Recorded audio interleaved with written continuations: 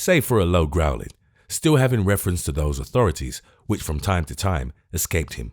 Barnaby, who had wit enough to know that this conversation concerned and very nearly concerned himself, remained perfectly quiet until they ceased to speak, when he groped his way to the door and, peeping through the ear holes, tried to make out what kind of men they were to whom he had been listening.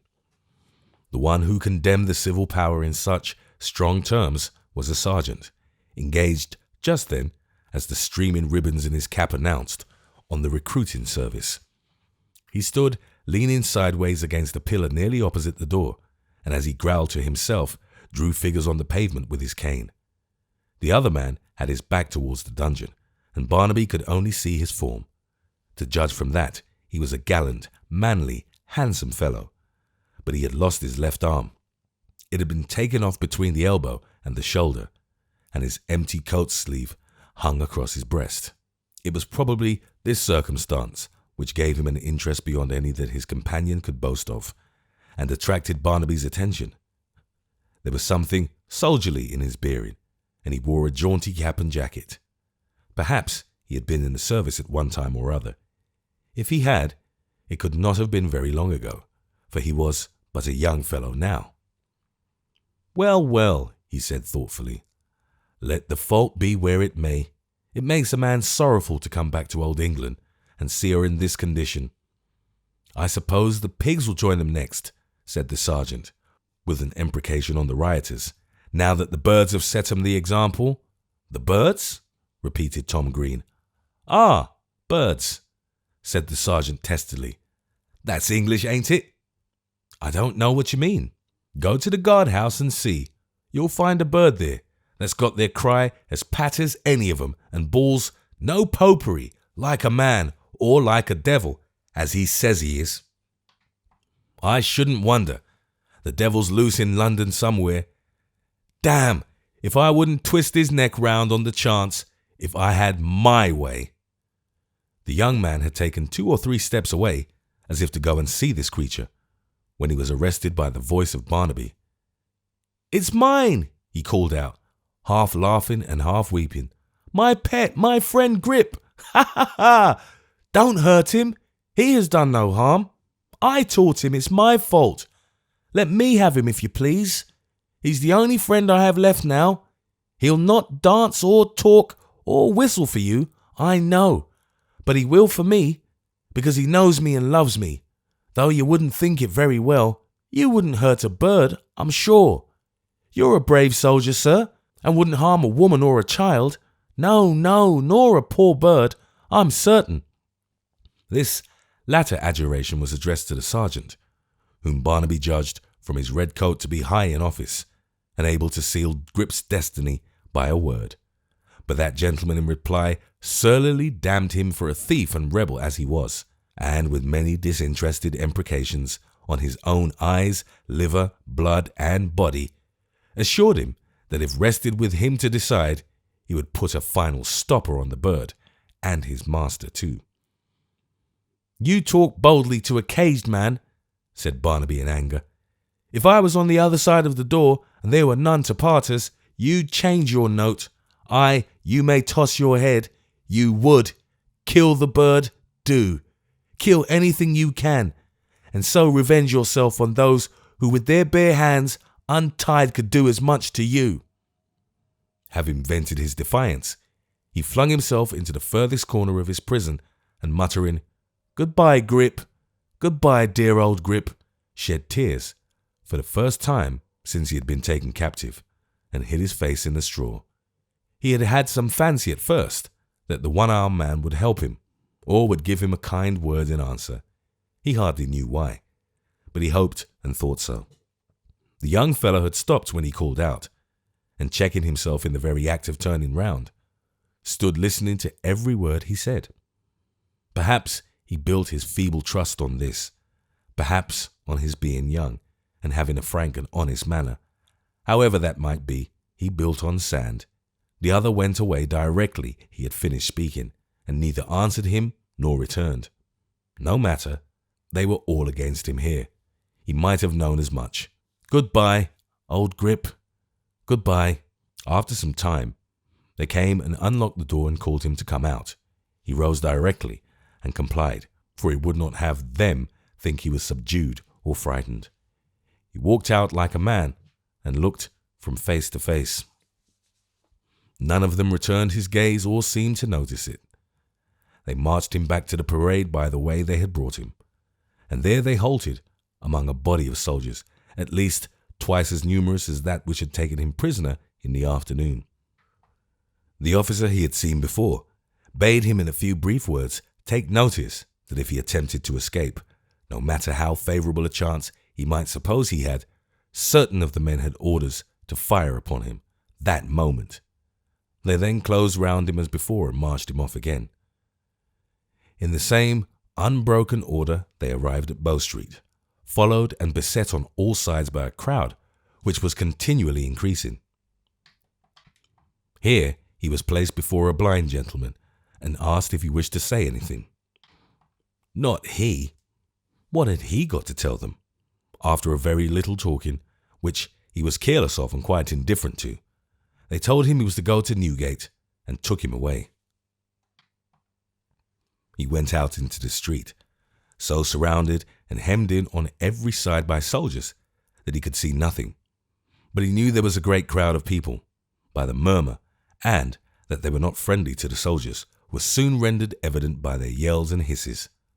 How often and how eagerly he listened for the voice of Hugh. There was not a voice he knew among them all. Was Hugh a prisoner too? Was there no hope? As they came nearer and nearer to the prison, the hootings of the people grew more violent, stones were thrown, and every now and then a rush was made against the soldiers, which they staggered under.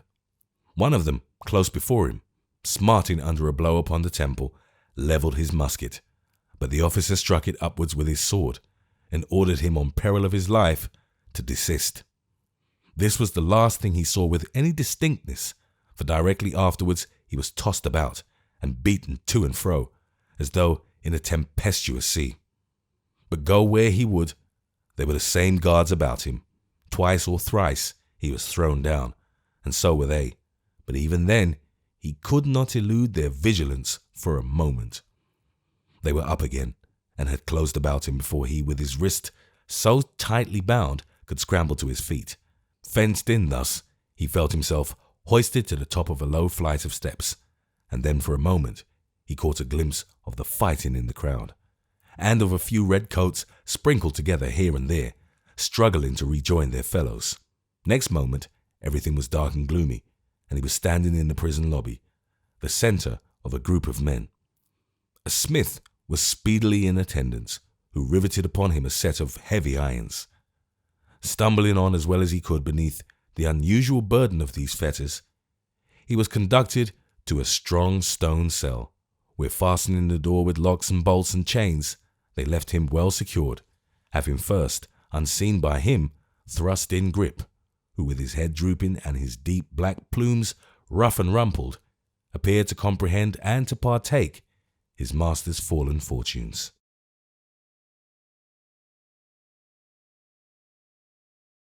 Chapter 59. It is necessary at this juncture to return to Hugh, who, having, as we have seen, called to the rioters to disperse from about the warren and meet again as usual, glided back into the darkness from which he had emerged, and reappeared no more that night. He paused in the copse which sheltered him from the observation of his mad companions, and waited to ascertain whether they drew off at his bidding or still lingered, and called to him to join them. Some few he saw were indisposed to go away without him, and made towards the spot where he stood concealed, as though they were about to follow in his footsteps, and urge him to come back. But these men, being in their turn called to by their friends, and in truth not greatly caring to venture into the dark parts of the grounds, where they might be easily surprised and taken, if any of the neighbours or retainers of the family were watching them from among the trees, soon abandoned the idea, and hastily assembling such men as they found of their mind at the moment, straggled off. When he was satisfied that the great mass of the insurgents were imitating this example, and that the ground was rapidly clearing, he plunged into the thickest portion of the little wood, and crashing the branches as he went, made straight towards a distant light, guided by that and by the sullen glow of the fire behind him. As he drew nearer and nearer to the twinkling beacon towards which he bent his course, the red glare of a few torches began to reveal itself, and the voices of men speaking together in a subdued tone broke the silence which, save for a distant shouting now and then, already prevailed.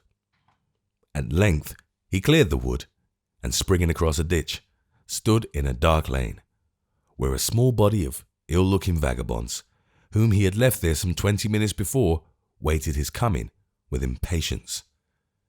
They were gathered round an old post-chaise or chariot, driven by one of themselves, who sat postillion-wise upon the near horse. The blinds were drawn up, and Mr. Tappertit and Dennis kept guard at the two windows. The former assumed the command of the party, for he challenged Hugh as he advanced towards them, and when he did so, those who were resting on the ground about the carriage rose to their feet and clustered round him. "Well," said Simon, in a low voice. "Is all right?" "Right enough," replied Hugh in the same tone. "They're dispersing now, had begun before I came away." "And is the coast clear?" "Clear enough before our men, I take it," said Hugh. "There are not many who, knowing of their work over yonder, will want to meddle with them tonight. Who's got some drink here?" Everybody had some plunder from the cellar. Half a dozen flasks and bottles were offered directly. He selected the largest, and putting it to his mouth sent the wine gurgling down his throat. Having emptied it, he threw it down and stretched out his hand for another, which he emptied likewise at a draught. Another was given him, and this he half emptied too. Reserving what remained to finish with, he asked, "Have you got anything to eat, any of you? I'm as ravenous as a hungry wolf. Which of you was in the larder?" "Come, I was, brother," said Dennis, pulling off his hat and fumbling in the crown. "There's a matter of cold venison pasty somewhere or another here, if that'll do." "Do?" cried Hugh, seating himself on the pathway. "Bring it out, quick, show a light here, and gather round. Let me sup in state, my lads. Ha ha ha!" Entering into his boisterous humour, for they all had drunk deeply and were as wild as he, they crowded about him, while two of their number who had torches held them up, one on either side of him, that his banquet might not be dispatched in the dark. Mr. Dennis, having by this time succeeded in extricating from his hat a great mass of pasty, which had been wedged in so tightly that it was not easily got out, put it before him, and Hugh, having borrowed a notched and jagged knife from one of the company, fell to work upon it vigorously. "I should recommend you to swallow a little fire every day, about an hour afore dinner, brother," said Dennis after a pause. "It seems to agree with you, and to stimulate your appetite." Hugh looked at him and at the blackened faces by which he was surrounded, and, stopping for a moment to flourish his knife above his head, answered with a roar of laughter. "Keep order there, will you?" said Simon Tappertit. "Why isn't a man allowed to regale himself, noble captain?" retorted his lieutenant, parting the men who stood between them, with his knife that he might see him. "To regale himself a little bit after such work as mine. What a hard captain! What a strict captain! What a tyrannical captain! Ha ha ha! I wish one of you fellas would hold a bottle to his mouth to keep him quiet," said Simon, "unless you want the military to be down upon us." "And what if they are down upon us?" retorted Hugh. "Who cares? Who's afraid? Let 'em come, I say, let 'em come. The more the merrier. Give me bold Barnaby at my side, and we two will settle the military without troubling any of you. Barnaby's the man for the military. Barnaby's health." But as the majority of those present were by no means anxious for a second engagement that night, being already weary and exhausted, they sided with Mr. Tappertit and pressed him to make haste with his supper, for they had already delayed too long. Knowing, even in the height of his frenzy, that they incurred great danger by lingering so near the scene of the late outrages, Hugh made an end of his meal without more remonstrance, and rising stepped up to Mr. Tappertit and smote him on the back. "Now then," he cried, "I'm ready. There are brave birds inside this cage, eh? Delicate birds, tender, loving little doves. I caged 'em. One more peep." He thrust the little man aside as he spoke, and mounting on the steps, which were half let down, pulled down the blind by force, and stared into the chaise like an ogre into his larder. "Ha ha ha! And did you scratch and pinch and struggle, pretty mistress?" he cried as he grasped the little hand that sought in vain to free itself from his grip. "You so bright-eyed and cherry-lipped and daintily made. But I love you better for it, mistress. I do. You should stab me and welcome so that it pleased you, and you had to cure me afterwards. I love to see you proud and scornful. It makes you handsomer than ever. And who's so handsome as you at any time, my pretty one? Come," said Mr. Tappertit, who had waited during this speech with considerable impatience. "There's enough of that. Come down." The little hand seconded this admonition by thrusting Hugh's great head away with all its force and drawing up the blind amidst his noisy laughter, and vows that he must have another look, for the last glimpse of that sweet face had provoked him past all bearing. However, as the suppressed impatience of the party now broke out into open murmurs, he abandoned this design, and taking his seat upon the bar, contented himself with tapping at the front windows of the carriage and trying to steal a glance inside.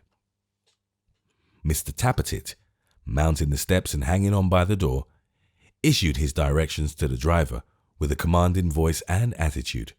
The rest got up behind or ran by the side of the carriage as they could. Some, in imitation of Hugh, endeavoured to see the face he had praised so highly, and were reminded of their impertinence by hints from the cudgel of Mr. Tappertit. Thus they pursued their journey by circuitous and winding roads, preserving, except when they halted to take breath or to quarrel about the best way of reaching London, pretty good order and tolerable silence. In the meantime, Dolly, beautiful, bewitching, captivating little Dolly, her hair dishevelled, her dress torn, her dark eyelashes wet with tears, her bosom heaving, her face now pale with fear, now crimsoned with indignation, her whole self 100 times more beautiful in this heightened aspect than ever she had been before, vainly strove to comfort Emma Haredale, and to impart to her the consolation of which she stood in so much need herself. The soldiers were sure to come. They must be rescued. It would be impossible to convey them through the streets of London when they set the threats of their guards at defiance, and shrieked to the passengers for help. If they did this when they came into the more frequented ways, she was quite certain, they must be released. So poor Dolly said, and so poor Dolly tried to think.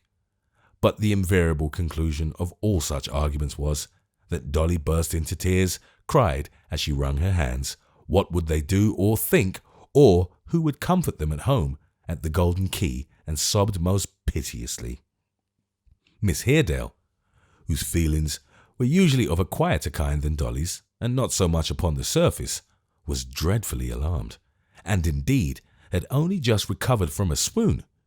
She was very pale, and the hand which Dolly held was quite cold, but she bade her, nevertheless, remember that under Providence much must depend upon their own discretion, that if they remained quiet and lulled, the vigilance of the ruffians into whose hands they had fallen, the chances of their being able to procure assistance when they reached the town were very much increased, that unless society were quite unhinged, a hot pursuit must be immediately commenced, and that her uncle, she might be sure, would never rest until he found them out and rescued them. But as she said these latter words, the idea that he had fallen in a general massacre of the Catholics that night, no very wild or improbable supposition after what they had seen and undergone, struck her dumb and lost in the horrors they had witnessed and those they might be yet reserved for. She sat incapable of thought or speech or outward show of grief, as rigid and almost as white and cold as marble. oh, how many, many times in that long ride did Dolly think of her old lover, poor, fond, slighted Joe. How many, many times did she recall that night when she ran into his arms from the very man now projecting his hateful gaze into the darkness where she sat, and leering through the glass in monstrous admiration. And when she thought of Joe and what a brave fellow he was, and how he would have rode boldly up and dashed in among these villains now, yes, though they were double the number, and here she clenched her little hand and pressed her foot upon the ground. The pride she felt for a moment in having won his heart faded into a burst of tears, and she sobbed more bitterly than ever. As the night wore on, and they proceeded by ways which were quite unknown to them, for they could recognize none of the objects of which they sometimes caught a hurried glimpse, their fears increased, nor were they without good foundation. It was not difficult for two beautiful young women to find, in their being born they knew not whither, by a band of daring villains who eyed them as some among these fellows did, reasons for the worst alarm. When they at last entered London by a suburb with which they were wholly unacquainted, it was past midnight, and the streets were dark and empty. Nor was this the worst, for the carriage stopping in a lonely spot, Hugh suddenly opened the door, jumped in, and took his seat between them. It was in vain they cried for help. He put his arms about the neck of each, and swore to stifle them with kisses if they were not as silent as the grave. "I come here to keep you quiet," he said, "and that's the means I shall take. So don't be quiet, pretty mistresses. Make a noise, do, and I shall like it all the better." They were proceeding at a rapid pace, and apparently with fewer attendants than before, though it was so dark, the torches being extinguished, that this was mere conjecture. They shrunk from his touch, each into the farthest corner of the carriage. But shrink as Dolly would, his arm encircled her waist and held her fast. She neither cried nor spoke, for terror and disgust deprived her of the power. But she plucked at his hand, as though she would die in the effort to disengage herself, and crouching on the ground with her head averted and held down, repelled him with a strength she wondered at as much as he. The carriage stopped again. "Lift this one out," said Hugh to the man who opened the door, as he took Miss Haredale's hand, and felt how heavily it fell. "She's fainted." "So much the better," growled Dennis. It was that amiable gentleman. "She's quiet. I always like 'em to faint, unless they're very tender and composed." "Can you take her by yourself?" asked Hugh. "I don't know till I try. I ought to be able to. I've lifted up a good many in my time," said the hangman. "Up then. She's no small weight, brother. None of these here fine girls are. Up again. Now we have her." Having by this time hoisted the young lady into his arms, he staggered off with his burden. "Look ye, pretty bird," said Hugh, drawing Dolly towards him. "Remember what I told you. A kiss for every cry. Scream! If you love me, darling, scream once, mistress. Pretty mistress. Only once, if you love me." Thrusting his face away with all her force and holding down her head, Dolly submitted to be carried out of the chaise and borne after Miss Haredale into a miserable cottage, where Hugh, after hugging her to his breast, set her gently down upon the floor. Poor Dolly! Do what she would, she only looked the better for it, and tempted them the more. When her eyes flashed angrily and her ripe lips slightly parted to give her rapid breathing vent, who could resist it? When she wept and sobbed as though her heart would break, and bemoaned her miseries in the sweetest voice that ever fell upon a listener's ear, who could be insensible to the little winning pettishness which now and then displayed itself, even in the sincerity and earnestness of her grief? When, forgetful for a moment of herself, as she was now, she fell on her knees beside her friend, and bent over her and laid her cheeks to her, and put her arms about her, what mortal eyes could have avoided wandering to the delicate bodice, the streaming hair, the neglected dress, the perfect abandonment and unconsciousness of the blooming little beauty? Who could look on and see her lavish caress and endearments, and not desire to be in Emma Haredale's place, to be either her or Dolly, either the hugging or the hugged, not Hugh, not Dennis.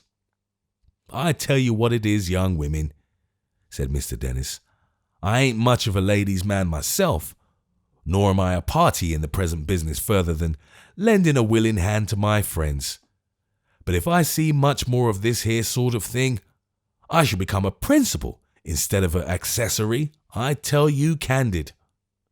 "Why have you brought us here?" said Emma. "Are we to be murdered?" "Murdered?" cried Dennis, sitting down upon a stool and regarding her with great favour. "Why, my dear, who'd murder such chickabiddies as you? If you was to ask me now whether you was brought here to be married, they might be something in it." And here he exchanged a grin with Hugh, who removed his eyes from Dolly for the purpose. "No, no," said Dennis, "there'll be no murdering, my pets. Nothing of that sort. Quite the contrary." "You are an older man than your companion, sir," said Emma, trembling. "Have you no pity for us? Do you not consider that we are women?" "I do indeed, my dear," retorted Dennis.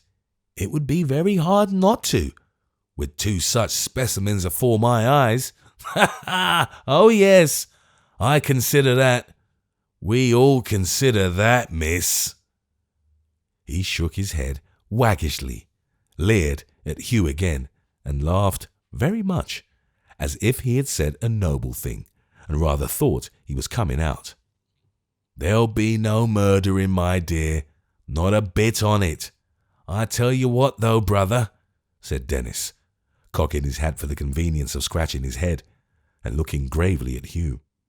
"It's worthy of notice, as a proof of the amazing equalness and dignity of our law, that it don't make no distinction between men and women. I've heard the judge say sometimes to a highwayman or housebreaker as had tied the lady's neck and heels, 'You'll excuse me making mention of it, my darlings,' and put 'em in a cellar, that he showed no consideration to women.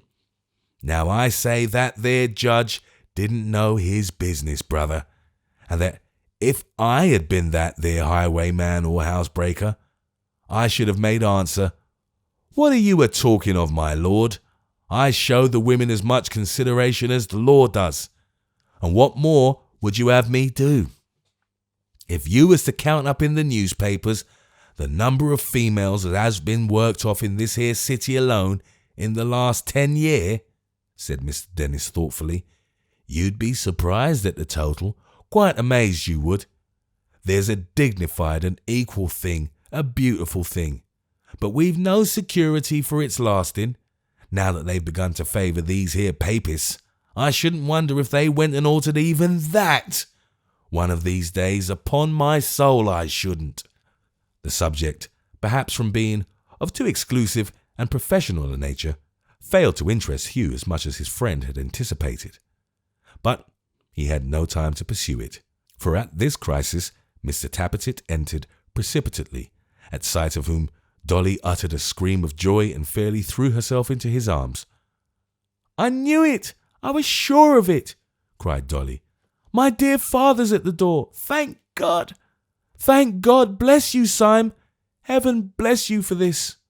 Simon Tappertit, who had at first implicitly believed that the locksmith's daughter, unable any longer to suppress her secret passion for him, was about to give it full vent in its intensity, and to declare that she was his forever, looked extremely foolish when she said these words, the more so as they were received by Hugh and Dennis with a loud laugh, which made her draw back and regard him with a fixed and earnest look.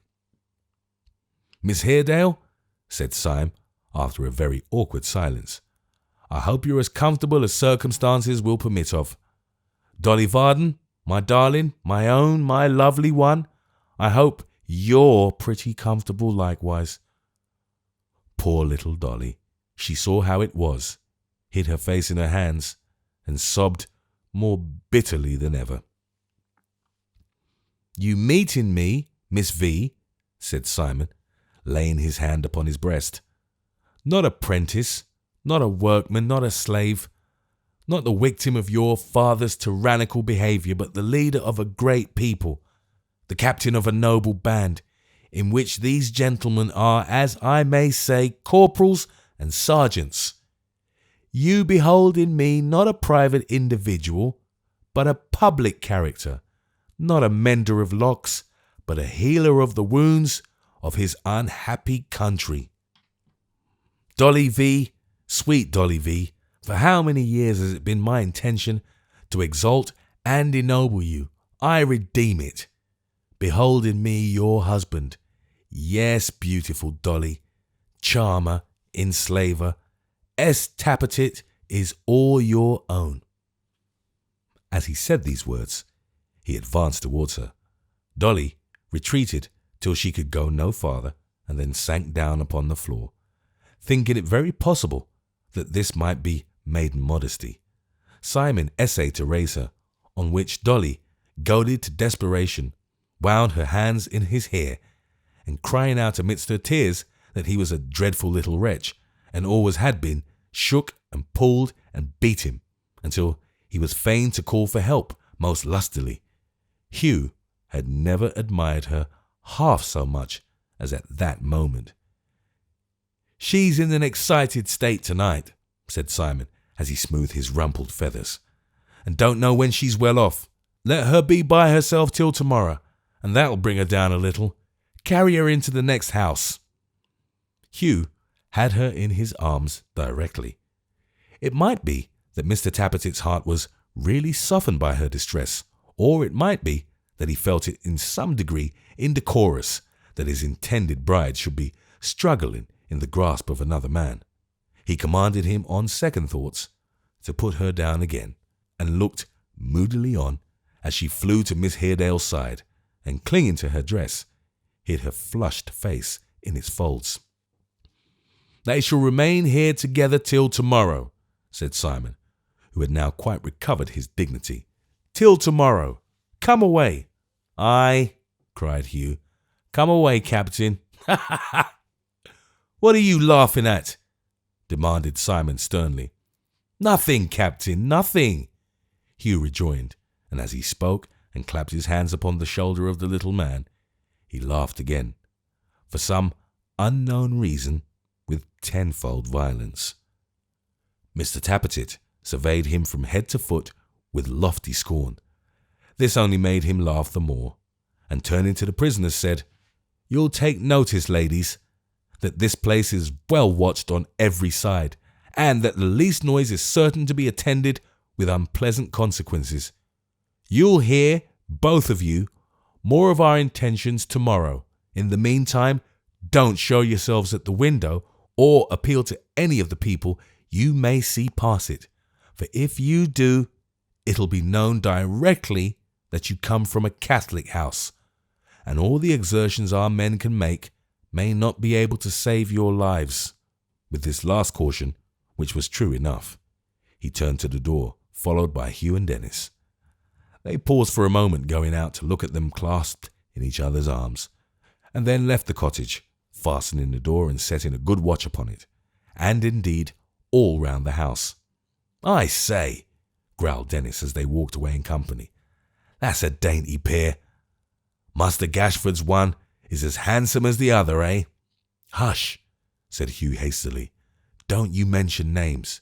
It's a bad habit. I wouldn't like to be him, then, as you don't like names, when he breaks it out to her, that's all, said Dennis. She's one of them fine, black-eyed, proud gals, as I wouldn't trust at such times with a knife too near 'em. I've seen some of that sort afore now. I recollect one that was worked off many year ago, and there was a gentleman in that case too, that says to me, with her lip a-trembling, but her hand as steady as ever I see one. Dennis, I'm near my end, but if I had a dagger in these fingers, and he was within my reach, I'd strike him dead afore me.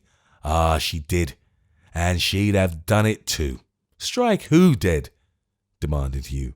How should I know, brother? Answered Dennis. She never said, not she. Hugh looked, for a moment, as though he would have made some further inquiry into this incoherent recollection. But Simon Tappertit, who had been meditating deeply, gave his thoughts a new direction.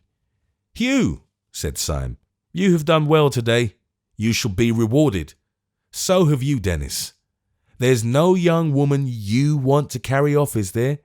No," returned that gentleman, stroking his grizzly beard, which was some 2 inches long.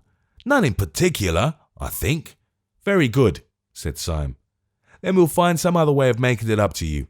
As to you, old boy," he turned to Hugh, "you shall have Miggs, her that I promised you, within 3 days. Mind, I pass my word for it."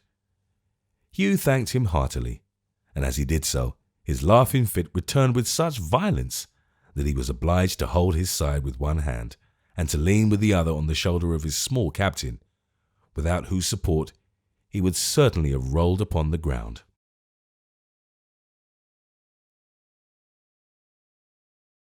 Chapter 60. The 3 worthies turned their faces towards the boot, with the intention of passing the night in that place of rendezvous, and of seeking the repose they so much needed in the shelter of their old den.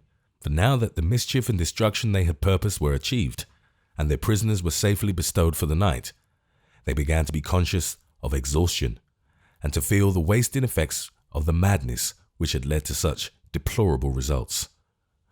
Notwithstanding the lassitude and fatigue which oppressed him now, in common with his 2 companions, and indeed with all who had taken an active share in that night's work, Hugh's boisterous merriment broke out afresh whenever he looked at Simon Tappertit, and vented itself, much to that gentleman's indignation, in such shouts of laughter as bade fear to bring the watch upon them, and involve them in a skirmish, to which in their present worn-out condition they might prove by no means equal. Even Mr. Dennis, who was not at all particular on the score of gravity or dignity, and who had a great relish for his young friend's eccentric humours, took occasion to remonstrate with him on this imprudent behaviour, which he held to be a species of suicide, tantamount to a man's working himself off without being overtaken by the law, than which he could imagine nothing more ridiculous or impertinent.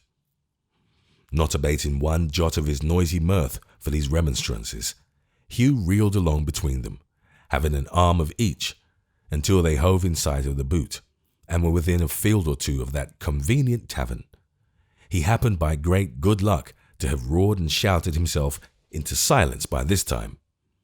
They were proceeding onward without noise, when a scout, who had been creeping about the ditches all night to warn any stragglers from encroaching further on what was now such dangerous ground, peeped cautiously from his hiding place, and called to them to stop. "Stop? And why?" said Hugh. "Because," the scout replied, "the house was filled with constables and soldiers, having been surprised that afternoon. The inmates had fled or been taken into custody, he could not say which. He had prevented a great many people from approaching nearer, and he believed they had gone to the markets and such places to pass the night. He had seen the distant fires, but they were all out now. He had heard the people who passed and repassed speaking of them too, and could report that the prevailing opinion was one of apprehension and dismay. He had not heard a word of Barnaby, didn't even know his name, but it had been said in his hearing that some man had been taken and carried off to Newgate. Whether this was true or false, he could not affirm. The 3 took counsel together on hearing this, and debated what it might be best to do. Hugh, deeming it possible that Barnaby was in the hands of the soldiers, and at that moment under detention at the boot, was for advancing stealthily and firing the house. But his companions, who objected to such rash measures unless they had a crowd at their backs, represented that if Barnaby were taken, he had assuredly been removed to a stronger prison. They would never have dreamed of keeping him all night in a place so weak and open to attack. Yielding to this reasoning and to their persuasions, Hugh consented to turn back and to repair to Fleet Market, for which place it seemed a few of their boldest associates had shaped their course on receiving the same intelligence. Feeling their strength recruited and their spirits roused, now that there was a new necessity for action, they hurried away, quite forgetful of the fatigue under which they had been sinking but a few minutes before, and soon arrived at their new place of destination. Fleet Market at that time was a long, irregular row of wooden sheds and penthouses, occupying the centre of what is now called Farringdon Street. They were jumbled together in a most unsightly fashion in the middle of the road, to the great obstruction of the thoroughfare and the annoyance of passengers, who were fain to make their way as they best could among carts, baskets, barrows, trucks, casks, bulks, and benches, and to jostle with porters, hucksters, waggoners, and a motley crowd of buyers, sellers, pickpockets, vagrants, and idlers. The air was perfumed with the stench of rotten leaves and faded fruit, the refuse of the butcher's stalls, and offal and garbage of 100 kinds. It was indispensable to most public conveniences in those days that they should be public nuisances likewise, and Fleet Market maintained the principle to admiration. To this place, perhaps because its sheds and baskets were a tolerable substitute for beds, or perhaps because it afforded the means of a hasty barricade in case of need, many of the rioters had straggled not only that night, but for 2 or 3 nights before. It was now broad day, but the morning being cold, a group of them were gathered round a fire in a public house, drinking hot purl and smoking pipes, and planning new schemes for tomorrow. Hugh and his 2 friends, being known to most of these men, were received with signal marks of approbation and inducted into the most honourable seats. The room door was closed and fastened to keep intruders at a distance, and then they proceeded to exchange news. "The soldiers have taken possession of the boot, I hear," said Hugh. "Who knows anything about it?" Several cried that they did, but the majority of the company having been engaged in the assault upon the warren, and all present having been concerned in one or another of the night's expeditions, it proved that they knew no more than Hugh himself, having been merely warned by each other or by the scout, and knowing nothing of their own knowledge. "We left a man on guard there today," said Hugh, looking round him, "who is not here. You know who it is, Barnaby, who brought the soldier down at Westminster. Has any man seen or heard of him?" They shook their heads and murmured an answer in the negative, as each man looked round and appealed to his fellow, when a noise was heard without, and a man was heard to say that he wanted Hugh, that he must see Hugh. "He is but one man," cried Hugh to those who kept the door. "Let him come in." "Aye, aye," muttered the others. "Let him come in, let him come in." The door was accordingly unlocked and opened. A one-armed man, with his head and face tied up with a bloody cloth, as though he had been severely beaten, his clothes torn, and his remaining hand grasping a thick stick, rushed in among them, and panting for breath, demanded which was Hugh. "Here he is," replied the person he inquired for. "I am Hugh. What do you want with me?" "I have a message for you," said the man. "You know, one Barnaby?" "What of him? Did he send the message?" "Yes." "He's taken. He's in one of the strong cells in Newgate. He defended himself as well as he could, but was overpowered by numbers. That's his message." "When did you see him?" asked Hugh hastily. "On his way to prison, where he was taken by a party of soldiers. They took a by-road, and not the one we expected. I was one of the few who tried to rescue him, and he called to me and told me to tell Hugh where he was. We made a good struggle, though it failed. Look here." He pointed to his dress and to his bandaged head, and still panting for breath, glanced round the room, then faced towards Hugh again. "I know you by sight," he said, "for I was in the crowd on Friday and on Saturday and yesterday. But I didn't know your name. You're a bold fellow, I know. So is he. He fought like a lion tonight, but it was of no use. I did my best, considering that I want this limb." Again, he glanced inquisitively round the room, or seemed to do so, for his face was nearly hidden by the bandage, and again facing sharply towards Hugh, grasped his stick as if he half expected to be set upon, and stood on the defensive. If he had any such apprehension, however, he was speedily reassured by the demeanour of all present. None thought of the bearer of the tidings. He was lost in the news he brought. Oaths Threats and execrations were vented on all sides. Some cried that if they bore this tamely, another day would see them all in jail. Some that they should have rescued the other prisoners, and this would not have happened. One man cried in a loud voice, "Who'll follow me to Newgate?" And there was a loud shout and general rush towards the door.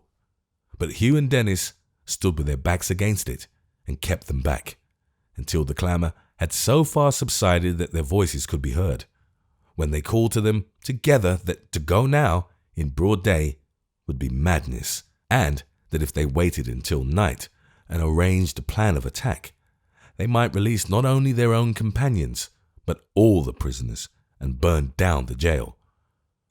"Not that jail alone," cried Hugh, "but every jail in London. They shall have no place to put their prisoners in. We'll burn them all down, make bonfires of them every one.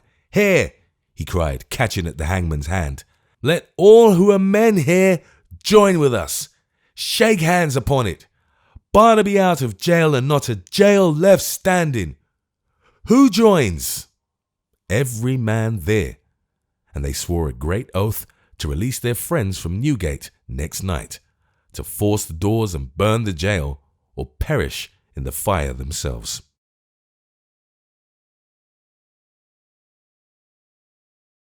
Chapter 61. On that same night, events so crowd upon each other in convulsed and distracted times, that more than the stirring incidents of a whole life often become compressed into the compass of 24 hours. On that same night, Mr. Haredale, having strongly bound his prisoner with the assistance of the sexton, and forced him to mount his horse, conducted him to Chigwell, bent upon procuring a conveyance to London from that place, and carrying him at once before a justice. The disturbed state of the town would be, he knew, a sufficient reason for demanding the murderer's committal to prison before daybreak, as no man could answer for the security of any of the watch-houses or ordinary places of detention, and to convey a prisoner through the streets, when the mob were again abroad, would not only be a task of great danger and hazard, but would be to challenge an attempt at rescue. Directing the sexton to lead the horse, he walked close by the murderer's side, and in this order they reached the village about the middle of the night. The people were all awake and up, for they were fearful of being burnt in their beds, and sought to comfort and assure each other by watching in company. A few of the stoutest hearted were armed and gathered in a body on the green. To these who knew him well, Mr. Haredale addressed himself, briefly narrating what had happened, and beseeching them to aid in conveying the criminal to London before the dawn of day. But not a man among them dared to help him by so much as the motion of a finger. The rioters in their passage through the village had menaced with their fiercest vengeance any person who should aid in extinguishing the fire, or render the least assistance to him or any Catholic whomsoever. Their threats extended to their lives and all they possessed. They were assembled for their own protection, and could not endanger themselves by lending any aid to him. This they told him, not without hesitation and regret, as they kept aloof in the moonlight and glanced fearfully at the ghostly rider, who, with his head drooping on his breast and his hat slouched down upon his brow, neither moved nor spoke. Finding it impossible to persuade them, and indeed hardly knowing how to do so, after what they had seen of the fury of the crowd, Mr. Haredale besought them that at least they would leave him free to act for himself, and would suffer him to take the only chaise and pair of horses that the place afforded. This was not acceded to without some difficulty, but in the end they told him to do what he would, and go away from them in heaven's name. Leaving the sexton at the horse's bridle, he drew out the chaise with his own hands, and would have harnessed the horses, but that the postboy of the village, a soft-hearted, good-for-nothing, vagabond kind of fellow, was moved by his earnestness and passion, and throwing down a pitchfork with which he was armed, swore that the rioters might cut him into mincemeat if they liked, but he would not stand by and see an honest gentleman who had done no wrong reduced to such extremity, without doing what he could to help him. Mr. Haredale shook him warmly by the hand and thanked him from his heart. In 5 minutes' time, the chaise was ready, and this good scapegrace in his saddle. The murderer was put inside. The blinds were drawn up. The sexton took his seat upon the bar. Mr. Haredale mounted his horse and rode close beside the door. And so they started in the dead of night, and in profound silence, for London. The consternation was so extreme that even the horses, which had escaped the flames at the Warren, could find no friends to shelter them. They passed them on the road browsing on the stunted grass, and the driver told them that the poor beast had wandered to the village first, but had been driven away lest they should bring the vengeance of the crowd on any of the inhabitants. Nor was this feeling confined to such small places where the people were timid, ignorant, and unprotected. When they came near London, they met in the grey light of morning more than one poor Catholic family who, terrified by the threats and warnings of their neighbours, were quitting the city on foot, and who told them they could hire no cart or horse for the removal of their goods, and had been compelled to leave them behind, at the mercy of the crowd. Near Mile End they passed a house, the master of which, a Catholic gentleman of small means, having hired a wagon to remove his furniture by midnight, had it all brought down into the street to wait the vehicle's arrival and save time in the packing. But the man with whom he made the bargain, alarmed by the fires that night, and by the sight of the rioters passing his door, had refused to keep it, and the poor gentleman with his wife and servant and their little children were sitting trembling among their goods in the open street, dreading the arrival of day, and not knowing where to turn or what to do. It was the same they heard with the public conveyances. The panic was so great that the mails and stagecoaches were afraid to carry passengers who professed the obnoxious religion. If the drivers knew them, or they admitted that they held that creed, they would not take them. No, though they offered large sums, and yesterday people had been afraid to recognize Catholic acquaintance in the streets, lest they should be marked by spies and burnt out, as it was called, in consequence. One mild old man, a priest, whose chapel was destroyed, a very feeble, patient, inoffensive creature, who was trudging away alone, designing to walk some distance from town and then try his fortune with the coaches, told Mr. Haredale that he feared he might not find a magistrate who would have the hardihood to commit a prisoner to jail on his complaint. But notwithstanding these discouraging accounts, they went on, and reached the mansion house soon after sunrise. Mr. Haredale threw himself from his horse, but he had no need to knock at the door, for it was already open, and there stood upon the step a portly old man with a very red or rather purple face, who with an anxious expression of countenance was remonstrating with some unseen personage upstairs, while the porter essayed to close the door by degrees and get rid of him. With the intense impatience and excitement natural to one in his condition, Mr. Haredale thrust himself forward and was about to speak when the fat old gentleman interposed. "My good sir," said he, "pray let me get an answer. This is the 6th time I have been here. I was here 5 times yesterday. My house is threatened with destruction. It is to be burned down tonight, and was to have been last night, but they had other business on their hands. Pray let me get an answer." "My good sir," returned Mr. Haredale, shaking his head, "my house is burned to the ground, but heaven forbid that yours should be. Get your answer. Be brief in mercy to me." "Now you hear this, my lord," said the old gentleman, calling up the stairs to where the skirt of a dressing gown fluttered on the landing place. "Here is a gentleman here whose house was actually burnt down last night."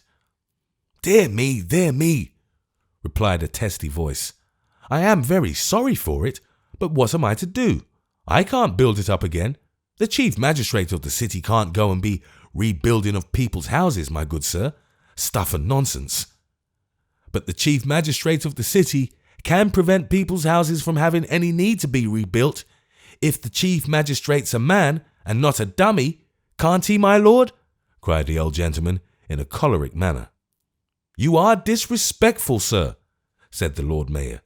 "Leastways disrespectful, I mean." Disrespectful, my lord, returned the old gentleman. I was respectful 5 times yesterday. I can't be respectful forever.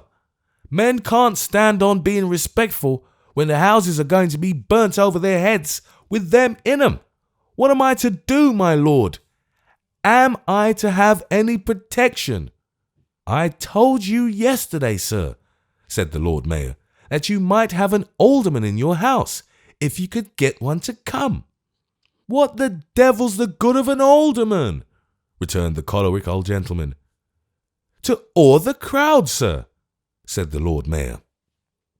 Oh, Lord, have mercy, whimpered the old gentleman as he wiped his forehead in a state of ludicrous distress. To think of sending an alderman to awe a crowd? Why, my lord, if they were even so many babies fed on mother's milk, what do you think they'd care for an alderman? Will you come? I, said the Lord Mayor most emphatically. Certainly not. Then what? Returned the old gentleman.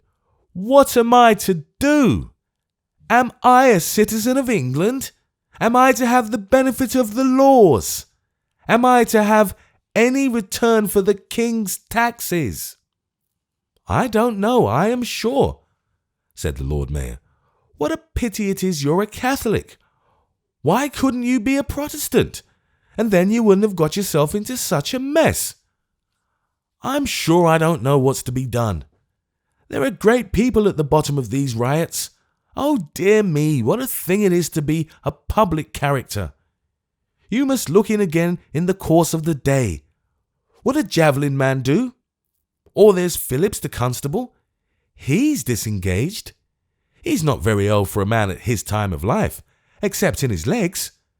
And if you put him up at a window, he'd look quite young by candlelight, and might frighten them very much.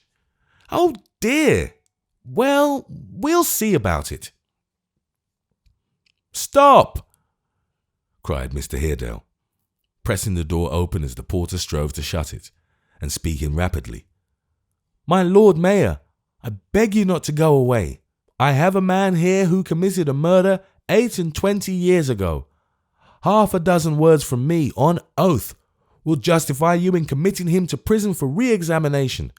I only seek just now to have him consigned to a place of safety. The least delay may involve his being rescued by the rioters. Oh dear me, cried the Lord Mayor. God bless my soul and body. Oh Lord, well there are great people at the bottom of these riots, you know. You really mustn't, my lord, said Mr. Haredale. The murdered gentleman was my brother. I succeeded to his inheritance. There were not wanting slanderous tongues at that time to whisper that the guilt of this most foul and cruel deed was mine who loved him, as he knows in heaven dearly. The time has come, after all these years of gloom and misery, for avenging him and bringing to light a crime so artful and so devilish that it has no parallel. Every second's delay on your part loosens this man's bloody hands again and leads to his escape. My lord, I charge you hear me and dispatch this matter on the instant. Oh dear me, cried the chief magistrate. These aren't business hours, you know. I wonder at you. How ungentlemanly it is of you. You mustn't. You really mustn't. And I suppose you are a Catholic too. I am, said Mr. Haredale. God bless my soul. I believe people turn Catholic a purpose to vex and worry me, cried the Lord Mayor. I wish you wouldn't come here. They'll be setting the mansion house afire next, and we shall have you to thank for it. You must lock your prisoner up, sir, give him to a watchman, and call again at a proper time. Then we'll see about it. Before Mr. Haredale could answer, the sharp closing of a door and drawing of its bolts gave notice that the Lord Mayor had retreated to his bedroom, and that further remonstrance would be unavailing. The 2 clients retreated likewise, and the porter shut them out into the street. That's the way he puts me off, said the old gentleman. I can get no redress and no help. What are you going to do, sir? To try elsewhere, answered Mr. Haredale, who was by this time on horseback. "I feel for you, I assure you, and well I may, for we are in a common cause," said the old gentleman. "I may not have a house to offer you tonight. Let me tender it while I can.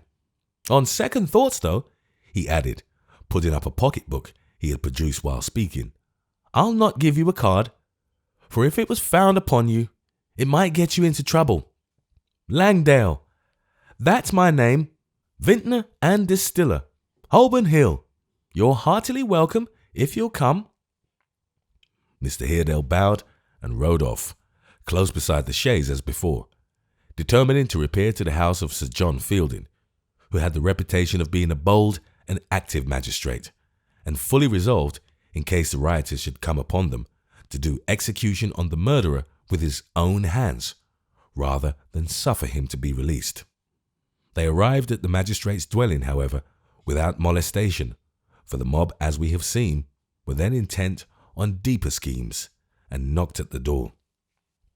As it had been pretty generally rumoured that Sir John was proscribed by the rioters, a body of thief-takers had been keeping watch in the house all night.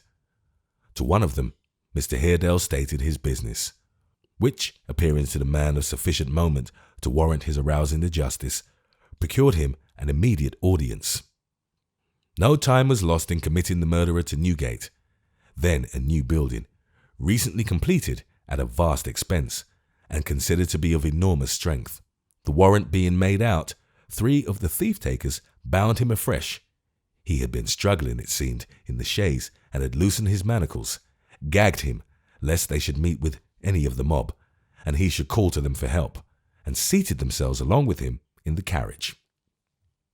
These men, being all well armed, made a formidable escort, but they drew up the blinds again, as though the carriage were empty, and directed Mr. Haredale to ride forward, that he might not attract attention by seeming to belong to it. The wisdom of this proceeding was sufficiently obvious, for as they hurried through the city they passed among several groups of men, who, if they had not supposed the chaise to be quite empty, would certainly have stopped it, but those within keeping quite close, and the driver tarrying to be asked no questions. They reached the prison without interruption, and once there, had him out and safe within its gloomy walls in a twinkling. With eager eyes and strained attention, Mr. Haredale saw him chained and locked and barred up in his cell. Nay, when he had left the jail and stood in the free street without, he felt the iron plates upon the doors with his hands, and drew them over the stone wall to assure himself that it was real, and to exult in its being so strong and rough and cold. It was not until he turned his back upon the jail and glanced along the empty streets, so lifeless and quiet in the bright morning, that he felt the weight upon his heart, that he knew he was tortured by anxiety for those he had left at home, and that home itself was but another bead in the long rosary of his regrets.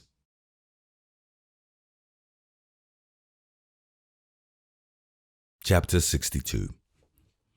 The prisoner, left to himself, sat down upon his bedstead, and resting his elbows on his knees and his chin upon his hands, remained in that attitude for hours. It would be hard to say of what nature his reflections were. They had no distinctness, and saving for some flashes now and then, no reference to his condition or the train of circumstances by which it had been brought about. The cracks in the pavement of his cell, the chinks in the wall where stone was joined to stone, the bars in the window, the iron ring upon the floor.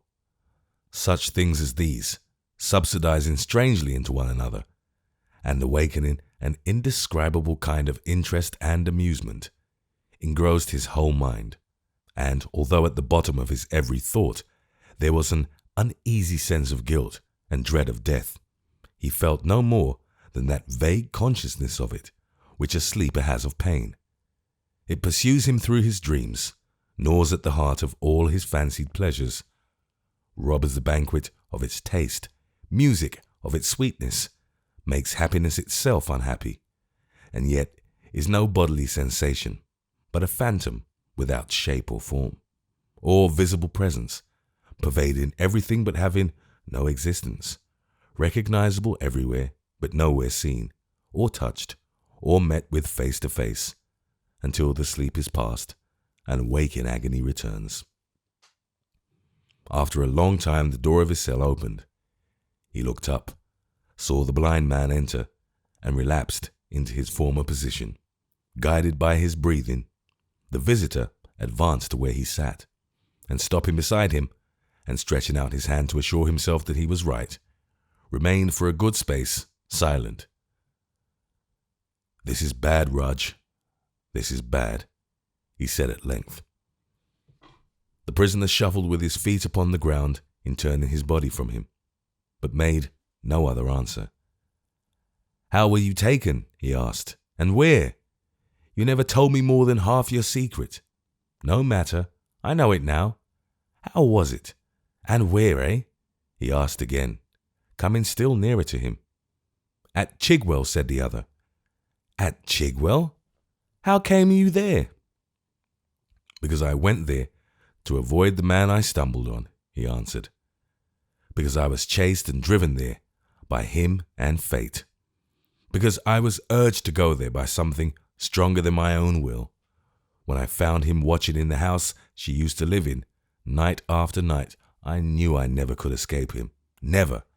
And when I heard the bell—" He shivered, muttered that it was very cold, paced quickly up and down the narrow cell, and sitting down again, fell into his old posture. "You were saying," said the blind man, after another pause, "that when you heard the bell—" "Let it be, will you?" he retorted in a hurried voice. "It hangs there yet." The blind man turned a wistful and inquisitive face towards him, but he continued to speak without noticing him. "I went to Chigwell in search of the mob. I have been so hunted and beset by this man that I knew my only hope of safety lay in joining them. They had gone on before. I followed them when it left off." "When what left off?" "The bell. They had quitted the place. I hoped that some of them might be still lingering among the ruins, and was searching for them when I heard." He drew a long breath and wiped his forehead with his sleeve. His voice: "Saying what?" "No matter what. I don't know. I was then at the foot of the turret, where I did the—" "I?" said the blind man, nodding his head with perfect composure. "I understand. I climbed the stair, or so much of it as was left, meaning to hide till he had gone. But he heard me, and followed almost as soon as I set foot upon the ashes." "You might have hidden in the wall and thrown him down or stabbed him," said the blind man. "Might I?" "Between that man and me was one who led him on. I saw it, though he did not, and raised above his head a bloody hand. It was in the room above that he and I stood glaring at each other on the night of the murder, and before he fell he raised his hand like that and fixed his eyes on me. I knew the chase would end there."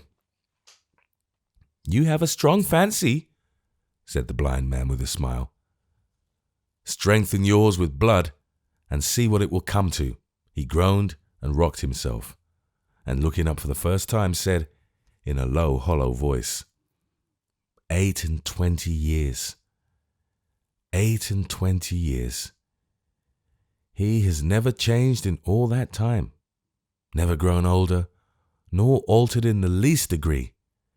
He has been before me in the dark night, and the broad sunny day, in the twilight, the moonlight, the sunlight, the light of fire and lamp and candle, and in the deepest gloom, always the same, in company, in solitude, on land, on shipboard, sometimes leaving me alone for months, and sometimes always with me.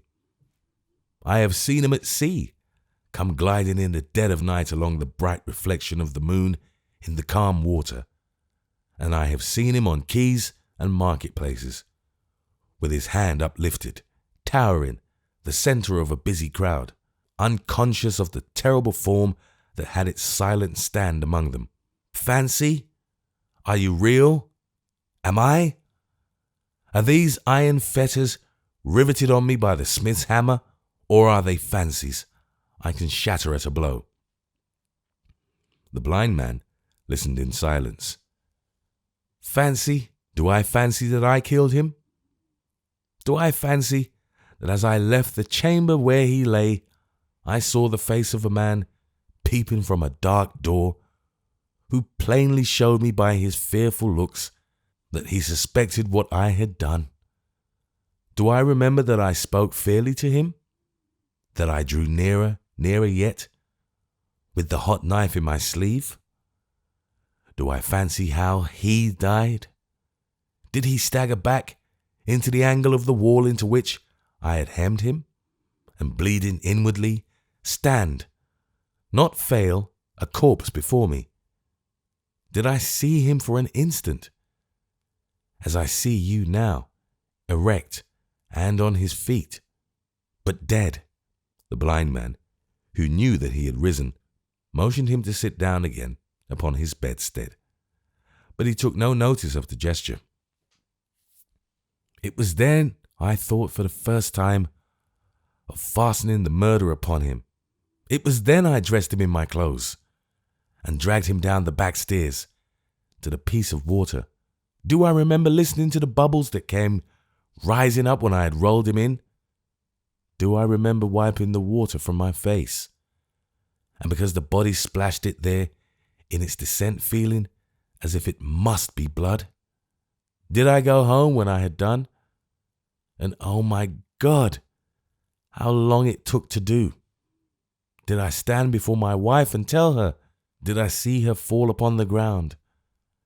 And when I stooped to raise her, did she thrust me back with a force that cast me off as if I had been a child, staining the hand with which she clasped my wrist? Is that fancy? Did she go down upon her knees and call on heaven to witness that she and her unborn child renounced me from that hour? And did she, in words so solemn that they turned me cold, me, fresh from the horrors my own hands had made, warn me to fly while there was time, for though she would be silent, being my wretched wife, she would not shelter me? Did I go forth that night, abjured of God and man, and anchored deep in hell, to wander at my cable's length about the earth, and surely be drawn down at last? Why did you return?" said the blind man. "Why is blood red? I could no more help it than I could live without breath. I struggled against the impulse, but I was drawn back through every difficult and adverse circumstance, as by a mighty engine. Nothing could stop me. The day and hour were none of my choice. Sleeping and waking, I had been among the old haunts for years, had visited my own grave. Why did I come back? Because this jail was gaping for me, and he stood beckoning at the door." "You were not known," said the blind man. "I was a man who had been 22 years dead. No, I was not known." "You should have kept your secret better." "My secret? Mine? It was a secret any breath of air could whisper at its will. The stars had it in their twinkling, the water in its flowing, the leaves in their rustling, the seasons in their return. It lurked in strangers' faces and their voices. Everything had lips on which it always trembled. My secret? It was revealed by your own act at any rate," said the blind man. "The act was not mine. I did it, but it was not mine. I was forced at times to wander round and round and round that spot. If you had chained me up when the fit was on me, I should have broken away and gone there. As truly as the lodestone draws iron towards it, so he, lying at the bottom of his grave, could draw me near him when he would. Was that fancy? Did I like to go there? Or did I strive and wrestle with the power that forced me?" The blind man shrugged his shoulders and smiled incredulously. The prisoner again resumed his old attitude, and for a long time both were mute. "I suppose, then," said his visitor at length, breaking silence, "that you were penitent and resigned. that you desire to make peace with everybody, in particular with your wife, who has brought you to this, and that you ask no greater favour than to be carried to Tyburn as soon as possible. That being the case, I had better take my leave. I am not good enough to be company for you." "Have I not told you," said the other fiercely, "that I have striven and wrestled with the power that brought me here? Has my whole life for 28 years been one perpetual struggle and resistance? And do you think I want to lie down and die? Do all men shrink from death? I most of all?" "That's better said. That's better spoken, Rudge. But I'll not call you that again than anything you have said yet," returned the blind man, speaking more familiarly and laying his hands upon his arm. "Look ye, I never killed a man myself, for I have never been placed in a position that made it worth my while. Father, I am not an advocate for killing men, and I don't think I should recommend it or like it, for it's very hazardous under any circumstances. But as you had the misfortune to get into this trouble before I made your acquaintance, and as you have been my companion and have been of use to me for a long time now, I overlook that part of the matter, and am only anxious that you shouldn't die unnecessarily. Now I do not consider that at present it is at all necessary." "What else is left me," returned the prisoner, "to eat my way through these walls with my teeth?" "Something easier than that," returned his friend. "Promise me that you will talk no more of these fancies of yours, idle, foolish things, quite beneath a man, and I'll tell you what I mean." "Tell me," said the other. "Your worthy lady with the tender conscience, your scrupulous, virtuous, punctilious, but not blindly affectionate wife, what of her? Is now in London. A curse upon her, be she where she may." "That's natural enough. If she had taken her annuity as usual, you would not have been here, and we should have been better off. But that's apart from the business. She's in London, scared, as I suppose, and have no doubt by my representation, when I waited upon her, that you were close at hand, which of course, urged only as an inducement to compliance, knowing that she was not pining to see you, she left that place and travelled up to London. How do you know? From my friend the noble captain, the illustrious general, the bladder, Mr. Tappertit. I learnt from him the last time I saw him, which was yesterday, that your son, who is called Barnaby, not after his father, I suppose. Death, does that matter now?" "You are impatient," said the blind man calmly. "It's a good sign, and looks like life, that your son Barnaby had been lured away from her by one of his companions, who knew him of old at Chigwell, and that he is now among the rioters. And what is that to me? If father and son be hanged together, what comfort shall I find in that?" Stay, my friend," returned the blind man with a cunning look. "You travel fast to journey's ends. Suppose I track my lady out, and say thus much. You want your son, ma'am. Good. I, knowing those who tempt him to remain among them, can restore him to you, ma'am. Good. You must pay a price, ma'am, for his restoration. Good again. The price is small and easy to be paid, dear ma'am. That's best of all. What mockery is this? Very likely, she may reply in those words. No mockery at all, I answer. Madam, a person said to be your husband, identity is difficult of proof after the lapse of many years, is in prison, his life in peril. The charge against him, murder. Now, ma'am, your husband has been dead a long, long time. The gentleman never can be confounded with him. If you will have the goodness to say a few words on oath as to when he died and how, and that this person, who I am told resembles him in some degree, is no more he than I am. Such testimony will set the question quite at rest. Pledge yourself to me to give it, ma'am, and I will undertake to keep your son, a fine lad, out of harm's way until you have done this trifling service, when he shall be delivered up to you safe and sound. On the other hand, if you decline to do so, I fear he will be betrayed and handed over to the law, which will assuredly sentence him to suffer death. It is, in fact, a choice between his life and death. If you refuse, he swings. If you comply, the timber is not grown nor the hemp sown that shall do him any harm.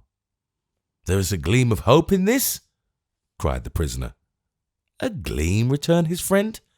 A noon blaze, a full and glorious daylight. Hush! I hear the tread of distant feet. Rely on me. When shall I hear more? As soon as I do. I should hope tomorrow. They are coming to say that our time for talk is over. I hear the jingling of the keys. Not another word of this just now, or they may overhear us. As he said these words, the lock was turned and one of the prison turnkeys, appearing at the door, announced that it was time for visitors to leave the jail. So soon? Said Stagg meekly, but it can't be helped. Cheer up, friend. This mistake will soon be set at rest, and then you are a man again. If this charitable gentleman will lead a blind man, who has nothing in return but prayers, to the prison porch, and set him with his face towards the west, he will do a worthy deed. Thank you, good sir, I thank you very kindly. So saying, and pausing for an instant at the door to turn his grinning face towards his friend, he departed. When the officer had seen him to the porch, he returned, and again, unlocking and unbarring the door of the cell, set it wide open, informing its inmate that he was at liberty to walk in the adjacent yard, if he thought proper, for an hour. The prisoner answered with a sullen nod, and being left alone again, sat brooding over what he had heard, and pondering upon the hopes the recent conversation had awakened, gazing abstractedly, the while he did so, on the light without, and watching the shadows thrown by one wall on another, and on the stone-paved ground. It was a dull, square yard, made cold and gloomy by high walls and seeming to chill the very sunlight. The stone, so bare and rough and obdurate, filled even him with longing thoughts of meadowland and trees, and with a burning wish to be at liberty. As he looked, he rose and, leaning against the doorposts, gazed up at the bright blue sky, smiling even on that dreary home of crime. He seemed for a moment to remember lying on his back in some sweet-scented place, and gazing at it through moving branches long ago. His attention was suddenly attracted by a clanking sound. He knew what it was, for he had startled himself by making the same noise in walking to the door. Presently a voice began to sing, and he saw the shadow of a figure on the pavement. It stopped, was silent all at once, as though the person for a moment had forgotten where he was, but soon remembered, and so with the same clanking noise, the shadow disappeared. He walked out into the court and paced it to and fro, startling the echoes as he went with the harsh jangling of his fetters. There was a door near his, which, like his, stood ajar. He had not taken half a dozen turns up and down the yard, when, standing still to observe this door, he heard the clanking sound again. A face looked out of the grated window. He saw it very dimly, for the cell was dark and the bars were heavy, and directly afterwards a man appeared and came towards him. For the sense of loneliness he had, he might have been in jail a year. Made eager by the hope of companionship, he quickened his pace and hastened to meet the man halfway. What was this? His son? They stood face to face, staring at each other. He, shrinking and cowed, despite himself. Barnaby, struggling with his imperfect memory and wondering where he had seen that face before. He was not uncertain long, for suddenly he laid hands upon him, and striving to bear him to the ground, cried, "Ah, I know! You are the robber!" He said nothing in reply at first, but held down his head and struggled with him silently. Finding the younger man too strong for him, he raised his voice, looked close into his eyes, and said, "I am your father." God knows what magic the name had for his ears. But Barnaby released his hold, fell back, and looked at him aghast. Suddenly he sprung towards him, put his arms about his neck, and pressed his head against his cheek. Yes, he was. He was sure he was. But where had he been so long? And why had he left his mother by herself? Or, worse than by herself, with her poor foolish boy? And had she really been as happy as they said? And where was she? Was she near there? She was not happy now, and he in jail. Ah, no.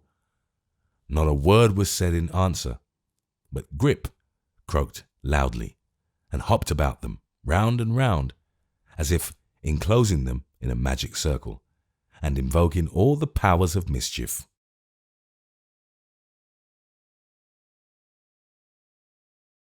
Chapter 63. During the whole of this day, every regiment in or near the metropolis was on duty in one or other part of the town, and the regulars and militia, in obedience to the orders which were sent to every barrack and station within 24 hours' journey, began to pour in by all the roads. But the disturbance had attained to such a formidable height, and the rioters had grown with impunity to be so audacious, that the sight of this great force, continually augmented by new arrivals, instead of operating as a check, stimulated them to outrages of greater hardihood than any they had yet committed, and helped to kindle a flame in London, the like of which had never been beheld, even in its ancient and rebellious times. All yesterday, and on this day likewise, the Commander-in-Chief endeavoured to arouse the magistrates to a sense of their duty, and in particular the Lord Mayor, who was the faintest-hearted and most timid of them all. With this object, large bodies of the soldiery were several times dispatched to the mansion house to await his orders, but as he could by no threats or persuasions be induced to give any, and as the men remained in the open street, fruitlessly for any good purpose, and thrivingly for a very bad one, these laudable attempts did harm rather than good. For the crowd, becoming speedily acquainted with the Lord Mayor's temper, did not fail to take advantage of it by boasting that even the civil authorities were opposed to the Papists, and could not find it in their hearts to molest those who were guilty of no other offence. These vaunts they took care to make within the hearing of the soldiers, and they, being naturally loath to quarrel with the people, received their advances kindly enough, answering, when they were asked if they desired to fire upon their countrymen, no, they would be damned if they did, and showing much honest simplicity and good nature. The feeling that the military were no popery men, and were ripe for disobeying orders and joining the mob, soon became very prevalent in consequence. Rumours of their disaffection and of their leaning towards the popular cause spread from mouth to mouth with astonishing rapidity, and whenever they were drawn up idly in the streets or squares, there was sure to be a crowd about them, cheering and shaking hands, and treating them with a great show of confidence and affection. By this time, the crowd was everywhere. All concealment and disguise were laid aside, and they pervaded the whole town. If any man among them wanted money, he had but to knock at the door of a dwelling house or walk into a shop and demand it in the rioter's name, and his demand was instantly complied with. The peaceable citizens, being afraid to lay hands upon them, singly and alone, it may be easily supposed that when gathered together in bodies, they were perfectly secure from interruption. They assembled in the streets, traversed them at their will and pleasure, and publicly concerted their plans. Business was quite suspended. The greater part of the shops were closed. Most of the houses displayed a blue flag in token of their adherence to the popular side, and even the Jews in Houndsditch, Whitechapel, and those quarters wrote upon their doors or window shutters, "This house is a true Protestant." The crowd was the law, and never was the law held in greater dread or more implicitly obeyed. It was about 6 o'clock in the evening when a vast mob poured into Lincoln's Inn Fields by every avenue and divided, evidently in pursuance of a previous design, into several parties. It must not be understood that this arrangement was known to the whole crowd, but that it was the work of a few leaders, who, mingling with the men as they came upon the ground, and calling to them to fall into this or that parry, effected it as rapidly as if it had been determined on by a council of the whole number, and every man had known his place. It was perfectly notorious to the assemblage that the largest body, which comprehended about 2/3 of the whole, was designed for the attack on Newgate. It comprehended all the rioters who had been conspicuous in any of their former proceedings, all those whom they recommended as dear in hands and fit for the work, all those whose companions had been taken in the riots, and a great number of people who were relatives or friends of felons in the jail. This last class included not only the most desperate and utterly abandoned villains in London, but some who were comparatively innocent. There was more than one woman there, disguised in man's attire, and bent upon the rescue of a child or brother. There were the 2 sons of a man who lay under sentence of death, and who was to be executed along with 3 others on the next day but one. There was a great party of boys whose fellow pickpockets were in the prison, and at the skirts of all, a score of miserable women, outcast from the world, seeking to release some other fallen creature as miserable as themselves, or moved by a general sympathy perhaps, God knows, with all who were without hope and wretched.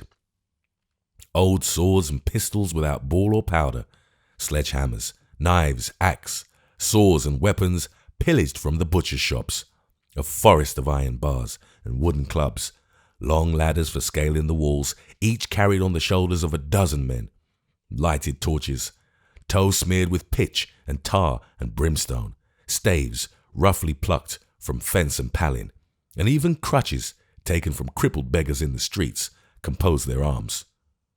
When all was ready, Hugh and Dennis, with Simon Tappertit between them, led the way. Roaring and chafing like an angry sea, the crowd pressed after them. Instead of going straight down Holborn to the jail, as all expected, their leaders took the way to Clerkenwell, and pouring down a quiet street, halted before a locksmith's house, the Golden Key. "Beat at the door," cried Hugh to the men about him. "We want one of his craft tonight. Beat it in if no one answers." The shop was shut. Both door and shutters were of a strong and sturdy kind, and they knocked without effect. But the impatient crowd raising a cry of "Set fire to the house!" and torches being passed to the front, an upper window was thrown open, and the stout old locksmith stood before them. "What now, you villains?" he demanded. "Where is my daughter?" "Ask no questions of us, old man," retorted Hugh, waving his comrades to be silent, "but come down and bring the tools of your trade. We want you." "Want me?" cried the locksmith, glancing at the regimental dress he wore. "Aye, and if some that I could name possessed the hearts of mice, ye should have had me long ago. Mark me, my lad, and you about him do the same. There are a score among ye whom I see now and know, who are dead men from this hour. Be gone, and rob an undertaker's while you can. You'll want some coffins before long." "Will you come down?" cried Hugh. "Will you give me my daughter, ruffian?" cried the locksmith. "I know nothing of her," Hugh rejoined. "Burn the door." "Stop!" cried the locksmith, in a voice that made them falter, presenting as he spoke a gun. "Let an old man do that. You can spare him better." The young fellow who held the light, and who was stooping down before the door, rose hastily at these words and fell back. The locksmith ran his eye along the upturned faces and kept the weapon levelled at the threshold of his house. It had no other rest than his shoulder, but was as steady as the house itself. "Let the man who does it take heed to his prayers," he said firmly. "I warn him." Snatching a torch from one who stood near him, Hugh was stepping forward with an oath, when he was arrested by a shrill and piercing shriek, and looking upward, saw a fluttering garment on the housetop. There was another shriek, and another, and then a shrill voice cried, "Is Simon below?" At the same moment, a lean neck was stretched over the parapet, and Miss Miggs, indistinctly seen in the gathering gloom of evening, screeched in a frenzied manner, "Oh dear, gentlemen, let me hear Simon's answer from his own lips. Speak to me, Simon, speak to me." Mr. Tappertit, who was not at all flattered by this compliment, looked up, and bidding her hold her peace, ordered her to come down and open the door, for they wanted her master, and would take no denial.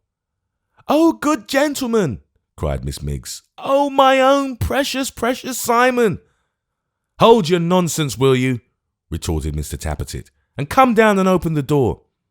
G. Varden, drop that gun, or it will be worse for you." "Don't mind his gun," screamed Miggs. "Simon and gentlemen, I poured a mug of table beer right down the barrel." The crowd gave a loud shout, which was followed by a roar of laughter. "It wouldn't go off, not if you was to load it up to the muzzle," screamed Miggs.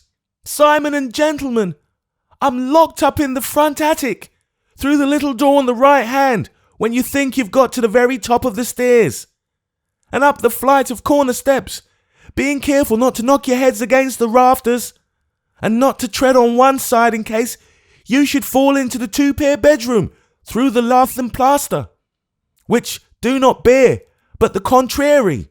Simon and gentlemen, I've been locked up here for safety, but my endeavours has always been and always will be to be on the right side, the blessed side, and to pronounce the Pope of Babylon and all her inward and her outward workings, which is pagan.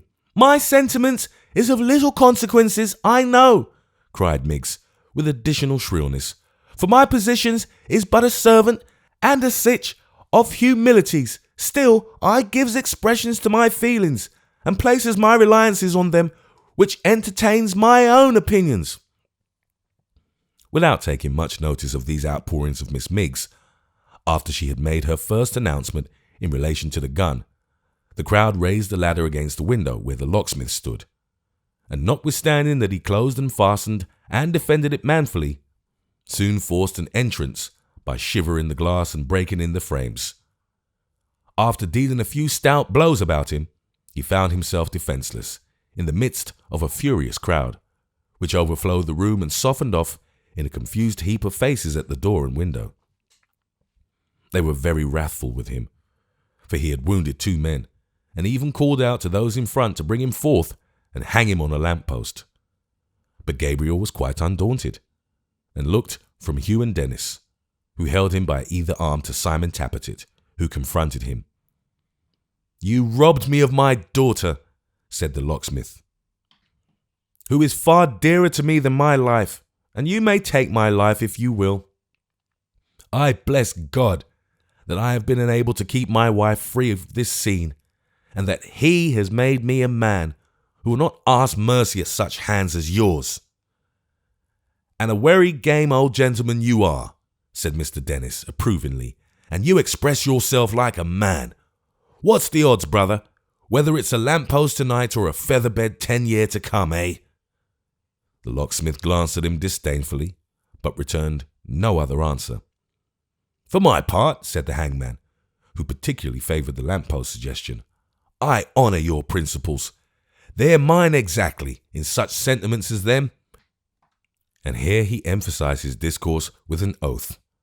"I'm ready to meet you or any man halfway. Have you got a bit of cord anywheres handy? Don't put yourself out of the way, if you haven't. A handkerchief will do." "Don't be a fool, master," whispered Hugh, seizing Varden roughly by the shoulder, "but do as you're bid. You'll soon hear what you're wanted for. Do it." "I'll do nothing at your request, or that of any scoundrel here," returned the locksmith. "If you want any service from me, you may spare yourselves the pains of telling me what it is. I tell you beforehand I'll do nothing for you."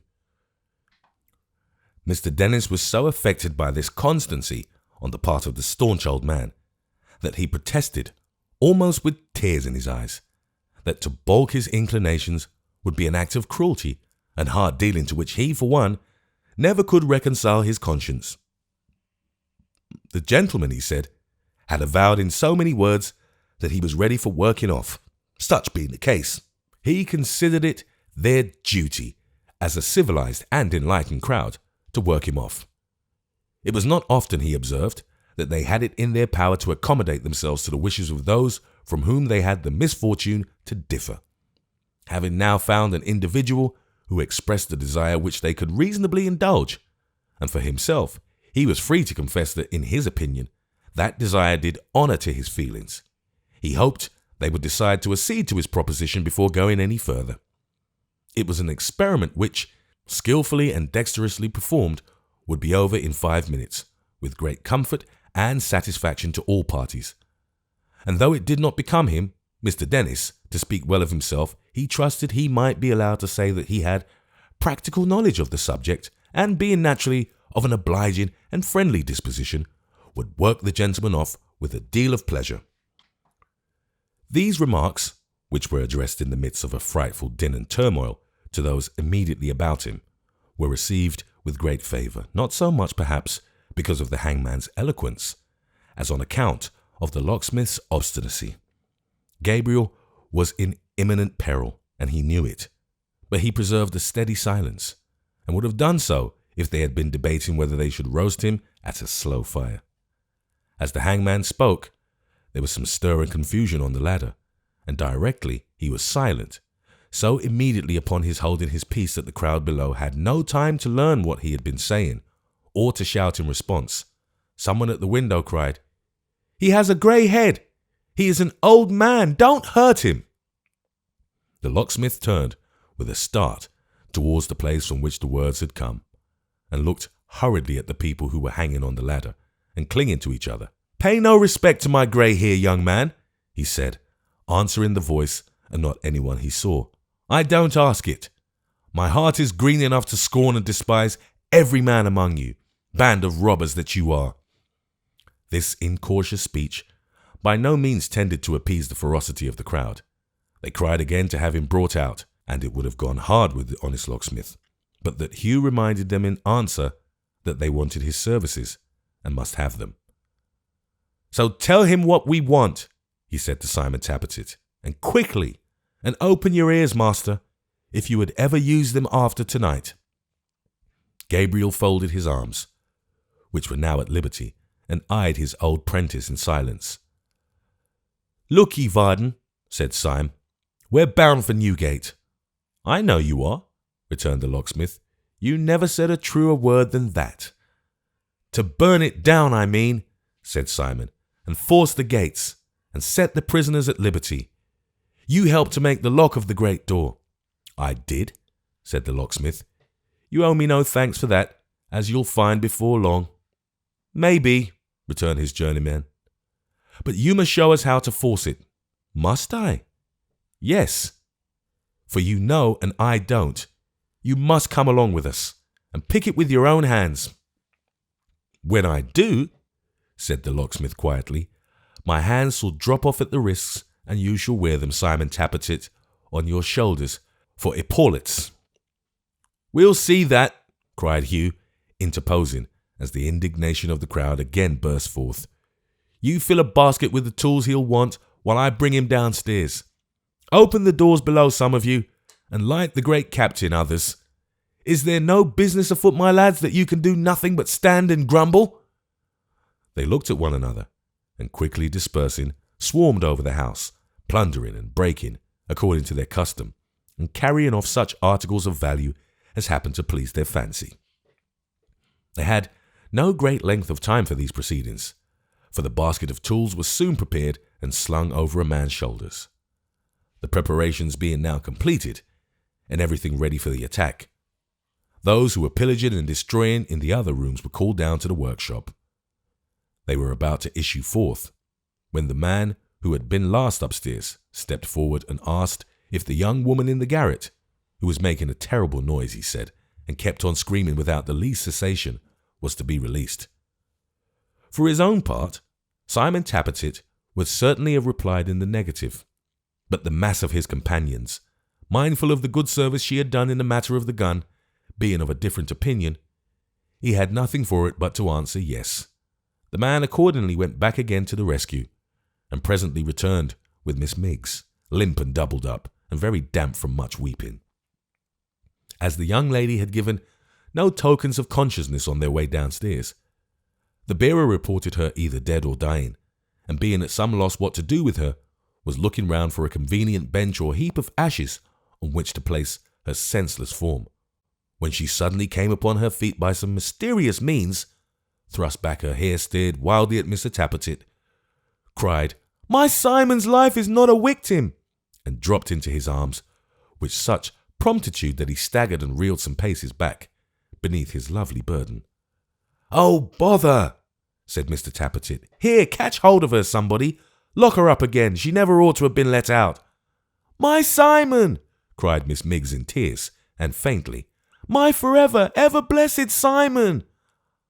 "Hold up, will you?" said Mr. Tappertit, in a very unresponsive tone. "I'll let you fall if you don't. What are you sliding your feet off the ground for?" "My angel Simon's," murmured Miggs. "He promised." "Promised?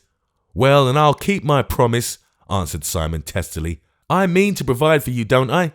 Stand up." "Where am I to go? What is to become of me after my actions of this night?" cried Miggs. "What resting places now remains but in the silent tombses?" "I wish you was in the silent tombses, I do," cried Mr. Tappertit, "and boxed up tight in a good strong one. Here," he cried to one of the bystanders, in whose ear he whispered for a moment, "Take her off, will you? You understand where." The fellow nodded, and taking her in his arms, notwithstanding her broken protestations and her struggles, which latter species of opposition involving scratches was much more difficult of resistance, carried her away. They, who were in the house, poured out into the street, and the locksmith was taken to the head of the crowd, and required to walk between his two conductors. The whole body was put in rapid motion, and without any shouts or noise, they bore down straight on Newgate, and halted in a dense mass before the prison gate.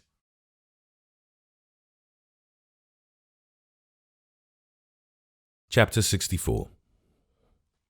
Breaking the silence they had hitherto preserved, they raised a great cry as soon as they were ranged before the jail, and demanded to speak to the governor. This visit was not wholly unexpected, for his house, which fronted the street, was strongly barricaded. The wicket gate of the prison was closed up, and at no loophole or grating was any person to be seen.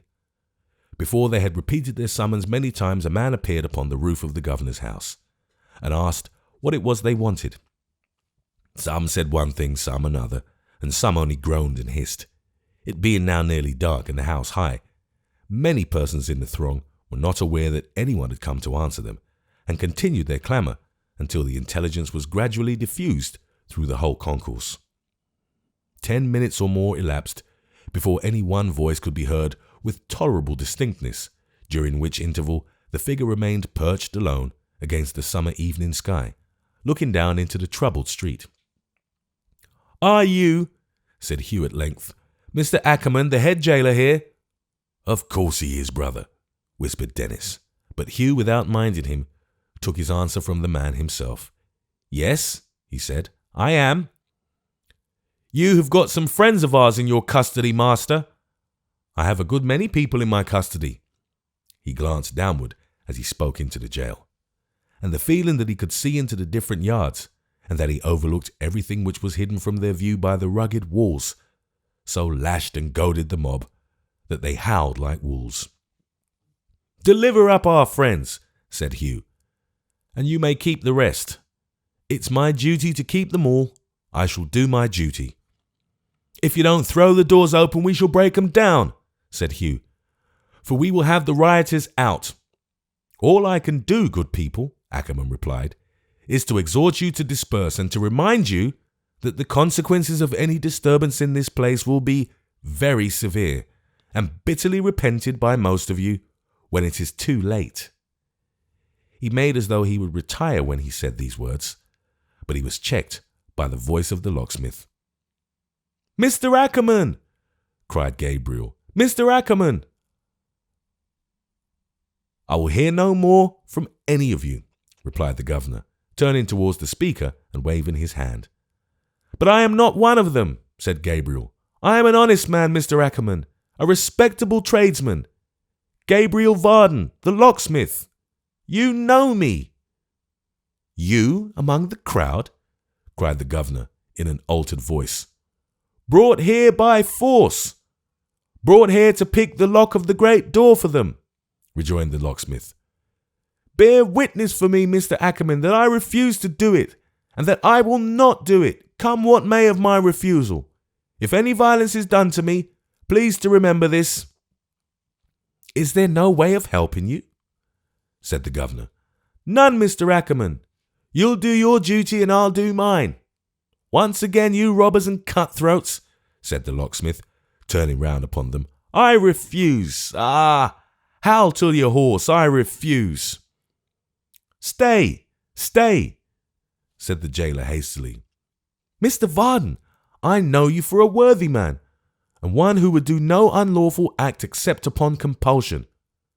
Upon compulsion, sir, interposed the locksmith, who felt that the tone in which this was said conveyed the speaker's impression that he had ample excuse for yielding to the furious multitude who beset and hemmed him in on every side, and among whom he stood an old man quite alone.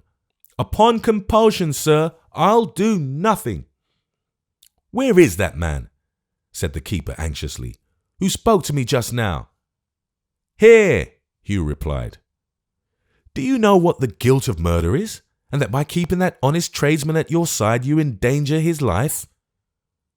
We know it very well, he answered. For what else did we bring him here? Let's have our friends, master, and you shall have your friend. Is that fair, lads? The mob replied to him with a loud hurrah. You see how it is, sir, cried Varden. Keep him out in King George's name. Remember what I have said. Good night. There was no more parley. A shower of stones and other missiles compelled the keeper of the jail to retire, and the mob, pressing on and swarming round the walls, forced Gabriel Varden close up to the door.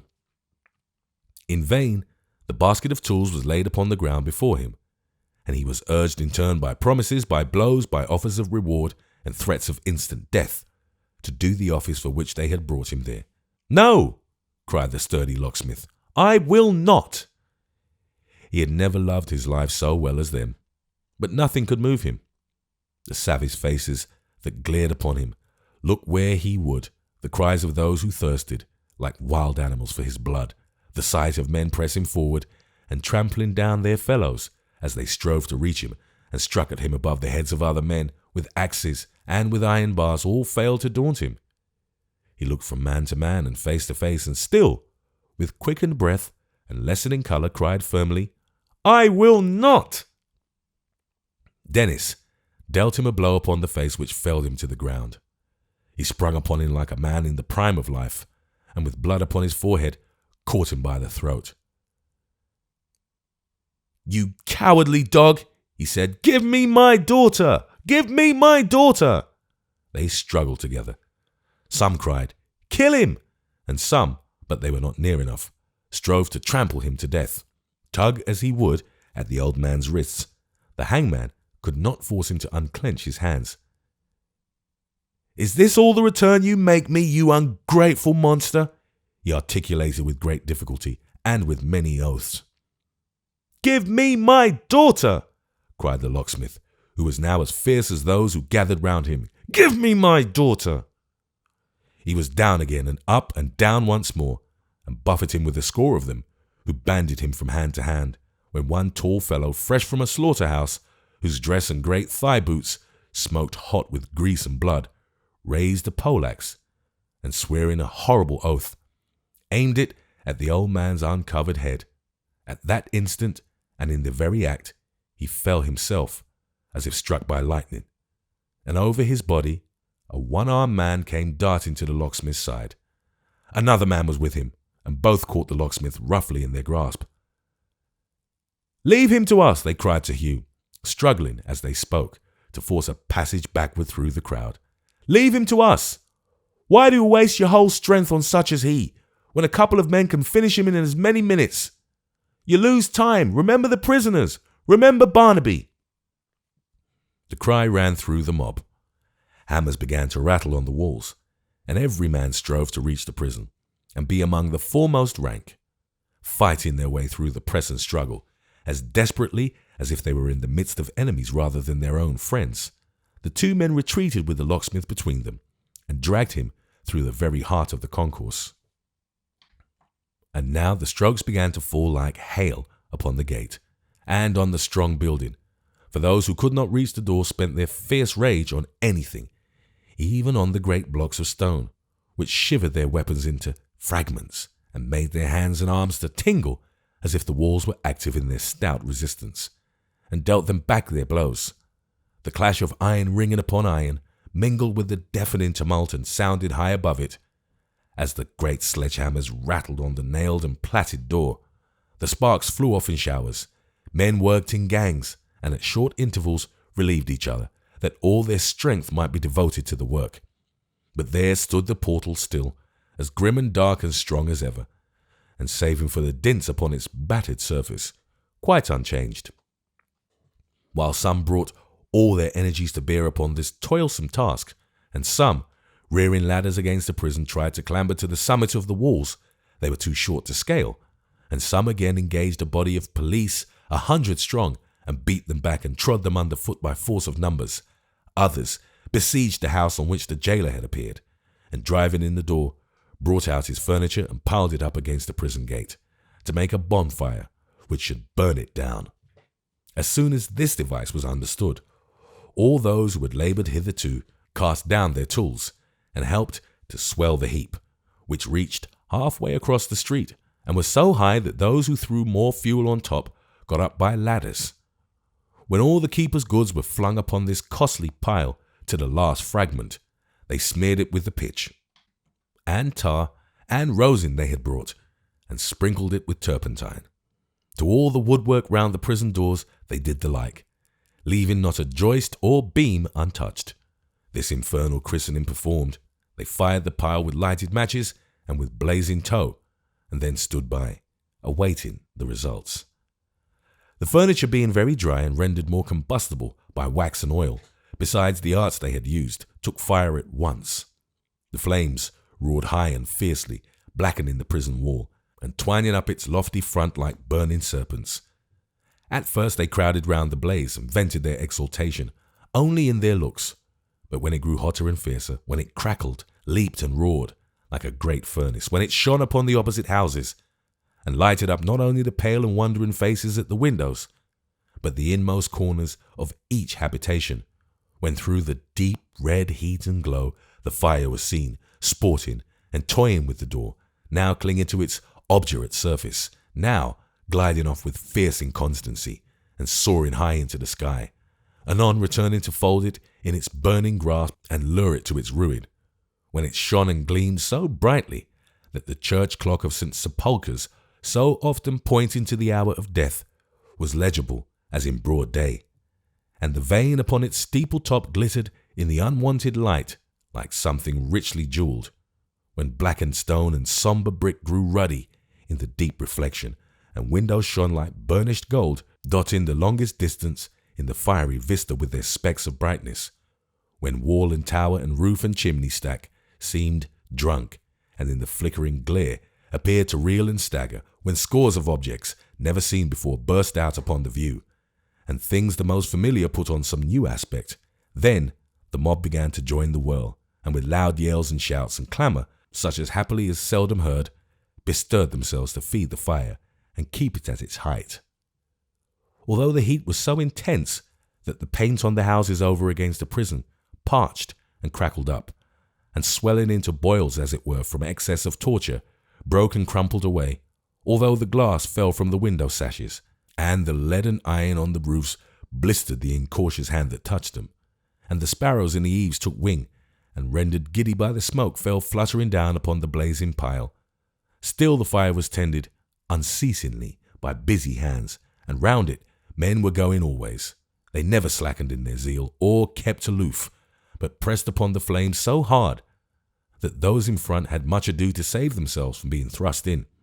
If one man swooned or dropped, a dozen struggled for his place, and that although they knew the pain and thirst and pressure to be unendurable, those who fell down in fainting fits and were not crushed or burnt were carried to an inn-yard close at hand and dashed with water from a pump, of which buckets full were passed from man to man among the crowd.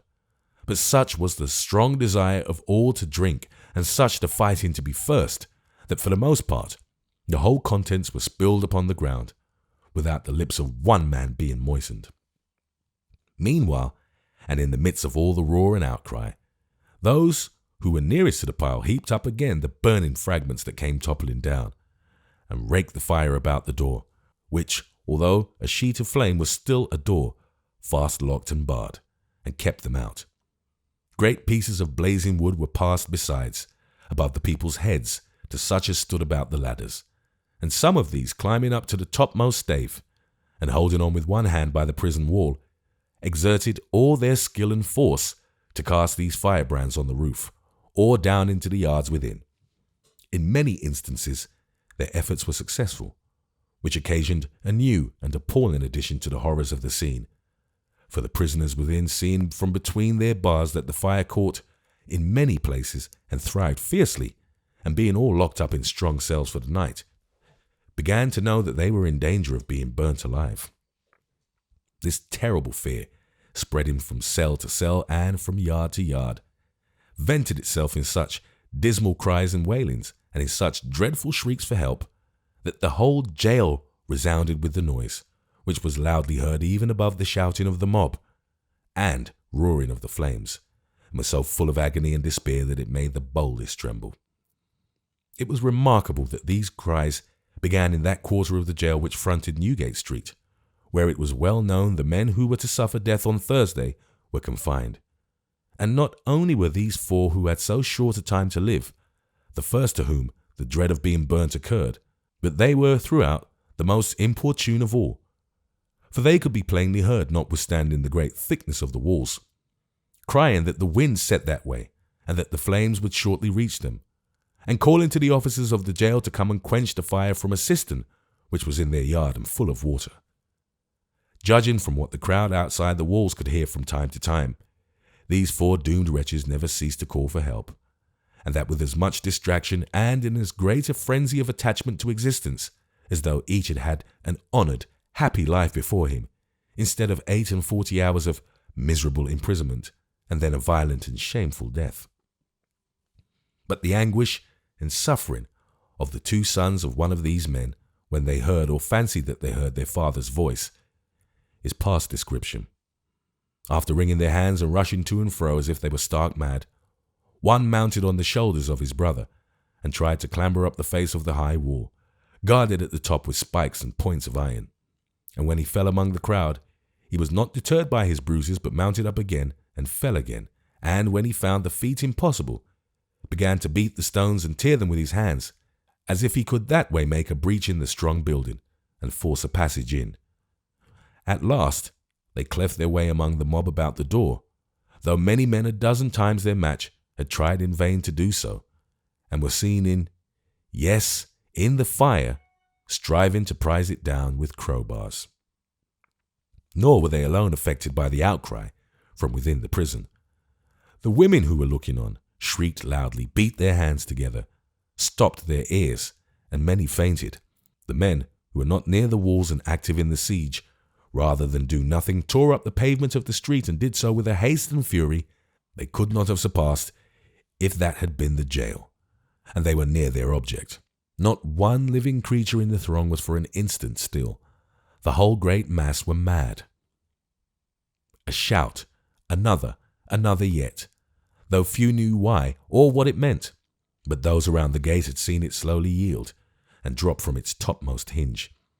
It hung on that side by but one, but it was upright still, because of the bar, and its having sunk of its own weight into the heap of ashes at its foot.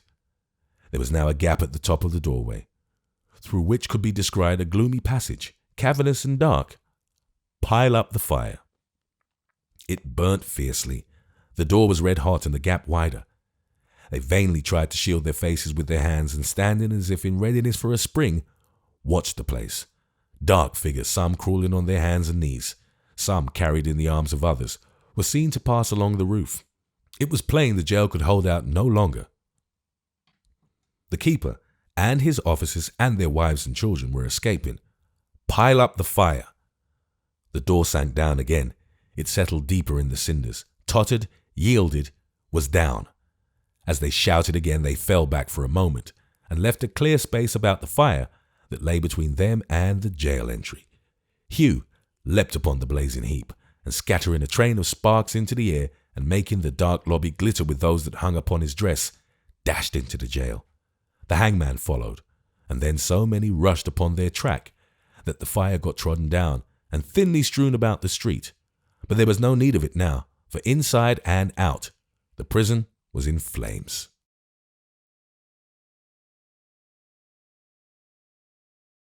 Chapter 65. During the whole course of the terrible scene which was now at its height, one man in the jail suffered a degree of fear and mental torment which had no parallel in the endurance, even of those who lay under sentence of death. When the rioters first assembled before the building, the murderer was roused from sleep, if such slumbers as his may have that blessed name, by the roar of voices and the struggling of a great crowd. He started up as these sounds met his ear, and sitting on his bedstead, listened. After a short interval of silence, the noise burst out again. Still listening attentively, he made out in course of time that the jail was besieged by a furious multitude. His guilty conscience instantly arrayed these men against himself, and brought the fear upon him that he would be singled out and torn to pieces. Once impressed with the terror of this conceit, everything tended to confirm and strengthen it. His double crime, the circumstances under which it had been committed, the length of time that had elapsed, and its discovery in spite of all made him, as it were, the visible object of the Almighty's wrath. In all the crime and vice and moral gloom of the great pest house of the capital, he stood alone, marked and singled out by his great guilt, a Lucifer among the devils. The other prisoners were a host, hiding and sheltering each other, a crowd like that without the walls. He was one man against the whole united concourse, a single, solitary, lonely man, from whom the very captives in the jail fell off and shrunk appalled. It might be that the intelligence of his capture having been bruited abroad, they had come there purposely to drag him out and kill him in the street. Or it might be that they were the rioters, and in pursuance of an old design, had come to sack the prison. But in either case he had no belief or hope that they would spare him. Every shout they raised and every sound they made was a blow upon his heart. As the attack went on, he grew more wild and frantic in his terror, tried to pull away the bars that guarded the chimney and prevented him from climbing up, called loudly on the turnkeys to cluster round the cell and save him from the fury of the rabble, or put him in some dungeon underground, no matter of what depth, how dark it was, or loathsome, or beset with rats and creeping things, so that it hid him and was hard to find. But no one came or answered him. Fearful, even while he cried to them, of attracting attention, he was silent. By and by he saw, as he looked from his grated window, a strange glimmering on the stone walls and pavement of the yard. It was feeble at first, and came and went, as though some officers with torches were passing to and fro upon the roof of the prison. Soon it reddened, and lighted brands came whirling down, splattering the ground with fire, and burning sullenly in corners. One rolled beneath a wooden bench, and set it in a blaze. Another caught a waterspout, and so went climbing up the wall, leaving a long, straight track of fire behind it. After a time, a slow, thick shower of burning fragments from some upper portion of the prison, which was blazing nigh, began to fall before his door. Remembering that it opened outwards, he knew that every spark which fell upon the heap and in the act lost its bright life and died an ugly speck of dust and rubbish, helped to entomb him in a living grave. Still, though the jail resounded with shrieks and cries for help, though the fire bounded up as if each separate flame had had a tiger's life, and roared as though in every one there were a hungry voice, though the heat began to grow intense, and the air suffocating, and the clamour without increased, and the danger of his situation, even from one merciless element, was every moment more extreme, still he was afraid to raise his voice again, lest the crowd should break in, and should of their own ears or from the information given them by the other prisoners, get the clue to his place of confinement. Thus, fearful alike of those within the prison and of those without, of noise and silence, light and darkness, of being released and being left there to die, he was so tortured and tormented that nothing man has ever done to man in the horrible caprice of power and cruelty exceeds his self-inflicted punishment. Now the door was down.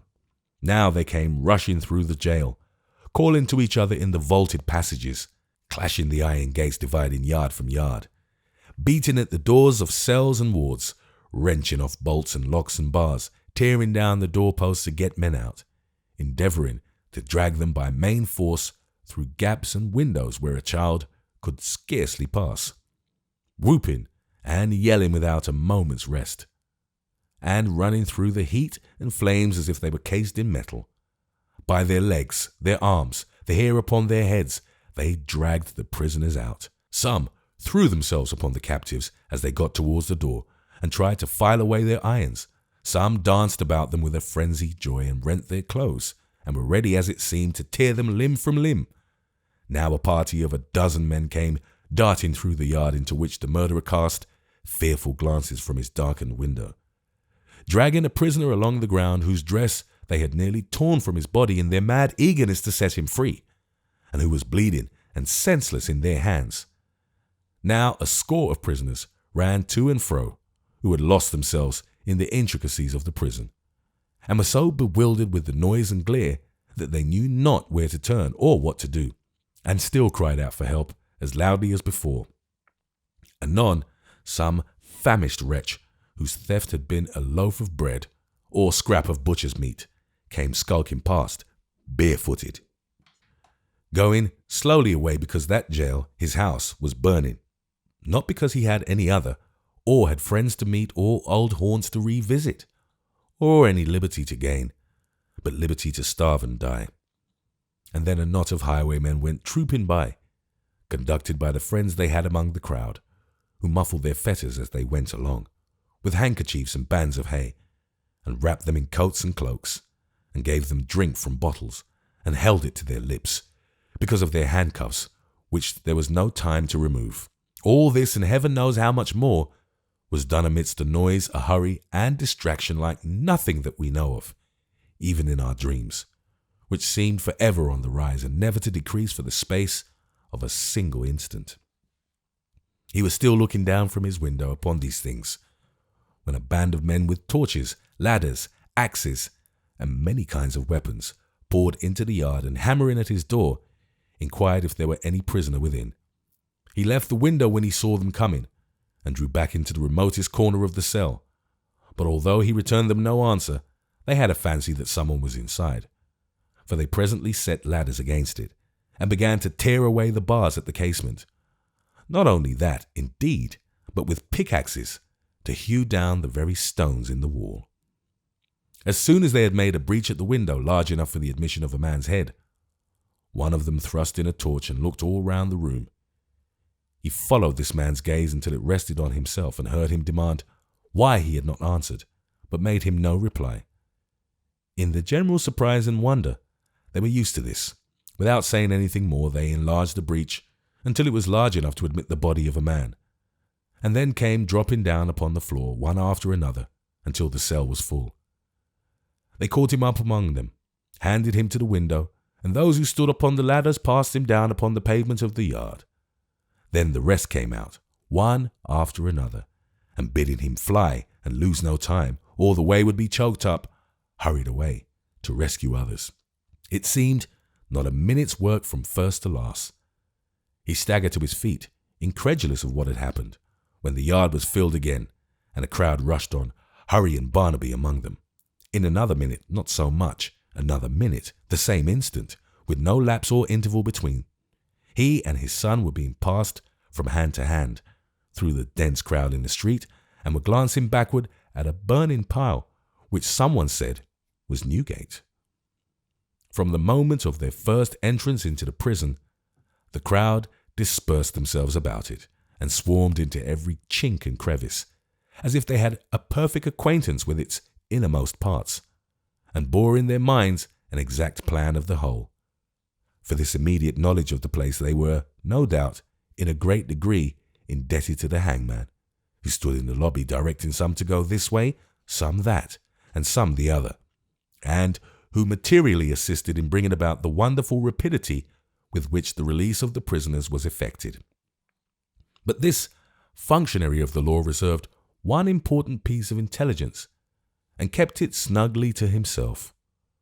When he had issued his instructions relative to every other part of the building, and the mob were dispersed from end to end and busy at their work, he took a bundle of keys from a kind of cupboard in the wall, and going by a kind of passage near the chapel, it joined the governor's house and was then on fire, betook himself to the condemned cells, which were a series of small, strong, dismal rooms, opening on a low gallery, guarded at the end at which he entered by a strong iron wicket, and at its opposite extremity by 2 doors and a thick grate.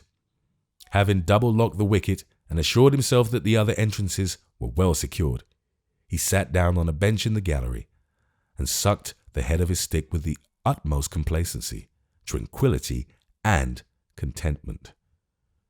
It would have been strange enough, a man's enjoying himself in this quiet manner while the prison was burning and such a tumult was cleaving the air, though he had been outside the walls, but here in the very heart of the building, and moreover with the prayers and cries of the 4 men under sentence sounding in his ears, and their hands stretched out through the gratings in their cell doors, clasped in frantic entreaty before his very eyes. It was particularly remarkable.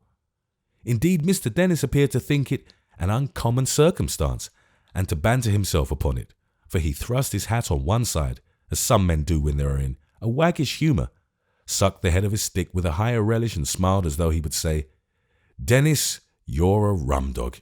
You're a queer fellow. You're capital company, Dennis, and quite a character." He sat in this way for some minutes, while the 4 men in the cells, who were certain that somebody had entered the gallery, but could not see who, gave vent to such piteous entreaties as wretches in their miserable condition may be supposed to have been inspired with, urging whoever it was to set them at liberty, for the love of heaven, and protesting with great fervour, and truly enough perhaps for the time, that if they escaped, they would amend their ways, and would never, never, never again do wrong before God or man, but would lead penitent and sober lives, and sorrowfully repent the crimes they had committed.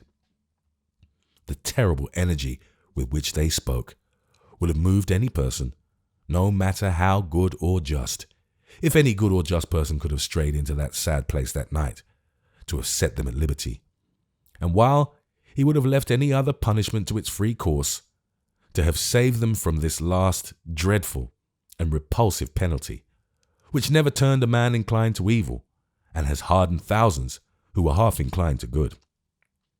Mr. Dennis, who had been bred and nurtured in the good old school, and had administered the good old laws on the good old plan, always once and sometimes twice every 6 weeks for a long time, bore these appeals with a deal of philosophy.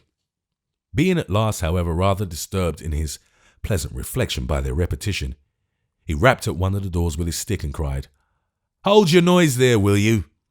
At this they all cried together that they were to be hanged on the next day but one, and again implored his aid. "Aid? For what?" said Mr. Dennis, playfully rapping the knuckles of the hand nearest him. "To save us!" they cried.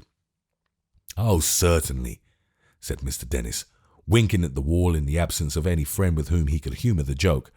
"And so you're to be worked off, are you, brothers?" "Unless we are released tonight," one of them cried. "We are dead men." "I tell you what it is," said the hangman gravely. "I'm afraid, my friend, that you're not in that 'ere state of mind that's suitable to your condition. Then you're not a-going to be released. Don't think it. Will you leave off that 'ere indecent row? I wonder you ain't ashamed of yourselves, I do." He followed up this reproof by rapping every set of knuckles one after the other, and having done so, resumed his seat again with a cheerful countenance.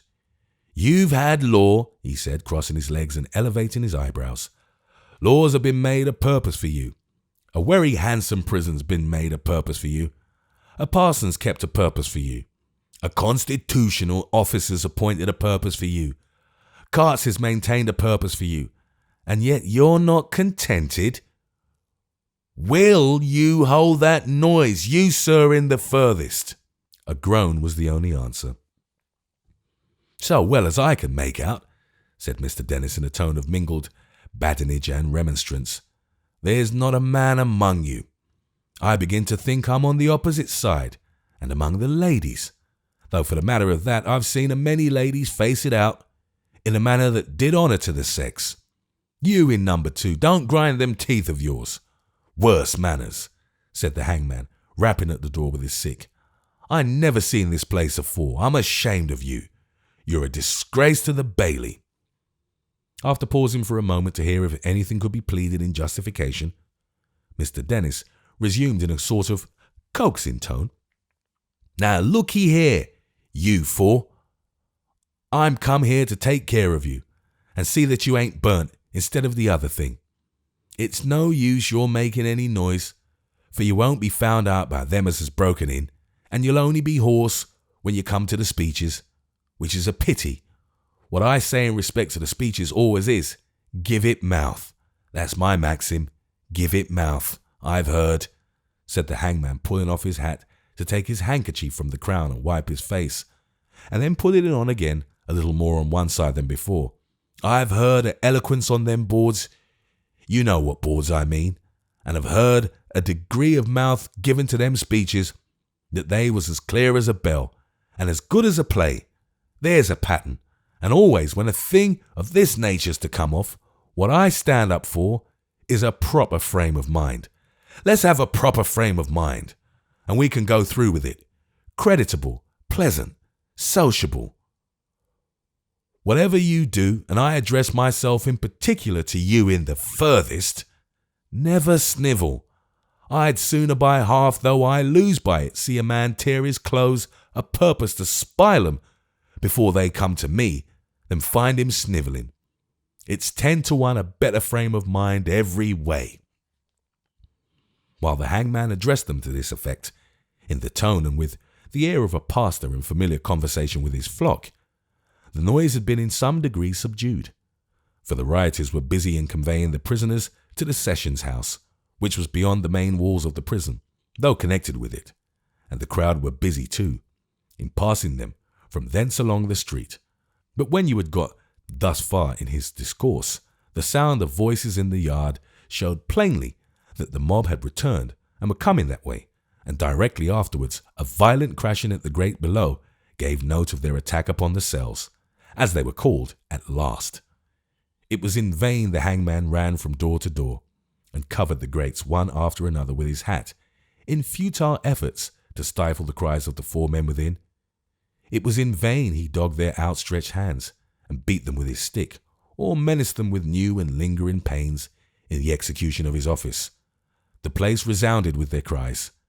These, together with the feeling that they were now the last men in the jail, so worked upon and stimulated the besiegers, that in an incredibly short space of time they forced a strong grate down below, which was formed of iron rods 2 inches square, drove in the 2 other doors as if they had been but deal partitions, and stood at the end of the gallery with only a bar or 2 between them and the cells. "Halloa!" cried Hugh, who was the first to look into the dusky passage.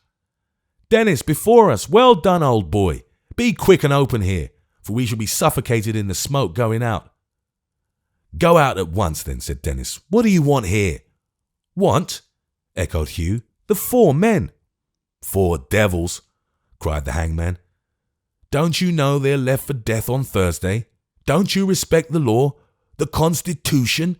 Nothing. Let the 4 men be." "Is this a time for joking?" cried Hugh. "Do you hear 'em?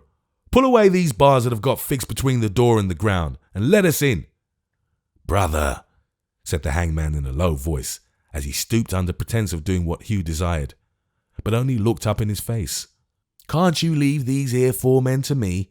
if I've the whim. You do what you like, and have what you like of everything for your share.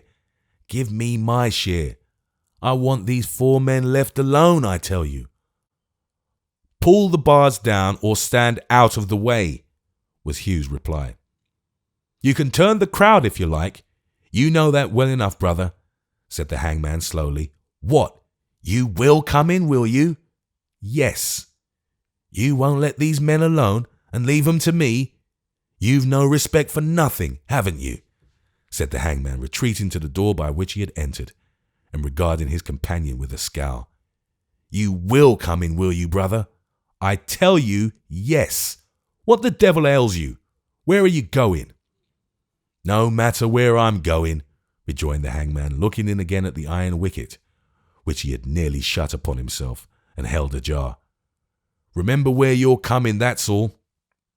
With that, he shook his likeness at Hugh, and giving him a grin, compared with which his usual smile was amiable, disappeared and shut the door. Hugh paused no longer, but goaded alike by the cries of the convicts and by the impatience of the crowd, warned the man immediately behind him, the way was only wide enough for one abreast, to stand back, and wielded a sledgehammer with such strength that after a few blows the iron bent and broke, and gave them free admittance. If the 2 sons of one of these men of whom mention has been made were furious in their zeal before, they had now the wrath and vigour of lions. Calling to the man within each cell to keep as far back as he could, lest the axes crashing through the door should wound him, a party went to work upon each one, to beat it in by sheer strength, and force the bolts and staples from their hold. But although these 2 lads had the weakest party, and the worst armed, and did not begin until the others, having stopped to whisper to him through the grate, that door was the first open, and that man was the first out. As they dragged him into the gallery to knock off his irons, he fell down among them, a mere heap of chains, and was carried out in that state on men's shoulders with no sign of life. The release of these 4 wretched creatures, and conveying them astounded and bewildered into the streets so full of life, a spectacle they had never thought to see again until they emerged from solitude and silence upon that last journey, when the air should be heavy with the pent-up breath of thousands, and the streets and houses should be built and roofed with human faces, not with bricks and tiles and stones, was the crowning horror of the scene.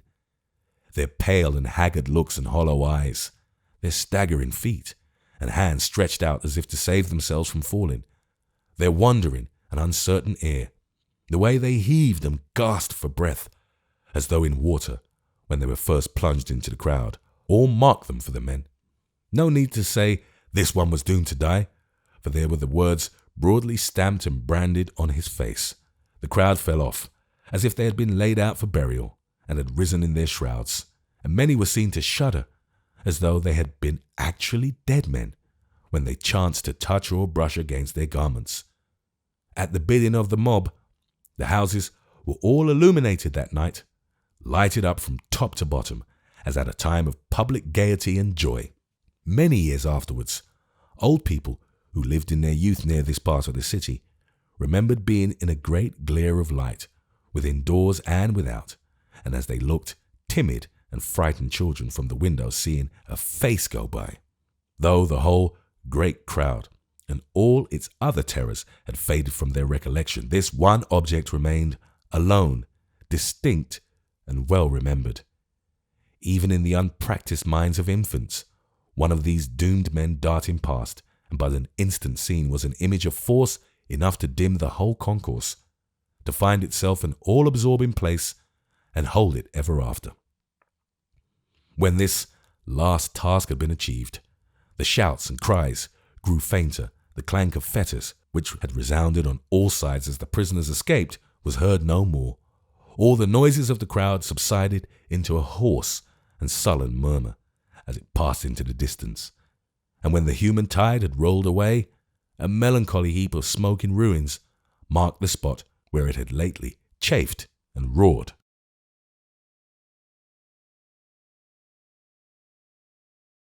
Chapter 66.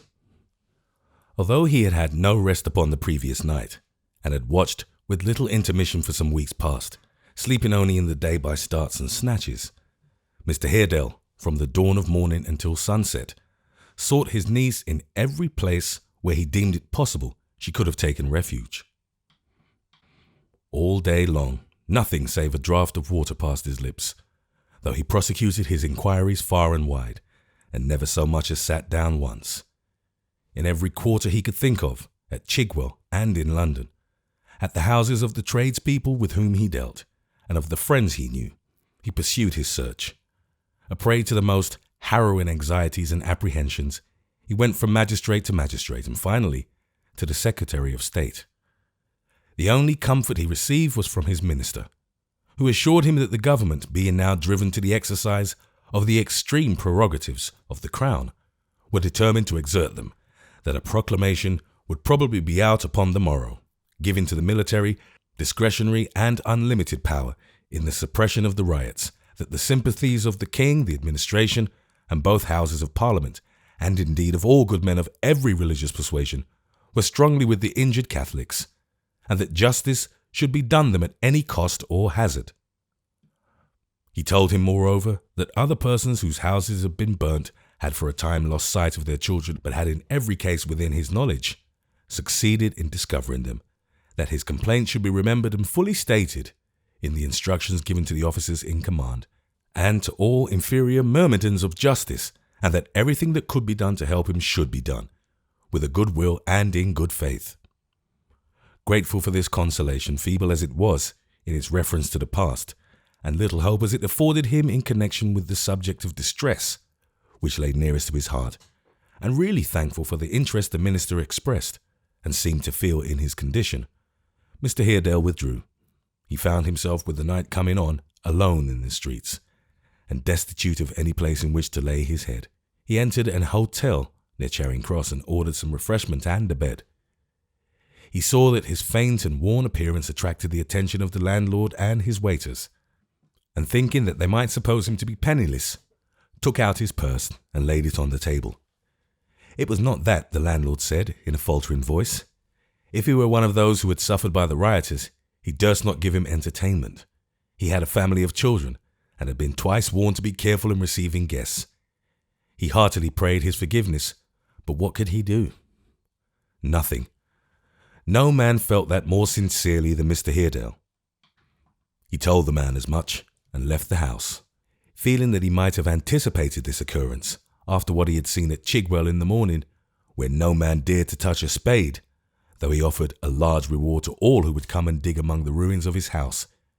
He walked along the Strand, too proud to expose himself to another refusal, and of too generous a spirit to involve in distress or ruin any honest tradesman who might be weak enough to give him shelter.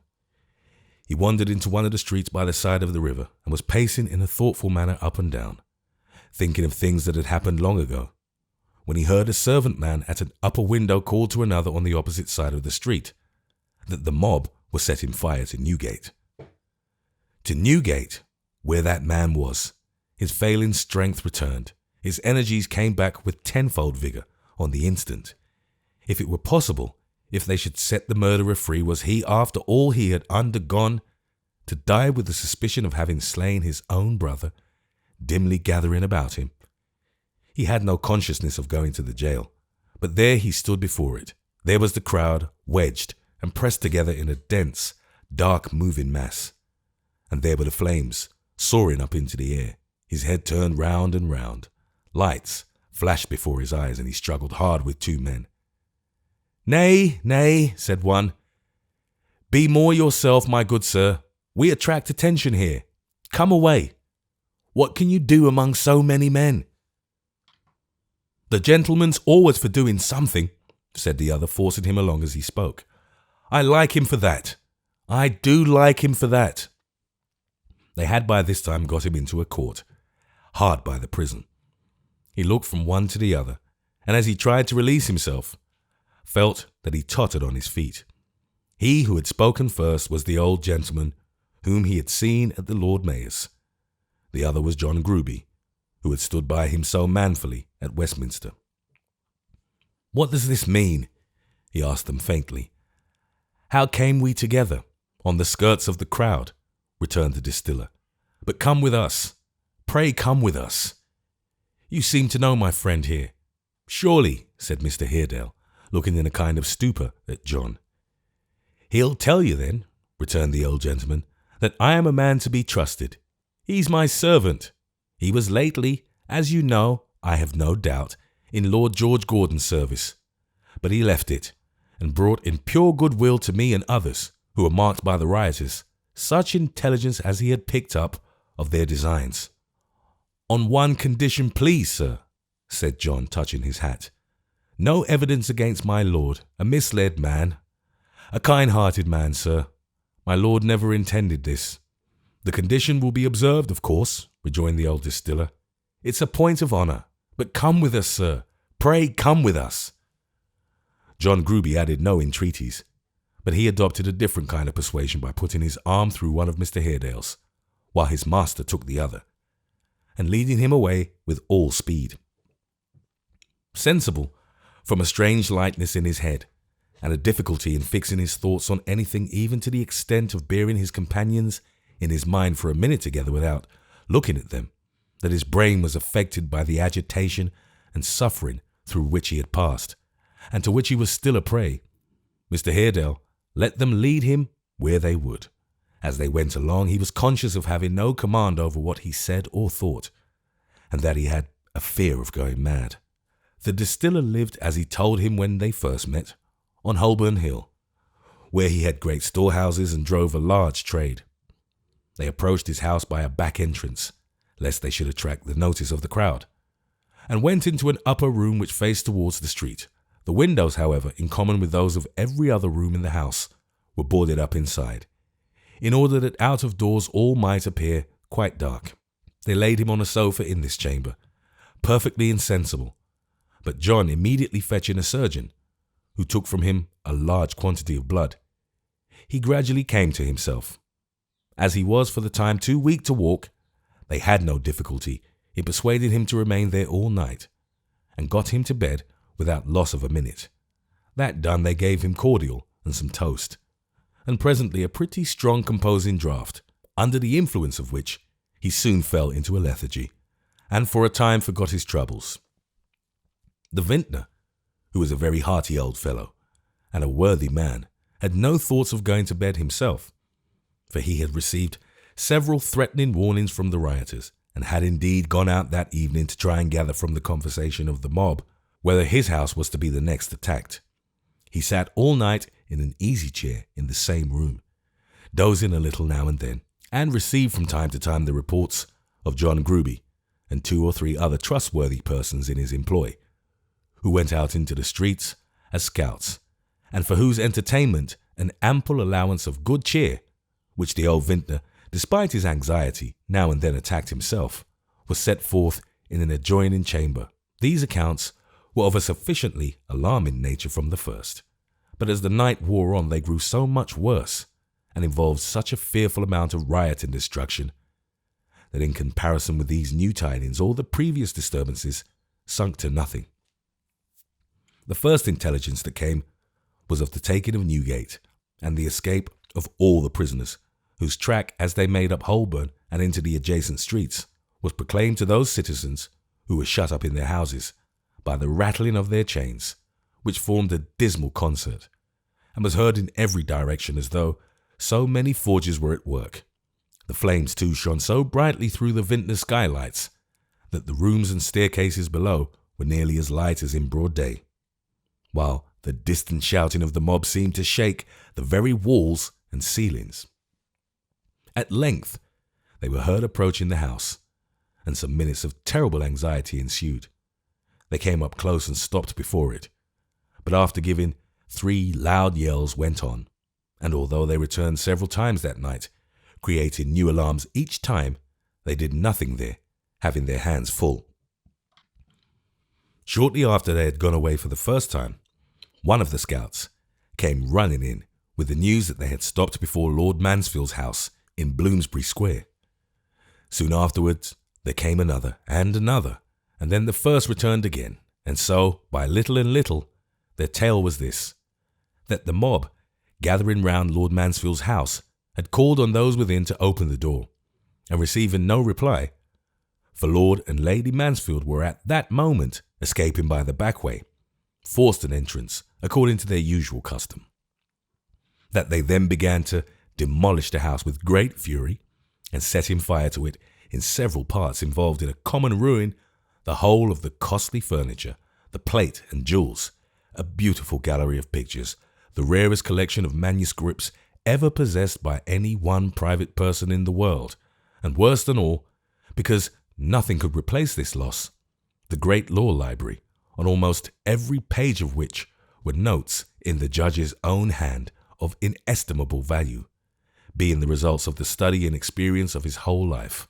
Yet while they were howling and exulting round the fire, a troop of soldiers, with a magistrate among them, came up, and being too late, for the mischief was by that time done, began to disperse the crowd. That the riot act being read, and the crowd still resisting, the soldiers received orders to fire, and levelling their muskets, shot dead at the first discharge 6 men and a woman, and wounded many persons, and loading again directly, fired another volley, but over the people's heads it was supposed, as none were seen to fall. That thereupon, and daunted by the shrieks and tumult, the crowd began to disperse, and the soldiers went away, leaving the killed and wounded on the ground, which they had no sooner done than the rioters came back again, and taking up the dead bodies and the wounded people, formed into a rude procession, having the bodies in the front.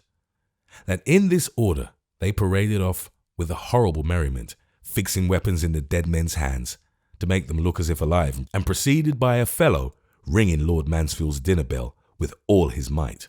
The scouts reported further that this party, meeting with some others who had been at similar work elsewhere, they all united into one, and drafting off a few men with the killed and wounded, marched away to Lord Mansfield's country seat at Kean Wood, between Hampstead and Highgate, bent upon destroying that house likewise, and lighting up a great fire there, which from that height should be seen all over London. But in this they were disappointed, for a party of horse having arrived before them, they retreated faster than they went, and came straight back to town.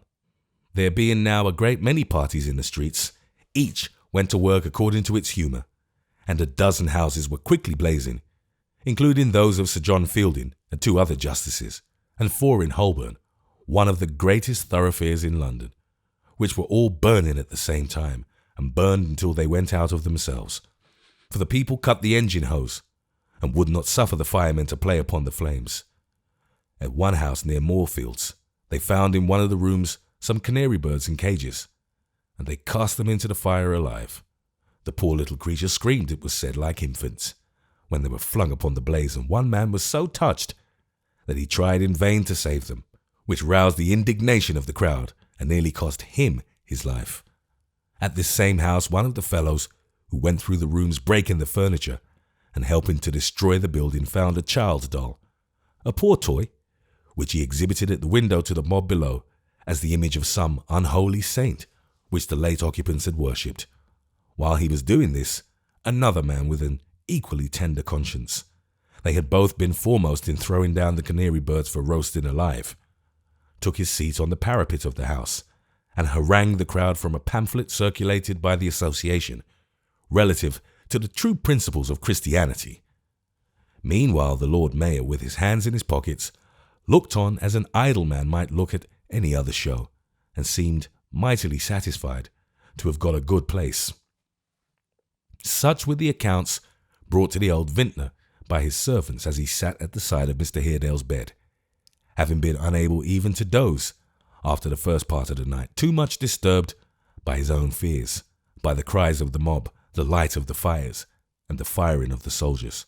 Such, with the addition of the release of all the prisoners in the new jail at Clerkenwell, and as many robberies of passengers in the streets as the crowd had leisure to indulge in, were the scenes of which Mr. Haredale was happily unconscious, and which were all enacted before midnight.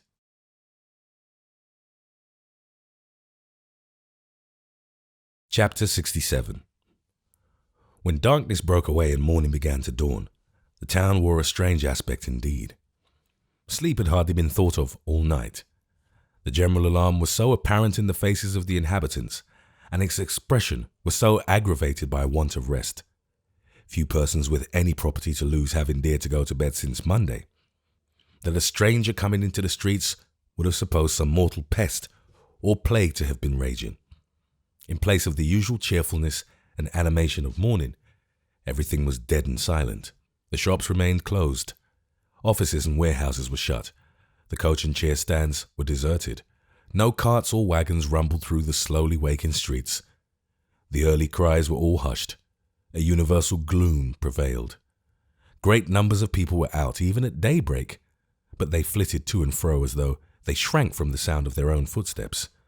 The public ways were haunted rather than frequented, and round the smoking ruins people stood apart from one another and in silence, not venturing to condemn the rioters, or to be supposed to do so, even in whispers. At the Lord President's in Piccadilly, at Lambeth Palace, at the Lord Chancellor's in Great Ormond Street, in the Royal Exchange, the Bank, the Guildhall, the Inns of Court, the Courts of Law, and every chamber front in the streets near Westminster Hall and the Houses of Parliament, parties of soldiers were posted before daylight. A body of horse guards paraded Palace Yard. An encampment was formed in the park, where 1,500 men and 5 battalions of militia were under arms. The tower was fortified. The drawbridges were raised, the cannon loaded and pointed, and 2 regiments of artillery busied in strengthening the fortress and preparing it for defence. A numerous detachment of soldiers was stationed to keep guard at the new riverhead, which the people had threatened to attack and where it was said they meant to cut off the main pipes, so that there might be no water for the extinction of the flames. In the Poultry, and on Cornhill, and at several other leading points, iron chains were drawn across the street. Parties of soldiers were distributed in some of the old city churches while it was yet dark, and in several private houses, among them Lord Rockinham's in Grosvenor Square, which were blockaded as though to sustain a siege, and had guns pointed from the windows. When the sun rose, it shone into handsome apartments filled with armed men, the furniture hastily heaped away in corners and made of little or no account in the terror of the time, on arms glittering in city chambers, among desks and stools and dusty books, into little smoky churchyards, in odd lanes and byways, with soldiers lying down among the tombs or lounging under the shade of the one old tree, and the pile of muskets sparkling in the light, on solitary sentries pacing up and down in courtyards, silent now but yesterday resounding with the din and hum of business, everywhere on guard-rooms, garrisons, and threatening preparations. As the day crept on, still more unusual sights were witnessed in the streets. The gates of the King's Bench and Fleet prisons, being opened at the usual hour, were found to have notices affixed to them, announcing that the rioters would come that night to burn them down. The wardens, too well knowing the likelihood there was of this promise being fulfilled, were fain to set their prisoners at liberty, and give them leave to move their goods, so all day such of them as had any furniture were occupied in conveying it, some to this place, some to that, and not a few to the brokers' shops, where they gladly sold it, for any wretched price those gentry chose to give. There were some broken men among these debtors, who had been in jail so long and were so miserable and destitute of friends, so dead to the world, and utterly forgotten and uncared for, that they implored their jailers not to set them free, and to send them, if need were, to some other place of custody. But they, refusing to comply, lest they should incur the anger of the mob, turned them into the streets, where they wandered up and down, hardly remembering the ways untrodden by their feet so long, and crying such abject things those rotten-hearted jails had made them, as they slunk off in their rags, and dragged their slipshod feet along the pavement. Even of the 300 prisoners who had escaped from Newgate, there were some, a few, but there were some, who sought their jailers out and delivered themselves up, preferring imprisonment and punishment to the horrors of such another night as the last. Many of the convicts, drawn back to their old place of captivity by some indescribable attraction, or by a desire to exult over it in its downfall and glut their revenge by seeing it in ashes, actually went back in broad noon and loitered about the cells. 50 were retaken at one time on this next day within the prison walls, but their fate did not deter others, for there They went in spite of everything, and there they were taken in twos and threes, twice or thrice a day, all through the week. Of the 50 just mentioned, some were occupied in endeavouring to rekindle the fire, but in general they seemed to have no object in view but to prowl and lounge about the old place, being often found asleep in the ruins, or sitting talking there, or even eating and drinking as in a choice retreat. Besides the notices on the gates of the Fleet and the King's Bench, many similar announcements were left before 1 o'clock at noon at the houses of private individuals, and further, the mob proclaimed their intention of seizing on the Bank, the Mint, the Arsenal at Woolwich, and the royal palaces. The notices were seldom delivered by more than one man, who, if it were at a shop, went in and laid it with a bloody threat perhaps upon the counter, or if it were at a private house, knocked at the door and thrust it in the servant's hand.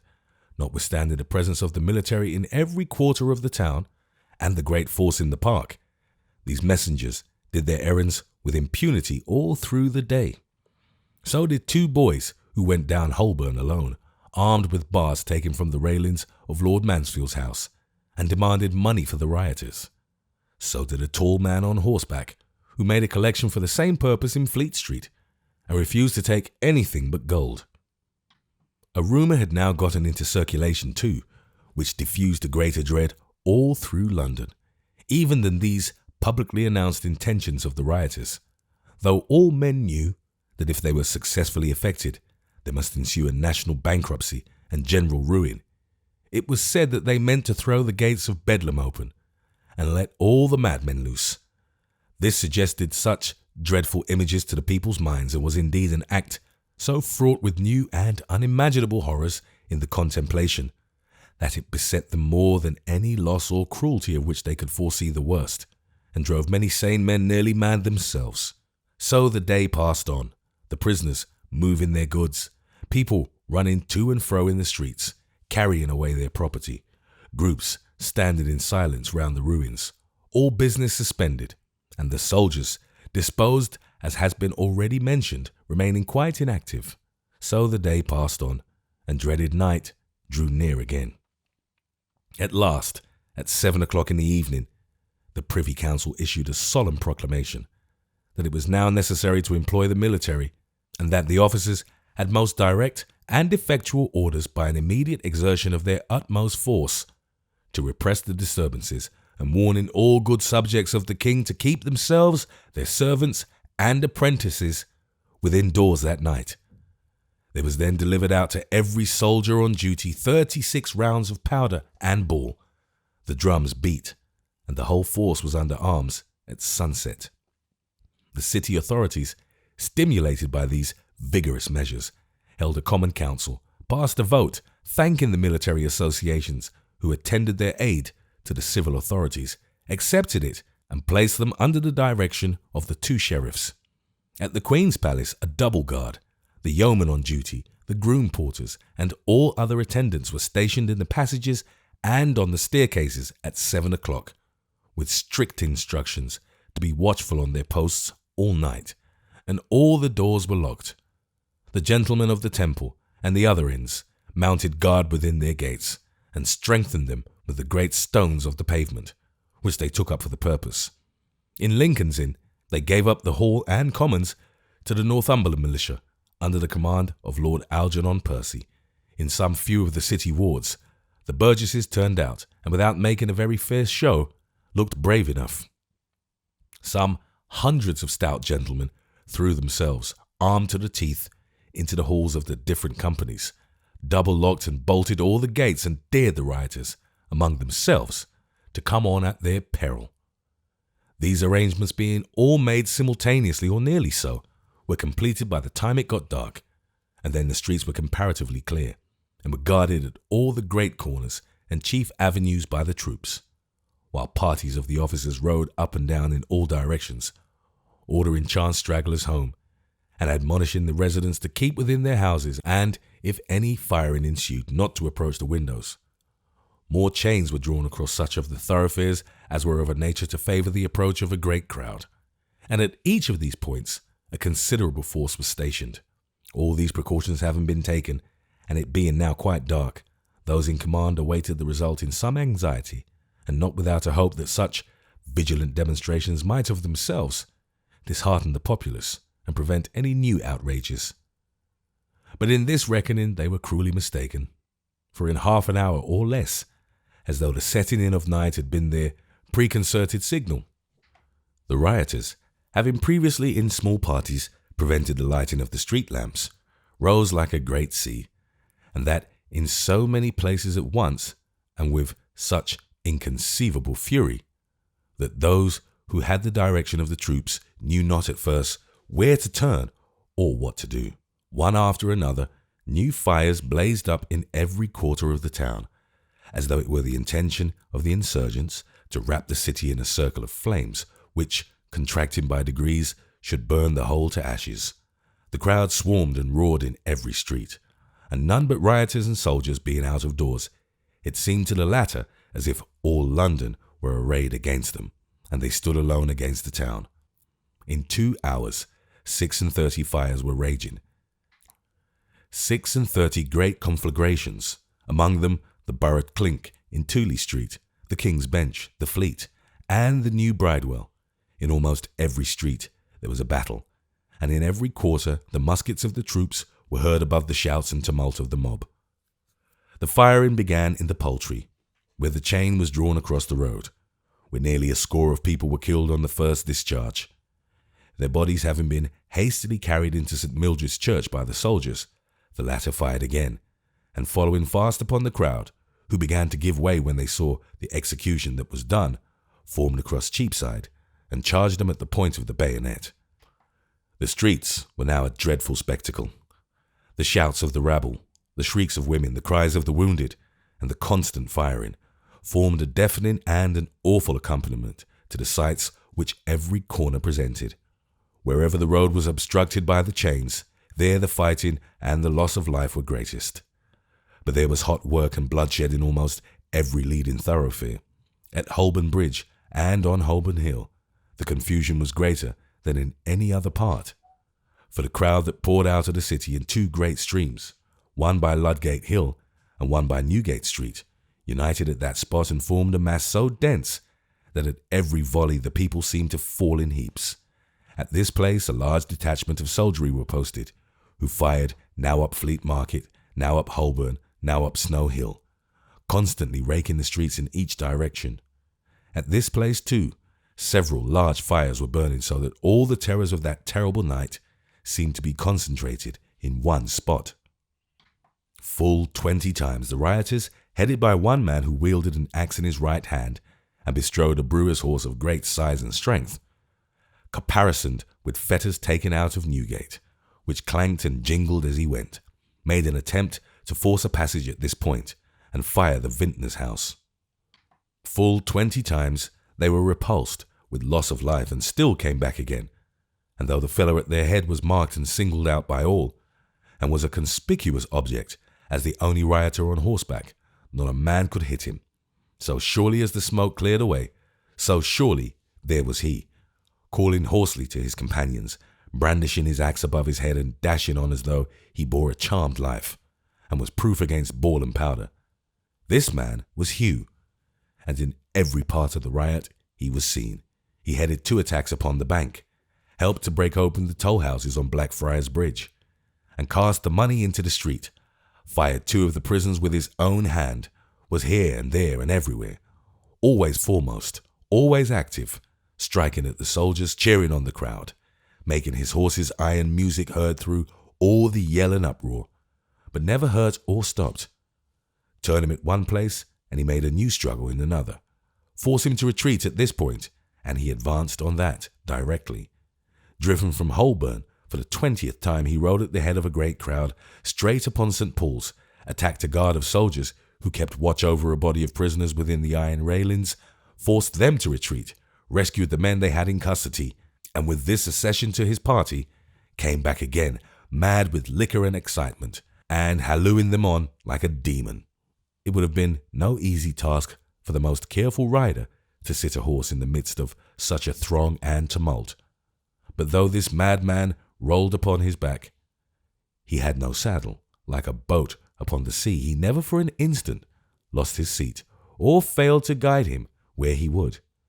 Through the very thickest of the press, over dead bodies and burning fragments, now on the pavement, now in the road, now riding up a flight of steps to make himself the more conspicuous to his party, and now forcing a passage through a mass of human beings, so closely squeezed together that it seemed as if the edge of a knife would scarcely part them. On he went, as though he could surmount all obstacles by the mere exercise of his will. And perhaps his not being shot was in some degree attributable to this very circumstance, for his extreme audacity and the conviction that he must be one of those to whom the proclamation referred inspired the soldiers with a desire to take him alive, and diverted many an aim which otherwise might have been more near the mark. The vintner and Mr. Haredale, unable to sit quietly listening to the noise without seeing what went on, had climbed to the roof of the house and, hiding behind a stack of chimneys, were looking cautiously down into the street, almost hoping that after so many repulses the rioters would be foiled, when a great shout proclaimed that a party were coming round the other way, and the dismal jingling of those accursed fetters warned them next moment that they too were led by Hugh. The soldiers had advanced into Fleet Market, and were dispersing the people there, so that they came on with hardly any check, and were soon before the house. "All's over now," said the vintner. £50,000 will be scattered in a minute. We must save ourselves. We can do no more, and shall have reason to be thankful if we do as much. Their first impulse was to clamber along the roofs of the houses, and knocking at some garret window for admission, pass down that way into the street, and so escape.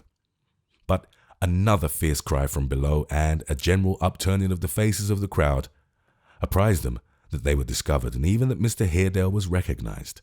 For Hugh, seeing him plainly in the bright glare of the fire, which in that part made it as light as day, called to him by his name, and swore to have his life. "Leave me here," said Mr. Haredale, "and in heaven's name, my good friend, save yourself." "Come on," he muttered, as he turned towards Hugh and faced him without any further effort at concealment. "This roof is high, and if we close, we will die together." "Madness," said the honest vintner, pulling him back. "Sheer madness. Hear reason, sir, my good sir, hear reason. I could never make myself heard by knocking at a window now, and even if I could, no one would be bold enough to connive at my escape. Through the cellars there's a kind of passage into the back street, by which we roll casks in and out. We shall have time to get down there before they can force an entry. Do not delay an instant, but come with me, for both our sakes, for mine, my dear good sir," as he spoke and drew Mr. Haredale back. They had both a glimpse of the street. It was but a glimpse, but it showed them the crowd, gathering and clustering round the house. Some of the armed men pressing to the front to break down the doors and windows. Some bringing brands from the nearest fire, some with lifted faces following their course upon the roof, and pointing them out to their companions, all raging and roaring like the flames they lighted up. They saw some men thirsting for the treasures of strong liquor, which they knew were stored within. They saw others, who had been wounded, sinking down into the opposite doorways and dying. Solitary wretches in the midst of all the vast assemblage, here a frightened woman trying to escape, and there a lost child, and there a drunken ruffian, unconscious of the death wound on his head, raving and fighting to the last. All these things, and even such trivial incidents as a man with his hat off, or turning round, or stooping down, or shaking hands with another, they marked distinctly, yet in a glance so brief that in the act of stepping back they lost the whole, and saw but the pale faces of each other and the red sky above them. Mr. Haredale yielded to the entreaties of his companion more because he was resolved to defend him than for any thought he had of his own life, or any care he entertained for his own safety. And quickly re-entering the house, they descended the stairs together. Loud blows were thundering on the shutters. Crowbars were already thrust beneath the door. The glass fell from the sashes. A deep light shone through every crevice, and they heard the voices of the foremost in the crowd so close to every chink and keyhole that they seemed to be hoarsely whispering their threats into their very ears. They had but a moment reached the bottom of the cellar steps and shut the door behind them when the mob broke in. The vaults were profoundly dark, and having no torch or candle, for they had been afraid to carry one, lest it should betray their place of refuge, they were obliged to grope with their hands, but they were not long without light. For they had not gone far when they heard the crowd forcing the door, and looking back among the low-arched passages, could see them in the distance, hurrying to and fro, with flashing links, broaching the casks, staving the great vats, turning off upon the right hand and the left, into the different cellars, and lying down to drink at the channels of strong spirits, which were already flowing on the ground. They hurried on, not the less quickly for this, and had reached the only vault which lay between them and the passage out, when suddenly from the direction in which they were going, a strong light gleamed upon their faces, and before they could slip aside, or turn back, or hide themselves, 2 men, one bearing a torch, came upon them, and cried in an astonished whisper, "Here they are!"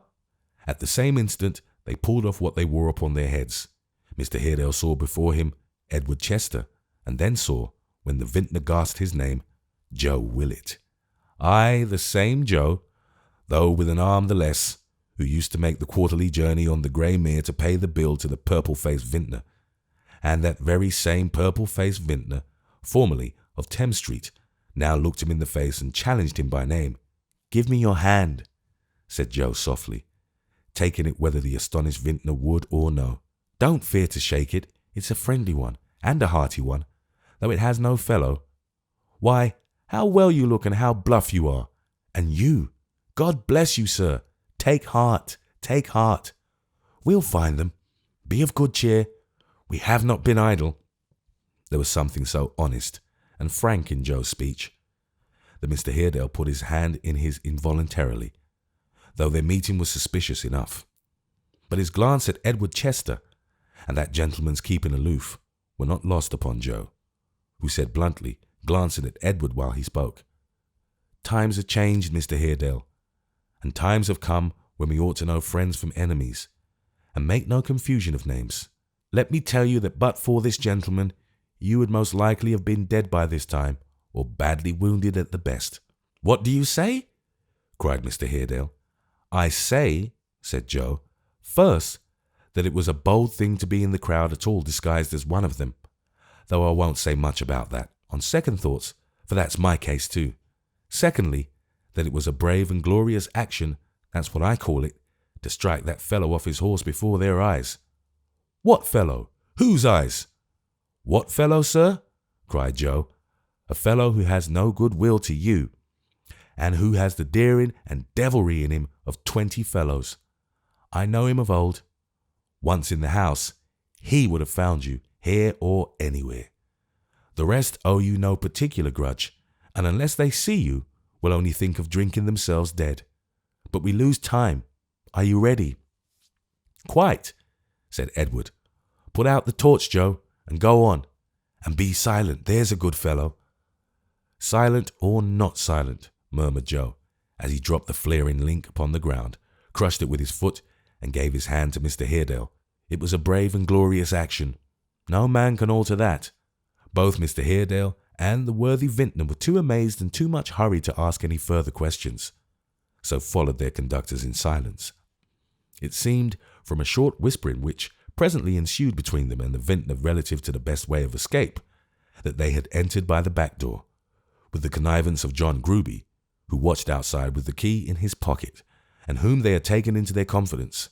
A party of the crowd coming up that way just as they entered, John had double-locked the door again and made off for the soldiers, so that means of retreat was cut off from under them.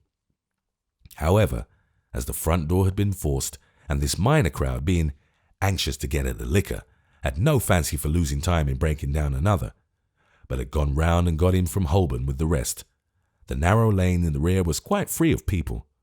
So, when they had crawled through the passage indicated by the vintner, which was a mere shelving trap for the admission of casks, and had managed with some difficulty to unchain and raise the door at the upper end, they emerged into the street without being observed or interrupted.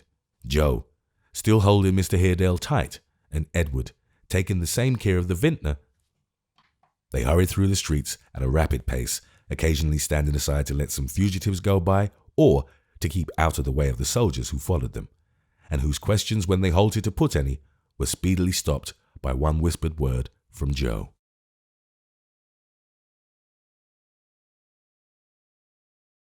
Chapter 68. While Newgate was burning on the previous night, Barnaby and his father, having been passed among the crowd from hand to hand, stood in Smithfield, on the outskirts of the mob, gazing at the flames like men who had been suddenly roused from sleep. Some moments elapsed before they could distinctly remember where they were, or how they got there. All recollected that while they were standing idle and listless, spectators of the fire, they had tools in their hands which had been hurriedly given them that they might free themselves from their fetters. Barnaby, heavily ironed as he was, if he had obeyed his first impulse, or if he had been alone, would have made his way back to the side of Hugh, who to his clouded intellect now shone forth with the new lustre of being his preserver and truest friend. But his father's terror of remaining in the streets communicated itself to him when he comprehended the full extent of his fears, and impressed him with the same eagerness to fly to a place of safety. In a corner of the market among the pens for cattle, Barnaby knelt down, and pausing every now and then to pass his hand over his father's face, or look up to him with a smile, knocked off his irons. When he had seen him spring a free man to his feet, and had given vent to the transport of delight which the sight awakened, he went to work upon his own, which soon fell rattling down upon the ground, and left his limbs unfettered, gliding away together when this task was accomplished, and passing several groups of men, each gathered round the stooping figure to hide him from those who passed, but unable to repress the clanking sound of hammers, which told that they too were busy at the same work. The two fugitives made towards Clerkenwell, and passing thence to Islington as the nearest point of egress, were quickly in the fields. After wandering about for a long time, they found in a pasture near Finchley a poor shed, with walls of mud and roof of grass and brambles, built for some cowherd, but now deserted. Here they lay down for the rest of the night. They wandered to and fro when it was day, and once Barnaby went off alone to a cluster of little cottages 2 or 3 miles away to purchase some bread and milk. But finding no better shelter, they returned to the same place and lay down again to wait for night. Heaven alone can tell with what vague hopes of duty and affection, with what strange promptings of nature intelligible to him as to a man of radiant mind and most enlarged capacity, with what dim memories of children he had played with when a child himself, who had prattled of their fathers, and of loving them and being loved, with how many half-remembered, dreamy associations of his mother's grief and tears and widowhood, he watched and tended this man. But that a vague and shadowy crowd of such ideas came slowly on him, that they taught him to be sorry when he looked upon his haggard face, that they overflowed his eyes when he stooped to kiss him, that they kept him waking in a tearful gladness, shading him from the sun, fanning him with leaves, soothing him when he started in his sleep. Ah, what a troubled sleep it was, and wondering when she would come to join them and be happy, is the truth. He sat beside him all that day, listening for her footsteps in every breath of air, looking for her shadow on the gently waving grass, twining the hedge flowers for her pleasure when she came, and his when he awoke, and stooping down from time to time to listen to his mutterings and wonder why he was so restless in that quiet place. The sun went down and night came on, and he was still quite tranquil, busied with these thoughts, as if there were no other people in the world, and the dull cloud of smoke hanging on the immense city in the distance hid no vices, no crimes, no life or death, or cause of disquiet, nothing but clear air. But the hour had now come when he must go alone to find out the blind man, a task that filled him with delight, and bring him to that place, taking especial care that he was not watched or followed on his way back. He listened to the directions he must observe, repeated them again and again, and after twice or thrice returning to surprise his father with a light-hearted laugh, went forth at last upon his errand, leaving Grip, whom he had carried from the jail in his arms, to his care. Fleet of foot and anxious to return, he sped swiftly on towards the city, but could not reach it before the fires began, and made the night angry with their dismal lustre. When he entered the town, it might be that he was changed by going there without his late companions, and on no violent errand, or by the beautiful solitude in which he had passed the day, or by the thoughts that had come upon him, but it seemed peopled by a legion of devils. This flight and pursuit, this cruel burning and destroying, these dreadful cries and stunning noises, were they the good Lord's noble cause? Though almost stupefied by the bewildering scene, still he found the blind man's house. It was shut up and tenantless. He waited for a long while, but no one came.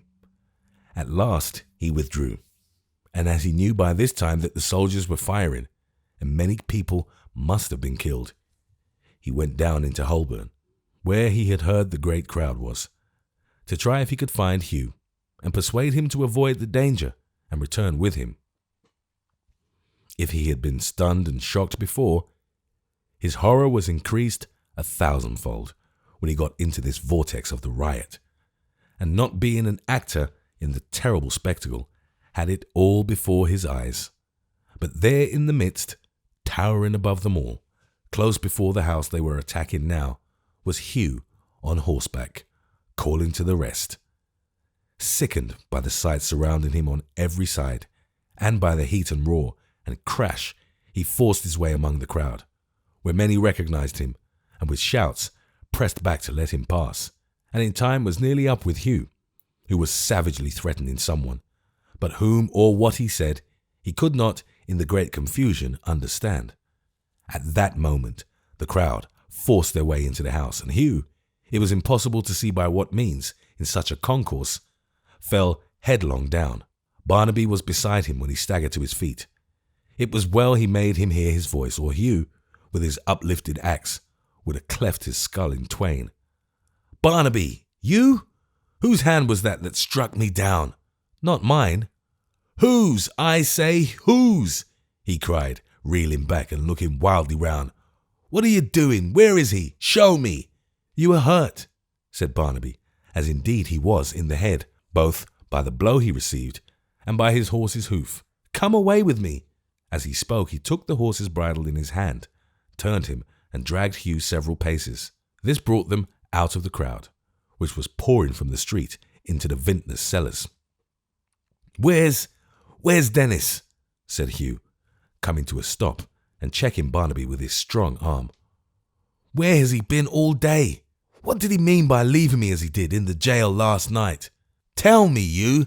D'ye hear?" With a flourish of his dangerous weapon, he fell down upon the ground like a log. After a minute, though already frantic with drinking and with the wound in his head, he crawled to a stream of burning spirit, which was pouring down the kennel, and began to drink at it as if it were a brook of water. Barnaby drew him away and forced him to rise. Though he could neither stand nor walk, he involuntarily staggered to his horse, climbed upon his back, and clung there, after vainly attempting to divest the animal of his clanking trappings.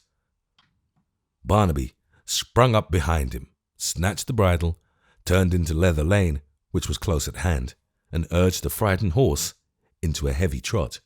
He looked back once before he left the street, and looked upon a sight not easily to be erased, even from his remembrance, so long as he had life.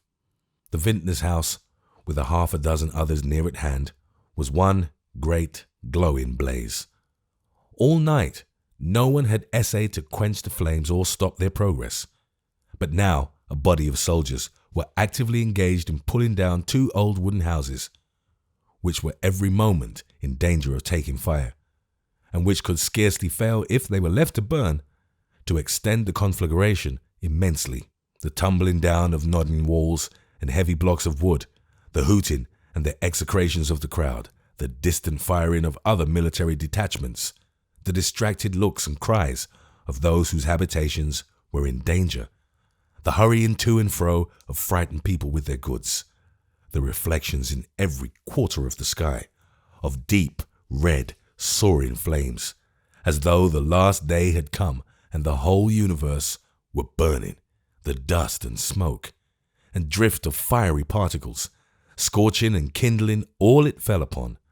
The hot, unwholesome vapour, the blight on everything, the stars and moon and very sky obliterated, made up such a sum of dreariness and ruin that it seemed as if the face of heaven were blotted out, and night, in its rest and quiet and softened light, never could look upon the earth again. But there was a worse spectacle than this, worse by far than fire and smoke, or even the rabble's unappeasable and maniac rage. The gutters of the street and every crack and fissure in the stones ran with scorching spirit, which being dammed up by busy hands, overflowed the road and pavement, and formed a great pool into which the people dropped down dead by dozens. They lay in heaps all round this fearful pond, husbands and wives, fathers and sons, mothers and daughters, women with children in their arms, and babies at their breasts, and drank until they died, while some stooped with their lips to the brink and never raised their heads again.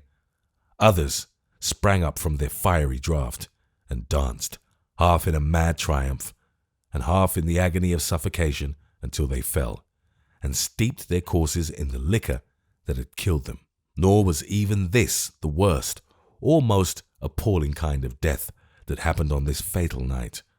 From the burning cellars, where they drank out of hats, pails, buckets, tubs, and shoes, some men were drawn alive, but all alight from head to foot, who in their unendurable anguish and suffering, making for anything that had the look of water, rolled hissing in this hideous lake, and splashed up liquid fire, which lapped in all it met with as it ran along the surface, and neither spared the living nor the dead. On this last night of the great riots, for the last night it was, the wretched victims of a senseless outcry became themselves the dust and ashes of the flames they had kindled, and strewed the public streets of London.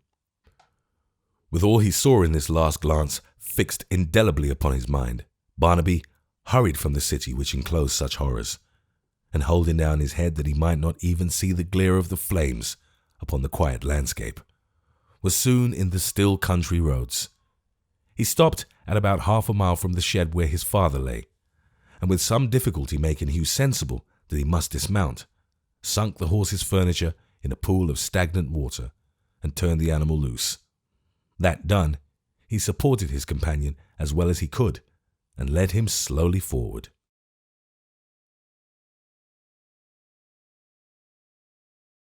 Chapter 69. It was the dead of night, and very dark, when Barnaby, with his stumbling comrade, approached the place where he had left his father, but he could see him stealing away into the gloom, distrustful even of him, and rapidly retreating. After calling to him twice or thrice that there was nothing to fear, but without effect, he suffered Hugh to sink upon the ground and follow to bring him back. He continued to creep away until Barnaby was close upon him, then turned and said in a terrible though suppressed voice, "Let me go! Do not lay hands upon me. You have told her, and you and she together have betrayed me." Barnaby looked at him in silence. "You have seen your mother?" "No," cried Barnaby eagerly. "Not for a long time. Longer than I can tell. A whole year, I think. Is she here?" His father looked upon him steadfastly for a few moments, and then said, drawing nearer to him as he spoke, for seeing his face and hearing his words, it was impossible to doubt his truth, "What man is that?" "Hugh, Hugh, only Hugh. You know him. He will not harm you." "Why, you're afraid of Hugh?" "Ha, ha, ha! Afraid of gruff old noisy Hugh? What man is he, I ask you?" he rejoined so fiercely that Barnaby stopped in his laugh and, shrinking back, surveyed him with a look of terrified amazement. "Why, how stern you are! You make me fear you, though you are my father. Why do you speak to me so?" "I want," he answered, putting away the hand which his son, with a timid desire to propitiate him, laid upon his sleeve. "I want an answer, and you give me only jeers and questions. Who have you brought with you to this hiding place, poor fool? And where is the blind man?" "I don't know where. His house was close shut. I waited, but no person came. That was no fault of mine. This is Hugh, brave Hugh, who broke into that ugly jail and set us free. Aha! You like him now, do you? You like him now. Why does he lie upon the ground? He has had a fall and has been drinking. The fields and trees go round and round and round with him, and the ground heaves under his feet. You know him. You remember. See? They had by this time returned to where he lay, and both stooped over him to look into his face. I recollect the man, his father murmured. Why did you bring him here? Because he would have been killed if I had left him over yonder. They were firing guns and shedding blood. Does the sight of blood turn you sick, father? I see it does by your face. That's like me. At nothing, said the murderer softly, as he started back a pace or two, and gazed with sunken jaw and staring eyes above his son's head. At nothing.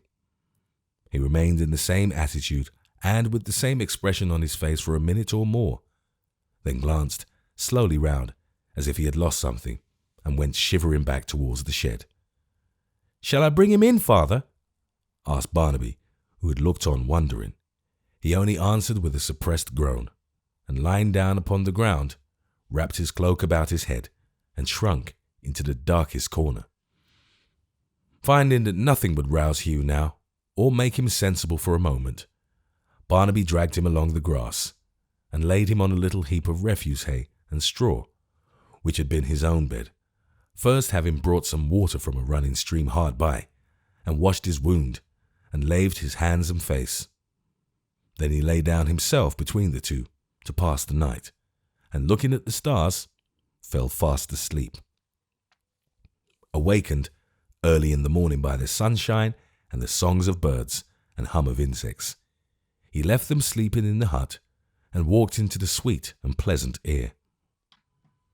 But he felt that on his jaded senses, oppressed and burdened with the dreadful scenes of last night and many nights before, all the beauties of opening day, which he had so often tasted and in which he had such deep delight, fell heavily. He thought of the blithe mornings when he and the dogs went bounding on together through the woods and fields, and the recollection filled his eyes with tears. He had no consciousness, God help him, of having done wrong, nor had he any new perception of the merits of the cause in which he had been engaged, or those of the men who advocated it. But he was full of cares now, and regrets, and dismal recollections, and wishes, quite unknown to him before, that this or that event had never happened, and that the sorrow and suffering of so many people had been spared. And now he began to think how happy they would be, his father, mother, he and Hugh, if they rambled away together and lived in some lonely place where there were none of these troubles, and that perhaps the blind man, who had talked so wisely about gold and told him of the great secrets he knew, could teach them how to live without being pinched by want. As this occurred to him, he was the more sorrow that he had not seen him last night, and he was still brooding over this regret when his father came and touched him on the shoulder. "Ah!" cried Barnaby, starting from his fit of thoughtfulness. "Is it only you?" "Who should it be?" "I almost thought," he answered, "it was the blind man. I must have some talk with him, father." "And so must I, for without seeing him, I don't know where to fly or what to do, and lingering here is death. You must go to him again and bring him here." "Must I?" cried Barnaby, delighted. "That's brave, father. That's what I want to do." "But you must bring only him and none other. And though you wait at his door a whole day and night, still you must wait, and not come back without him." "Don't you fear that," he cried gaily. "He shall come. He shall come." "Trim off these gewgaws," said his father, plucking the scraps of ribbon and the feathers from his hat, "and over your own dress wear my cloak. Take heed how you go, and they will be too busy in the streets to notice you. Of your coming back, you need take no account, for he'll manage that safely." "To be sure," said Barnaby. "To be sure he will. A wise man, father, and one who can teach us to be rich. Oh, I know him, I know him." He was speedily dressed and as well disguised as he could be. With a lighter heart, he then set off upon his second journey, leaving Hugh, who was still in a drunken stupor, stretched upon the ground within the shed, and his father walking to and fro before it. The murderer, full of anxious thoughts, looked after him and paced up and down, disquieted by every breath of air that whispered among the boughs, and by every light shadow thrown by the passing clouds upon the daisied ground. He was anxious for his safe return, and yet, though his own life and safety hung upon it, felt a relief while he was gone. In the intense selfishness which the constant presence before him of his great crimes and their consequences here and hereafter engendered, every thought of Barnaby as his son was swallowed up and lost. Still his presence was a torture and reproach.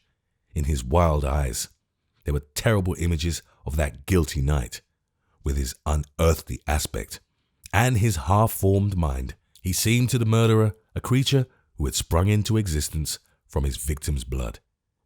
He could not bear his look, his voice, his touch, and yet he was forced, by his own desperate condition, and his only hope of cheating the gibbet, to have him by his side, and to know that he was inseparable from his single chance of escape.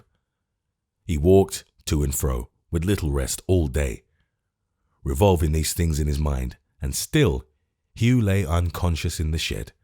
At length, when the sun was setting, Barnaby returned, leading the blind man and talking earnestly to him as they came along together.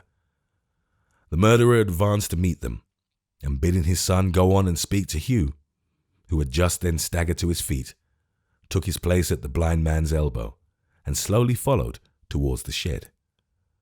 "Why did you send him?" said Stagg. "Don't you know it was the way to have him lost as soon as found?" "Would you have had me come myself?" returned the other. Perhaps not. I was before the jail on Tuesday night, but missed you in the crowd. I was out last night too. There was good work last night, gay work, profitable work," he added, rattling the money in his pockets. "Have you seen your good lady?" "Yes." "Do you mean to tell me more or not?" "I'll tell you all," returned the blind man with a laugh. "Excuse me, but I love to see you so impatient. There's energy in it." "Does she consent to say the word that may save me?"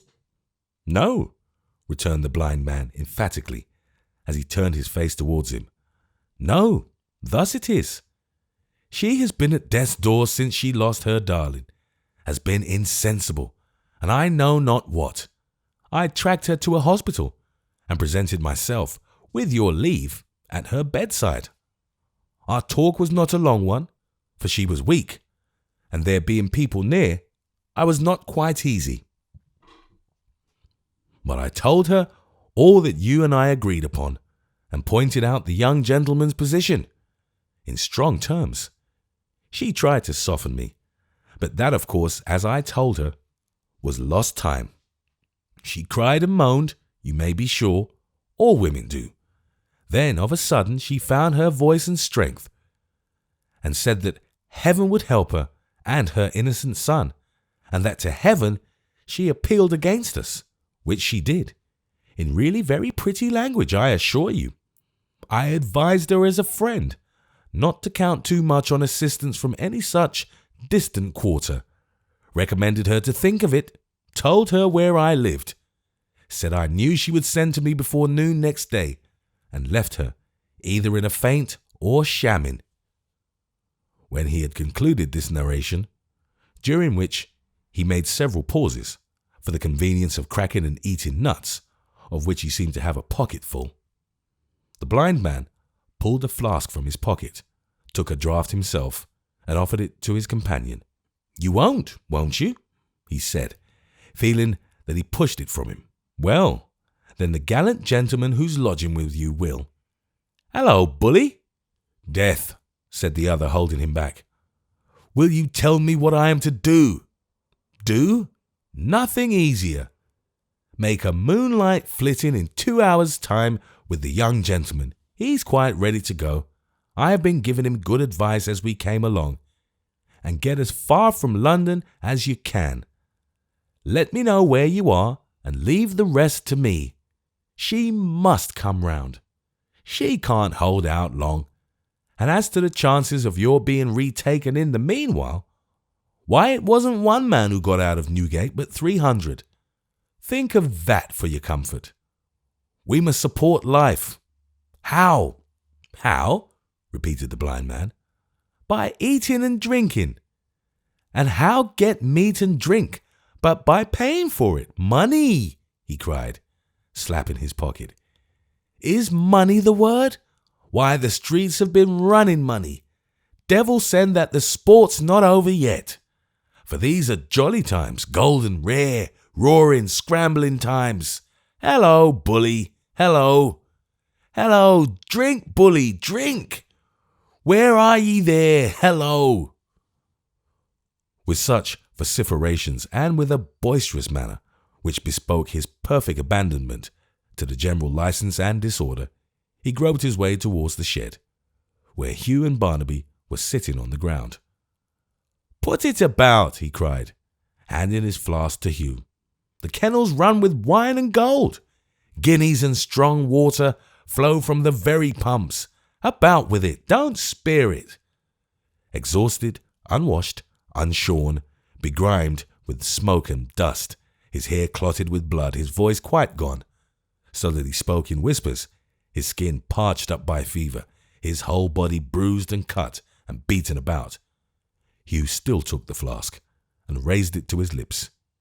He was in the act of drinking when the front of the shed was suddenly darkened, and Dennis stood before them. No offence, said that personage in a conciliatory tone, as Hugh stopped in his draught and eyed him with no pleasant look from head to foot. No offence, brother.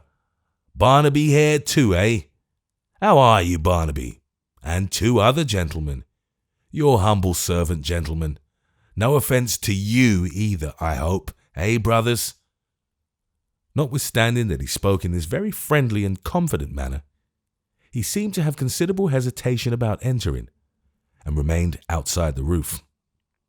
He was rather better dressed than usual, wearing the same suit of threadbare black, it is true, but having round his neck an unwholesome-looking cravat of a yellowish white, and on his hands great leather gloves, such as a gardener might wear in following his trade.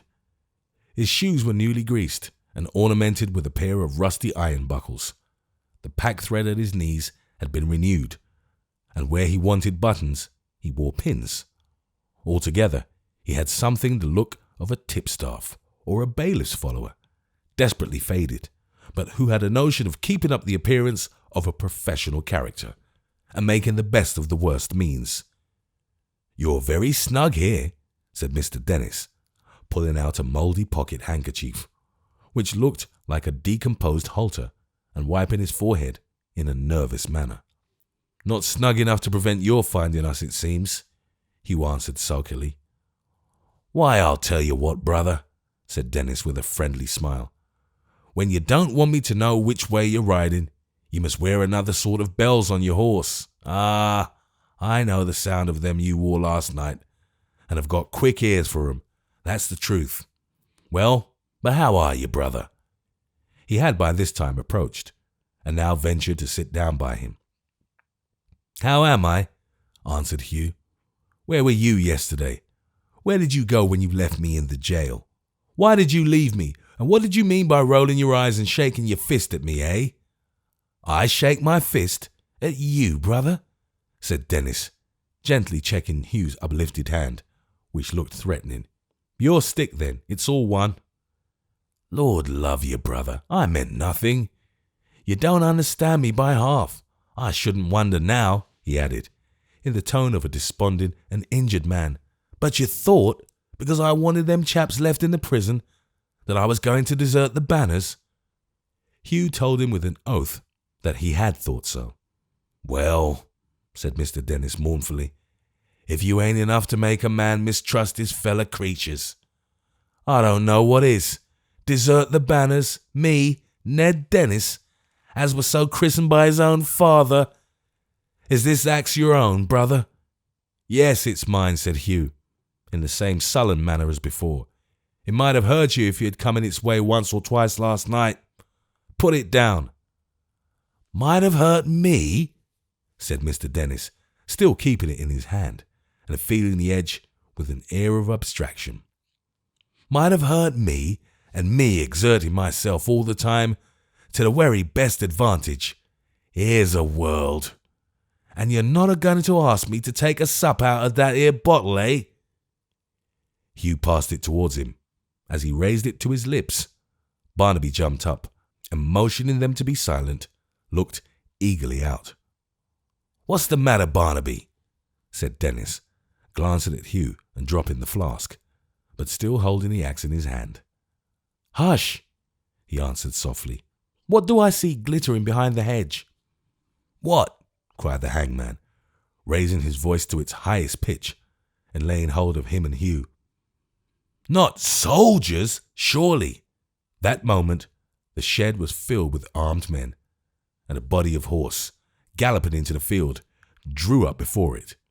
There, said Dennis, who remained untouched among them when they had seized their prisoners. It's them two young'uns, gentlemen, that the proclamation puts a price on. This other's an escaped felon. I'm sorry for it, brother, he added in a tone of resignation, addressing himself to Hugh. But you've brought it on yourself. You forced me to do it. You wouldn't respect the soundest constitutional principles, you know. You went and violated the very framework of society. I had sooner have given away a trifle in charity than done this. I would upon my soul. If you'll keep fast hold on 'em, gentlemen, I think I can make a shift to tie 'em better than you can. But this operation was postponed for a few moments by a new occurrence. The blind man, whose ears were quicker than most people's sight, had been alarmed before Barnaby by a rustling in the bushes, under cover of which the soldiers had advanced. He retreated instantly, had hidden somewhere for a minute, and probably, in his confusion mistaken the point at which he had emerged, was now seen running across the open meadow. An officer cried directly that he had helped to plunder a house last night. He was loudly called on to surrender. He ran the harder, and in a few seconds would have been out of gunshot. The word was given, and the men fired. There was a breathless pause and a profound silence, during which all eyes were fixed upon him. He had been seen to start at the discharge, as if the report had frightened him. But he neither stopped nor slackened his pace in the least, and ran on full 40 yards further. Then, without one reel or stagger, or sign of faintness or quivering of any limb, he dropped. Some of them hurried up to where he lay, the hangman with them. Everything had passed so quickly that the smoke had not yet scattered, but curled slowly off in a little cloud, which seemed like the dead man's spirit moving solemnly away. There were a few drops of blood upon the grass, more when they turned him over. That was all. Look here, said the hangman, stooping one knee beside the body and gazing up with a disconsolate face at the officer and men. Here's a pretty sight. Stand out of the way, replied the officer. Sergeant, see what he had about him. The man turned his pockets out upon the grass and counted, beside some foreign coins and 2 rings, 5 and 40 guineas in gold. These were bundled up in a handkerchief and carried away. The body remained there for the present, but 6 men and the sergeant were left to take it to the nearest public house. Now then, if you're going, said the sergeant, clapping Dennis on the back and pointing after the officer, who was walking towards the shed, to which Mr. Dennis only replied, Don't talk to me, and then repeated what he had said before, namely, Here's a pretty sight. It's not one that you care for much, I should think, observed the sergeant coolly. Why, who, said Mr. Dennis, rising, should care for it if I don't? Oh, I didn't know you were so tender-hearted, said the sergeant. That's all. Tender-hearted, echoed Dennis. Tender-hearted? Look at this man. Do you call this constitutional?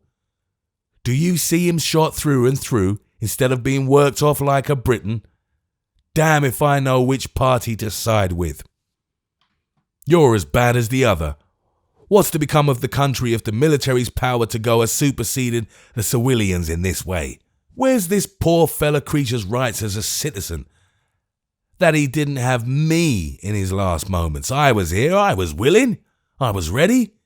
These are nice times, brother, to have the dead crying out against us in this way, and sleep comfortably in our beds afterwards. Very nice. Whether he derived any material consolation from binding the prisoners is uncertain. Most probably he did. At all events, his being summoned to that work diverted him for the time from these painful reflections and gave his thoughts a more congenial occupation. They were not all three carried off together, but in two parties, Barnaby and his father going by one road in the centre of a body of foot, and Hugh, fast bound upon a horse and strongly guarded by a troop of cavalry, being taken by another. They had no opportunity for the least communication in the short interval which preceded their departure, being kept strictly apart. Hugh only observed that Barnaby walked with a drooping head among his guard, and without raising his eyes, that he tried to wave his fettered hand when he passed. For himself, he buoyed up his courage as he rode along, with the assurance that the mob would force his jail wherever it might be, and set him at liberty. But when they got into London, and more especially into Fleet Market, lately the stronghold of the rioters, where the military were rooting out the last remnant of the crowd, he saw that this hope was gone, and felt that he was riding to his death.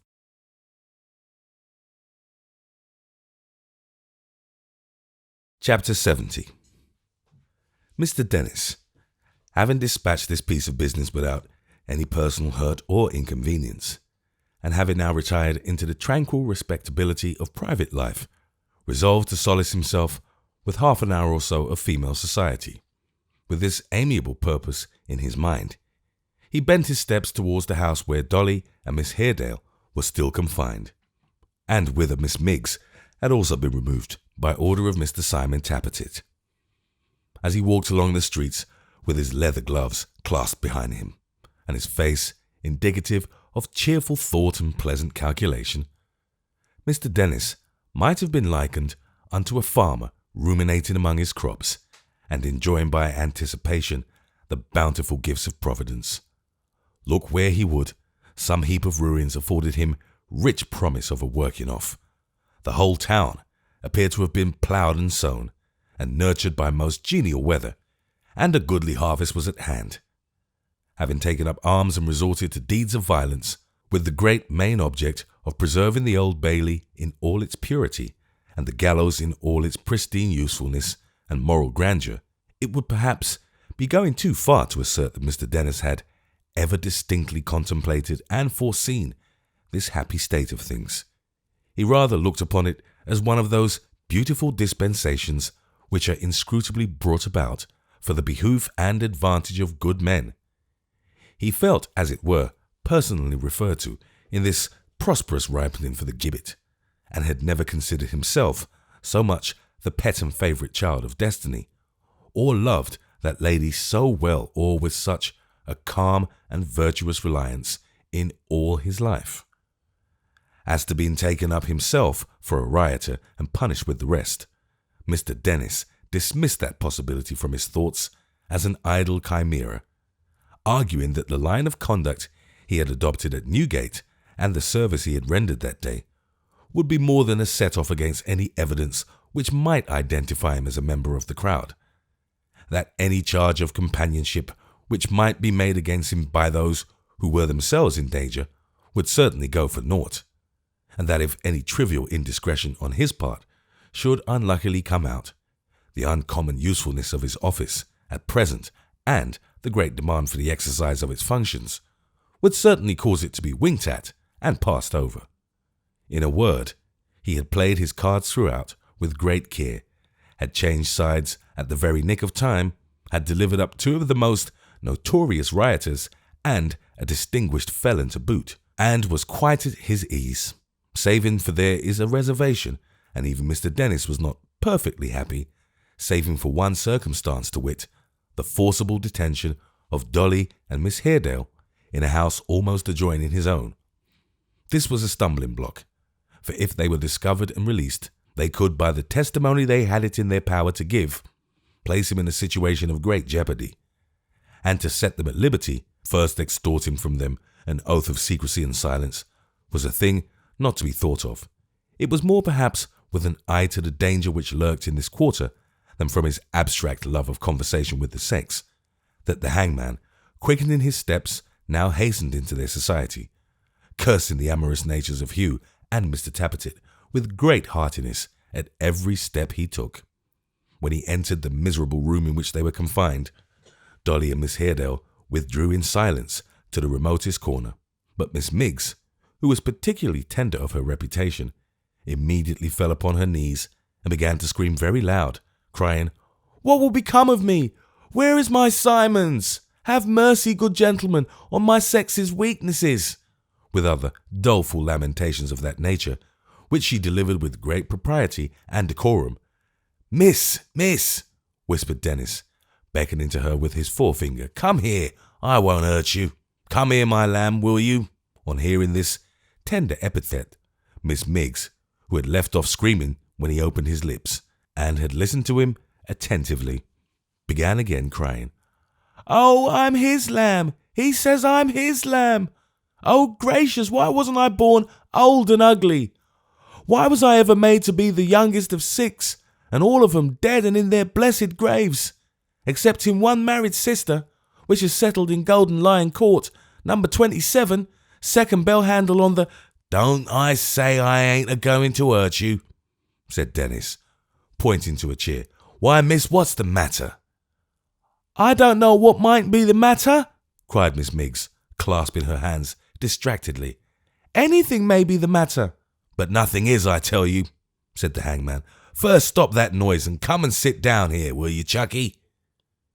The coaxing tone in which he said these latter words might have failed in its object if he had not accompanied them with sundry sharp jerks of his thumb over one shoulder, and with divers winks and thrustings of his tongue into his cheek, from which signals the damsel gathered that he sought to speak to her apart concerning Miss Haredale and Dolly, her curiosity being very powerful and her jealousy by no means inactive.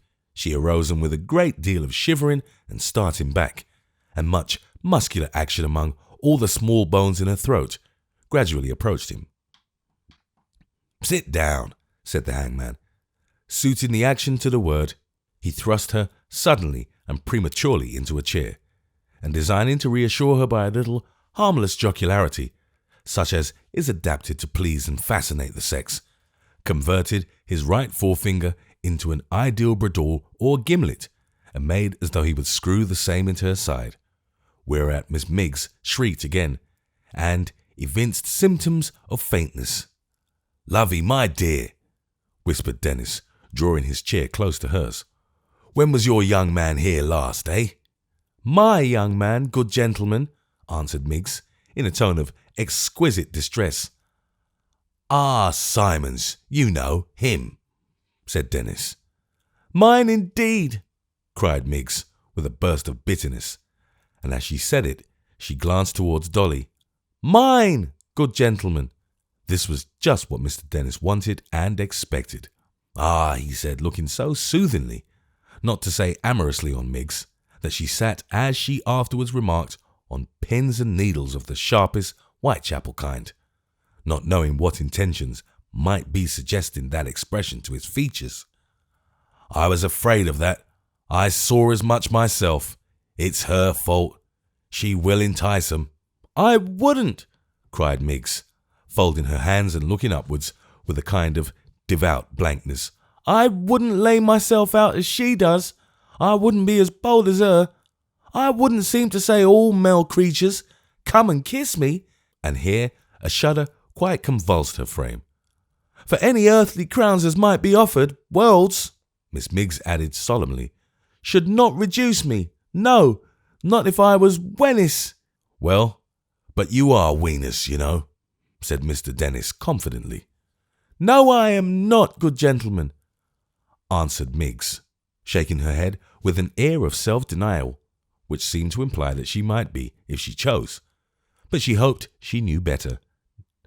"No, I am not, good gentleman. Don't charge me with it." Up to this time, she had turned around every now and then to where Dolly and Miss Haredale had retired and uttered a scream or groan, or laid her hand upon her heart, and trembled excessively, with a view of keeping up appearances and giving them to understand that she conversed with the visitor under protest and on compulsion, and at a great personal sacrifice for their common good. But at this point, Mr. Dennis looked so very full of meaning and gave such a singularly expressive twitch to his face as a request to her to come still nearer to him, that she abandoned these little arts and gave him her whole and undivided attention. "When was Simons here, I say?" quoth Dennis in her ear. "Not since yesterday morning, and then only for a few minutes. Not all day the day before." "You know he meant all along to carry off that one," said Dennis, indicating Dolly by the slightest possible jerk of his head, "and to hand you over to somebody else." Miss Miggs, who had fallen into a terrible state of grief when the first part of this sentence was spoken, recovered a little at the second, and seemed by the sudden check she put upon her tears to intimate that possibly this arrangement might meet her views, and that it might, perhaps, remain an open question. "But unfortunately," pursued Dennis, who observed this, "somebody else was fond of her too, you see, and even if he wasn't, somebody else is took for a rioter, and it's all over with him." Miss Miggs relapsed. "Now I want," said Dennis, "to clear this house, and to see you righted. What if I was to get her off, out of the way, eh?" Miss Miggs, brightening again, rejoined with many breaks and pauses from excess of feeling that temptations had been Simons's bane, that it was not his faults, but hers, meaning Dolly's, that men did not see through these dreadful arts as women did, and therefore was caged and trapped, as Simon had been, that she had no personal motives to serve, far from it. On the contrary, her intentions was good towards all parties. But for as much as she know that Simon, if united to any designing and artful minxes, she would name no names, for that was not her dispositions, to any designing and artful minxes, must be made miserable and unhappy for life, she did incline towards preventions. Such, she added, was her free confessions. But as this was private feelings, and might perhaps be looked upon as vengeance, she begged the gentleman would say no more, whatever he said, wishing to do her duty by all mankind, even by them as had ever been her bitterest enemies. She would not listen to him. With that, she stopped her ears and shook her head from side to side, to intimate to Mr. Dennis that though he talked until he had no breath left, she was as deaf as any adder. "Looky here, my sugar stick," said Mr. Dennis. "If your view's the same as mine, and you'll only be quiet and slip away at the right time, I can have the house cleared tomorrow and be out of this trouble. Stop, though. There's the other." "Which other, sir?" asked Miggs, still with her fingers in her ears and her head shaking obstinately. "Why, the tallest one yonder," said Dennis as he stroked his chin, and added in an undertone to himself something about not crossing Muster Gashford. Miss Miggs replied, still being profoundly deaf, that if Miss Haredale stood in the way at all, he might make himself quite easy on that score, as she had gathered from what passed between Hugh and Mr. Tappertit when they were last there, that she was to be removed alone, not by them, but by somebody else, tomorrow night. Mr. Dennis opened his eyes very wide at this piece of information, whistled once, considered once, and finally slapped his head once and nodded once, as if he had got the clue to this mysterious removal, and so dismissed it. Then he imparted his design concerning Dolly to Miss Miggs, who was taken more deaf than before when he began, and so remained all through. The notable scheme was this. Mr. Dennis was immediately to seek out from among the rioters some daring young fellow, and he had one in his eye, he said, who, terrified by the threats he could hold out to him, and alarmed by the capture of so many who were no better and no worse than he, would gladly avail himself of any help to get abroad and out of harm's way with his plunder, even though his journey were encumbered by an unwilling companion. Indeed, the unwilling companion being a beautiful girl would probably be an additional inducement and temptation.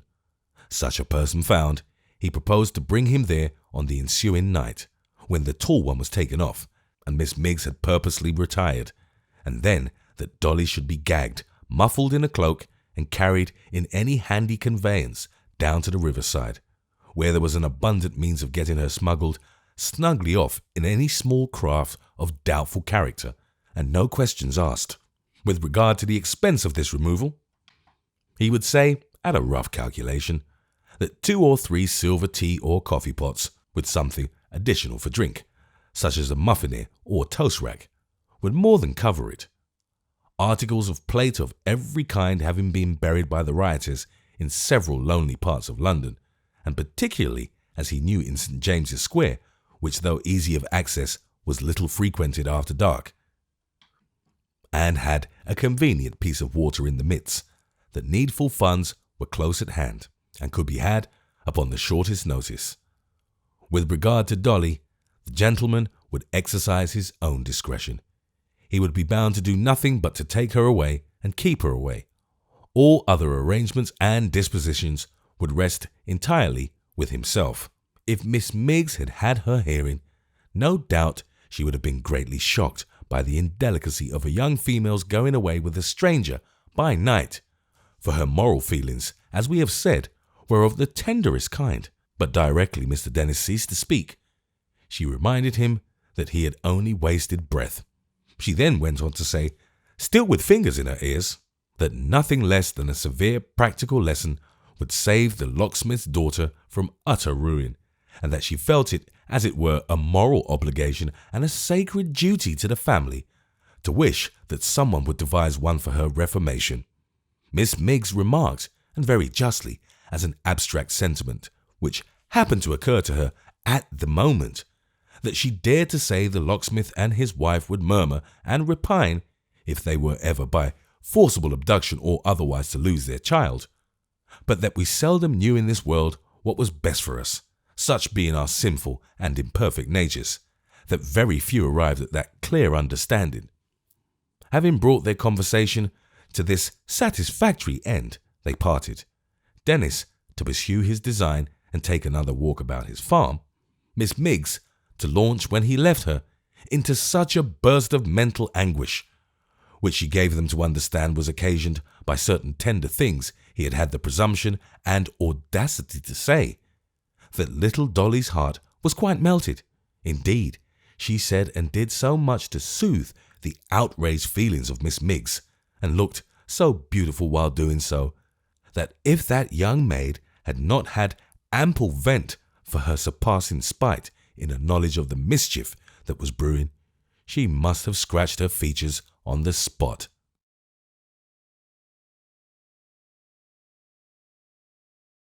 Chapter 71.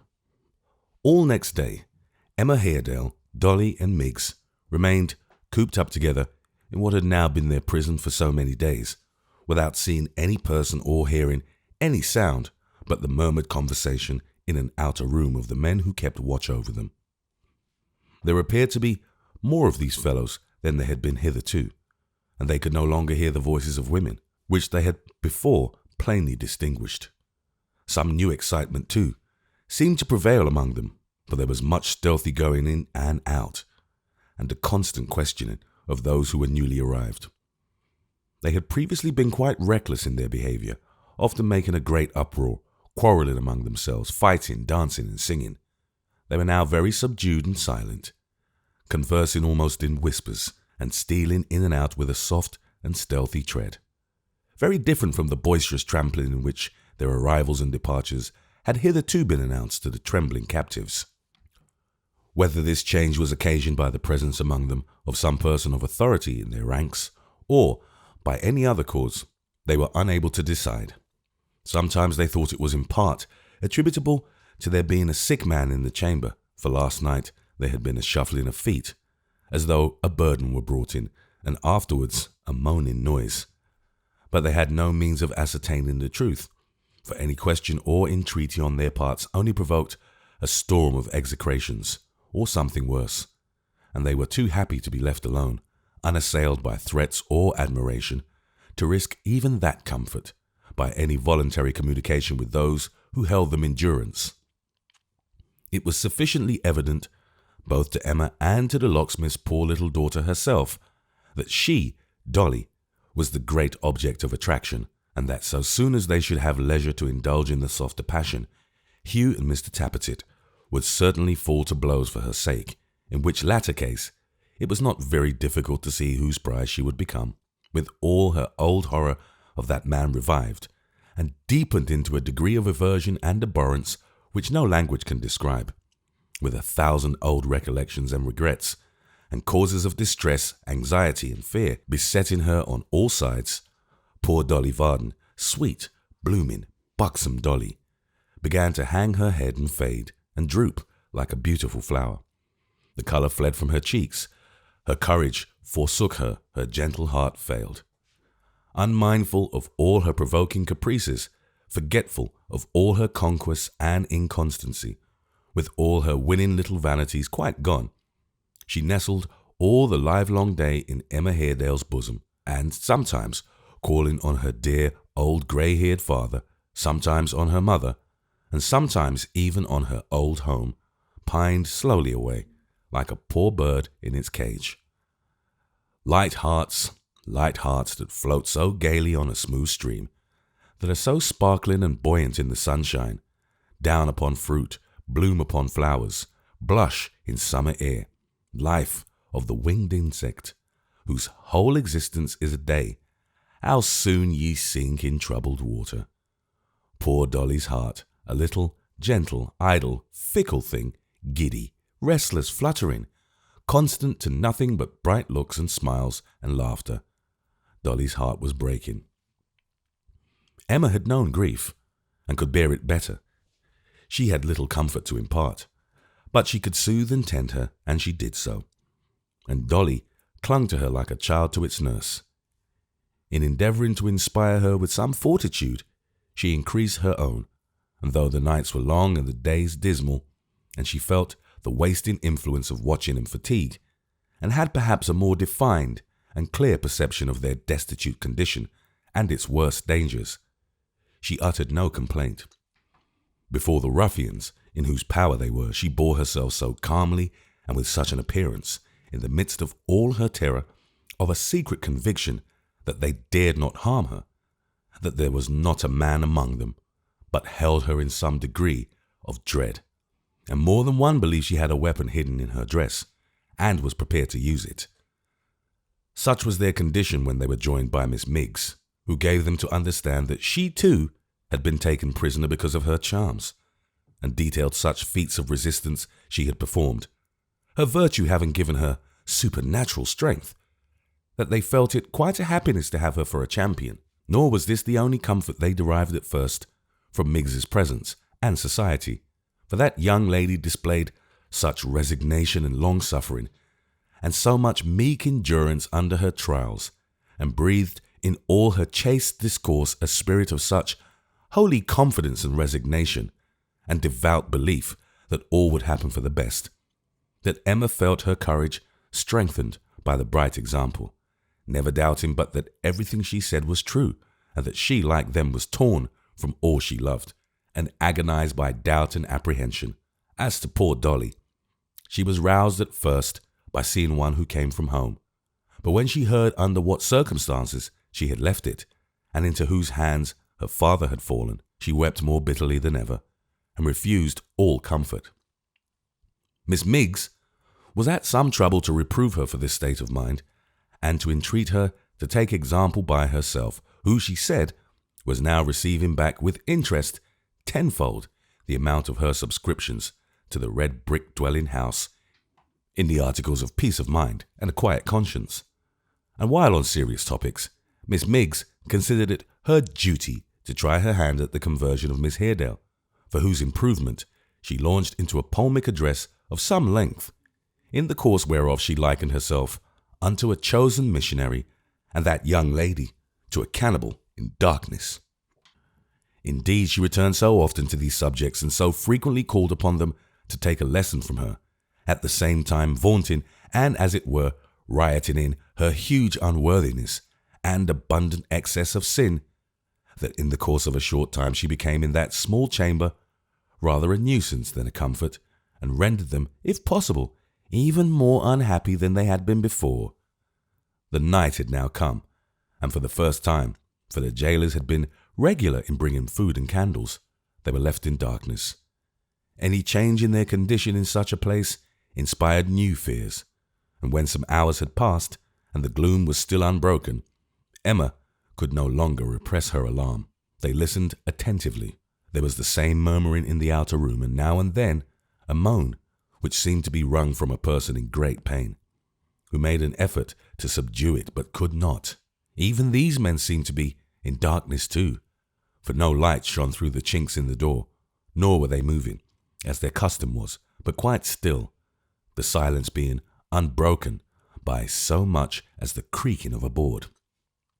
At first, Miss Miggs wondered greatly in her own mind who this sick person might be, but arriving on second thoughts at the conclusion that he was a part of the schemes on foot, and an artful device soon to be employed with great success, she opined for Miss Haredale's comfort that it must be some misguided papist who had been wounded. And this happy supposition encouraged her to say, under her breath, "Alleluia," several times. "Is it possible," said Emma with some indignation, "that you, who have seen these men committing the outrages you have told us of, and who have fallen into their hands like us, can exult in their cruelties?" "Personal consideration, miss," rejoined Miggs, "sinks into nothing afore a noble cause. Alleluia, alleluia, alleluia, good gentlemen." It seemed from the shrill pertinacity with which Miss Miggs repeated this form of acclamation that she was calling the same through the keyhole of the door, but in the profound darkness she could not be seen. "If the time has come, heaven knows it may come at any moment, when they are bent on prosecuting the designs, whatever they may be, with which they have brought us here, can you still encourage and take part with them?" demanded Emma. "I thank my goodness gracious blessed stars I can, miss," returned Miggs with increased energy. "Alleluia, good gentlemen." Even Dolly, cast down and disappointed as she was, revived at this, and bade Miggs hold her tongue directly. "Which was you pleased to observe, Miss Varden?" said Miggs, with a strong emphasis on the irrelative pronoun. Dolly repeated her request. "Oh, gracious me!" cried Miggs, with hysterical derision. "Oh, gracious me! Yes, to be sure I will. Oh, yes. I am an abject slave, and a toiling, moiling, constant working, always being found fault with, never giving satisfactions, nor having no time to clean oneself, potter's vessel, ain't I, miss? Oh, yes. My situations is lowly, and my capacities is limited, and my duties is to humble myself afore the base degenerating daughters of their blessed mothers as is, fit to keep companies with holy saints, but is born to persecutions from wicked relations, and to demean myself before them as is no better than infidels. Ain't it, miss? Oh, yes. My only becoming occupations is to help young flaunting pagans to brush and comb and titillate themselves into whitening and sepultures, and leave the young men to think that there ain't a bit of padding in it, nor no pinching ins, nor fillings out, nor pomatums, nor deceits, nor earthly vanities. Ain't it, miss? Yes, to be sure it is. Oh, yes." Having delivered these ironical passages with a most wonderful volubility, and with a shrillness perfectly deafening, especially when she jerked out the interjections, Miss Miggs, from mere habit, and not because weeping was at all appropriate to the occasion, which was one of triumph, concluded by bursting into a flood of tears, and calling in an impassioned manner on the name of Simons, What Emma Haredale and Dolly would have done, or how long Miss Miggs, now that she had hoisted her true colours, would have gone on waving them before their astonished senses, it is impossible to tell. Nor is it necessary to speculate on these matters, for a startling interruption occurred at that moment, which took their whole attention by storm. This was a violent knocking at the door of the house, and then its sudden bursting open, which was immediately succeeded by a scuffle in the room without, and the clash of weapons. Transported with the hope that rescue had at length arrived, Emma and Dolly shrieked aloud for help, nor were their shrieks unanswered, for after a hurried interval a man, bearing in one hand a drawn sword and in the other a taper, rushed into the chamber where they were confined. It was some check upon their transport to find in this person an entire stranger, but they appealed to him nevertheless and besought him, in impassioned language, to restore them to their friends. "For what other purpose am I here?" he answered, closing the door and standing with his back against it. "With what object have I made my way to this place, through difficulty and danger, but to preserve you?" With a joy for which it was impossible to find adequate expression, they embraced each other and thanked heaven for this most timely aid. Their deliverer stepped forward for a moment to put the light upon the table, and immediately returning to his former position against the door, bared his head and looked on smilingly. "You have news of my uncle, sir?" said Emma, turning hastily towards him. "And of my father and mother," added Dolly. "Yes," he said, "good news." "They are alive and unhurt," they both cried at once. "Yes, and unhurt," he rejoined. "And close at hand?" "I did not say close at hand," he answered smoothly. "They are at no great distance. Your friends, sweet one," he added, addressing Dolly, "are within a few hours' journey. You will be restored to them, I hope, tonight." "My uncle, sir?" faltered Emma.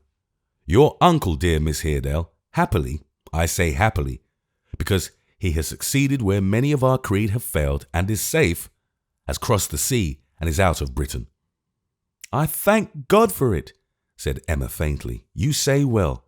You have reason to be thankful. Greater reason than it is possible for you, who have seen but one night of these cruel outrages, to imagine." "Does he desire," said Emma, "that I should follow him?" "Do you ask if he desires it?" cried the stranger in surprise. "If he desires it? But you do not know the danger of remaining in England, the difficulty of escape, or the price hundreds would pay to secure the means, when you make that inquiry. Pardon me, I had forgotten that you could not, being prisoner here." "I gather, sir," said Emma after a moment's pause, "from what you hint at, but fear to tell me, that I have witnessed but the beginning and the least of the violence to which we are exposed, and that it has not yet slackened in its fury." He shrugged his shoulders, shook his head, lifted up his hands, and with the same smooth smile, which was not a pleasant one to see, cast his eyes upon the ground and remained silent. "You may venture, sir, to speak plain," said Emma, "and to tell me the worst. We have undergone some preparation for it." But here Dolly interposed, and entreated her not to hear the worst, but the best, and besought the gentleman to tell them the best, and to keep the remainder of his news until they were safe among their friends again. "It is told in 3 words," he said, glancing at the locksmith's daughter with a look of some displeasure. "The people have risen, to a man, against us. The streets are filled with soldiers, who support them and do their bidding. We have no protection but from above, and no safety but in flight. And that is a poor resource, for we are watched on every hand, and detained here, both by force and fraud. Miss Haredale, I cannot bear, believe me that I cannot bear, by speaking of myself or what I have done, or am prepared to do, to seem to vaunt my services before you. But having powerful Protestant connections, and having my whole wealth embarked with theirs in shipping and commerce, I happily possess the means of saving your uncle. I have the means of saving you, and in redemption of my sacred promise made to him, I am here, pledged not to leave you until I have placed you in his arms. The treachery or penitence of one of the men about you led to the discovery of your place of confinement, and that I have forced my way here, sword in hand, you see." "You bring," said Emma, faltering, "some note or token from my uncle?" "No, he doesn't," cried Dolly, pointing at him earnestly. "Now I am sure he doesn't. Don't go with him for the world." "Hush, pretty fool, be silent," he replied, frowning angrily upon her. "No, Miss Haredale, I have no letter, nor any token of any kind. For while I sympathize with you, and such as you, on whom misfortune so heavy and so undeserved has fallen, I value my life. I carry therefore no writing which, found upon me, would lead to its certain loss. I never thought of bringing any other token, nor did Mr. Haredale think of entrusting me with one, possibly because he had good experience of my faith and honesty, and owed his life to me."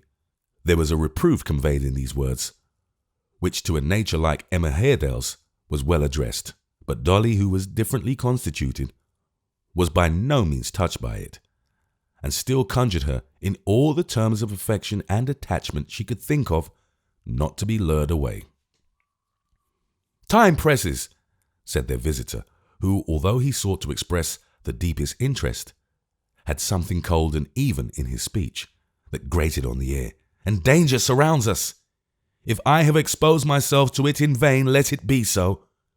But if you and he should ever meet again, do me justice. If you decide to remain, as I think you do, remember, Miss Haredale, that I left you with a solemn caution, and acquitting myself of all the consequences to which you expose yourself." "Stay, sir," cried Emma one moment. "I beg you, cannot we?" And she drew Dolly closer to her. "Cannot we go together? The task of conveying one female in safety through such scenes as we must encounter, to say nothing of attracting the attention of those who crowd the streets," he answered, "is enough. I have said that she will be restored to her friends tonight. If you accept the service I tender, Miss Haredale, she shall be instantly placed in safe conduct, and that promise redeemed. Do you decide to remain? People of all ranks and creeds are flying from the town, which is sacked from end to end. Let me be of use in some quarter. Do you stay or go?" "Dolly," said Emma in a hurried manner, "my dear girl, this is our last hope.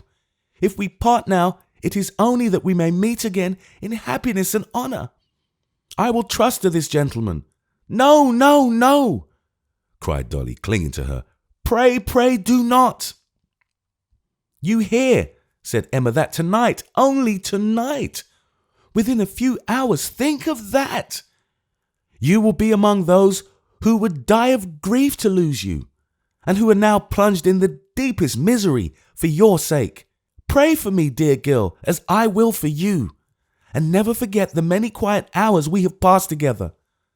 Say one, 'God bless you.' Say that at parting." But Dolly could say nothing, no, not when Emma kissed her cheek 100 times and covered it with tears, could she do more than hang upon her neck and sob and clasp and hold her tight. "We have time for no more of this," cried the man, unclenching her hands and pushing her roughly off, as he drew Emma Haredale towards the door. "Now, quick, outside there, are you ready?" "Aye," cried a loud voice, which made him start. "Quite ready. Stand back here for your lives." And in an instant he was felled like an ox in the butcher's shambles, struck down as though a block of marble had fallen from the roof and crushed him. And cheerful light and beaming faces came pouring in, and Emma was clasped in her uncle's embrace, and Dolly, with a shriek that pierced the ear, fell into the arms of her father and mother.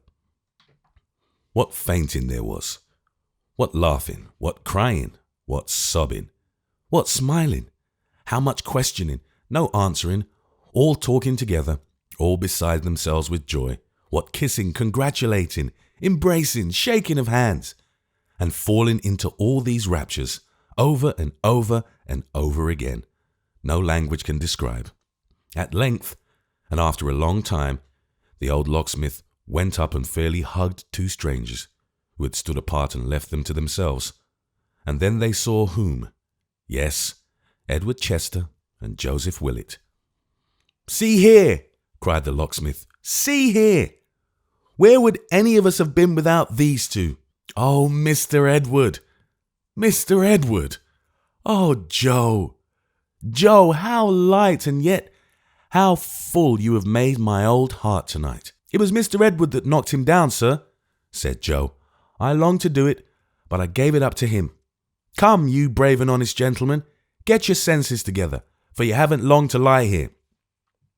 He had his foot upon the breast of their sham deliverer, in the absence of a spare arm, and gave him a gentle roll as he spoke. Gashford, for it was no other, crouching yet malignant, raised his scowling face like sin subdued, and pleaded to be gently used.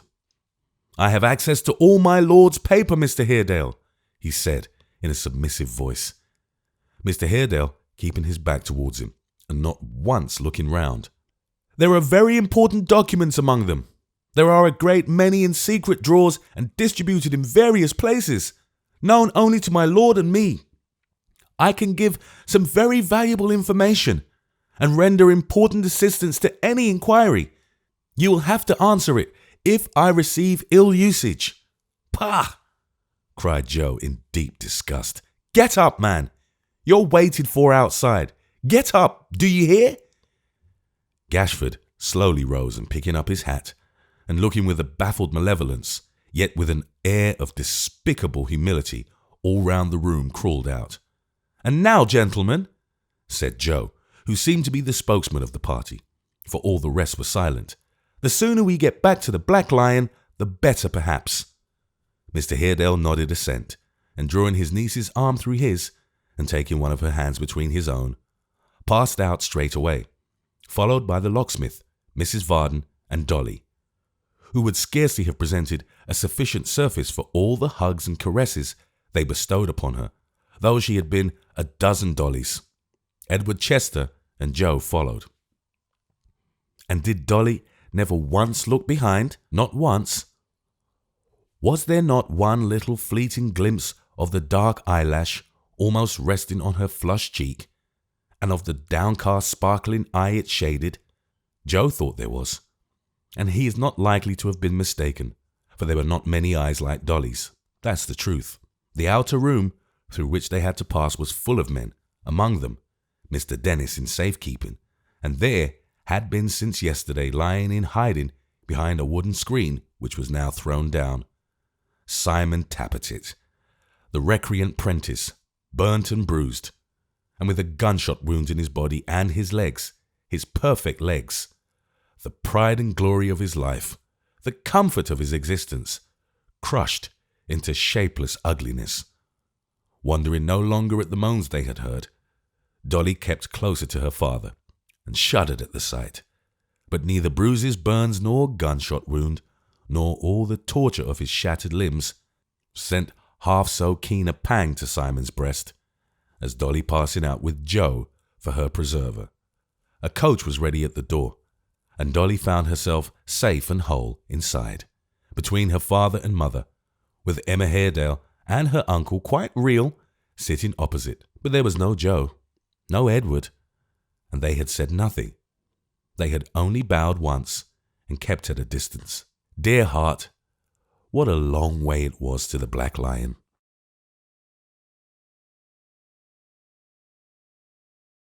Chapter 72.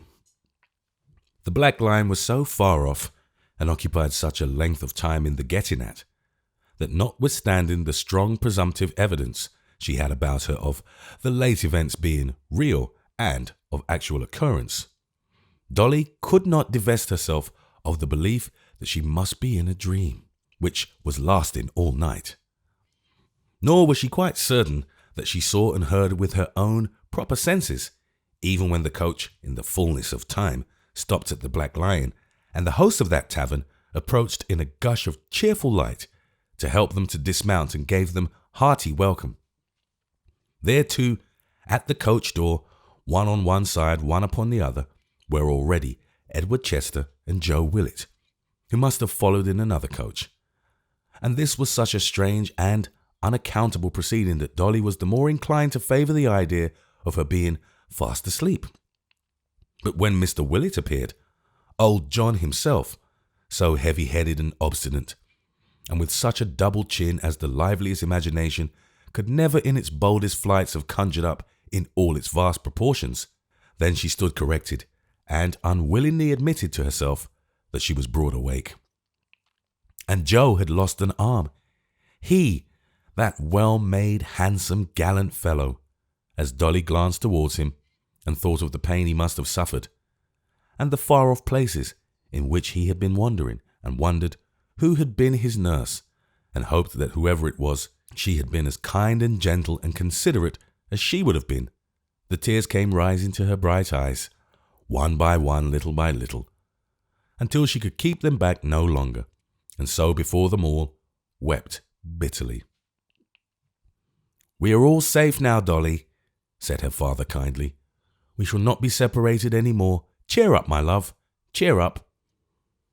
The locksmith's wife knew better perhaps than he what ailed her daughter, but Mrs. Varden, being quite an altered woman, for the riots had done that good, added her word to his and comforted her with similar representations.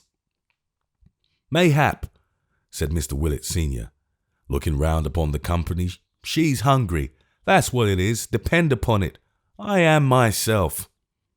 The Black Lion, who, like old John, had been waiting supper past all reasonable and conscionable hours, hailed this as a philosophical discovery of the profoundest and most penetrating kind, and the table being already spread, they sat down to supper straight away.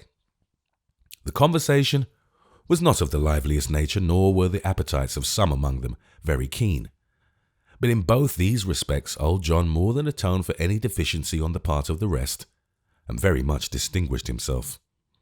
It was not in point of actual conversation that Mr. Willett shone so brilliantly, for he had none of his old cronies to tackle, and was rather timorous of venturing on Joe, having certain vague misgivings within him that he was ready on the shortest notice and on receipt of the slightest offence to fell the Black Lion to the floor of his own parlour, and immediately to withdraw to China or some other remote and unknown region, there to dwell for evermore, or at least until he had got rid of his remaining arm and both legs, and perhaps an eye or so into the bargain. It was with a particular kind of pantomime that Mr. Willett filled up every pause, and in this he was considered by the Black Lion, who had been his familiar for some years, quite to surpass and go beyond himself, and outrun the expectations of his most admiring friends. The subject that worked in Mr. Willett's mind and occasioned these demonstrations was no other than his son's bodily disfigurement, which he had never yet got himself thoroughly to believe or comprehend. Shortly after their first meeting, he had been observed to wander in a strait of great perplexity to the kitchen, and to direct his gaze towards the fire, as if in search of his usual adviser in all matters of doubt and difficulty. But there being no boiler at the Black Lion, and the rioters having so beaten and battered his own that it was quite unfit for further service, he wandered out again in a perfect bog of uncertainty and mental confusion, and in that state took the strangest means of resolving his doubts, such as feeling the sleeve of his son's great coat, as deeming it possible that his arm might be there, looking at his own arms and those of everybody else, as if to assure himself that two and not one was the usual allowance, sitting by the hour together in a brown study, as if he were endeavouring to recall Joe's image in his younger days, and to remember whether he really had in those times one arm or a pair, and employing himself in many other speculations of the same kind. Finding himself at this supper surrounded by faces with which he had been so well acquainted in old times, Mr. Willett recurred to the subject with uncommon vigour, apparently resolved to understand it now or never. Sometimes, after every 2 or 3 mouthfuls, he laid down his knife and fork and stared at his son with all his might, particularly at his maimed side. Then he looked slowly round the table until he caught some person's eye, when he shook his head with great solemnity, patted his shoulder, winked, or as one may say, for winking was a very slow process with him, went to sleep with one eye for a minute or two, and so with another solemn shaking of his head, took up his knife and fork again and went on eating. Sometimes he put his food into his mouth abstractedly, and with all his faculties concentrated on Joe, gazed at him in a fit of stupefaction as he cut his meat with one hand, until he was recalled to himself by symptoms of choking on his own part, and was by that means restored to consciousness. At other times, he resorted to such small devices as asking him for the salt, the pepper, the vinegar, the mustard, anything that was on his main side, and watching him as he handed it. By dint of these experiments, he did at last so satisfy and convince himself that, after a longer silence than he had yet maintained, he laid down his knife and fork on either side his plate, drank a long draught from a tankard beside him, still keeping his eyes on Joe, and leaning backward in his chair and fetching a long breath, said as he looked all round the board, "It's been took off. By George," said the Black Lion, striking the table with his hand. "He's got it." "Yes, sir," said Mr. Willett, with the look of a man who felt that he had earned a compliment and deserved it. "That's where it is. It's been took off. Tell him where it was done," said the Black Lion to Joe. "At the defence of the Savannah, father."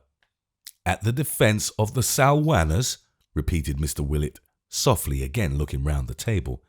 "In America, where the war is," said Joe. "In America, where the war is," repeated Mr. Willett. "It was took off in the defence of the Salwanners in America, where the war is," continuing to repeat these words to himself in a low tone of voice.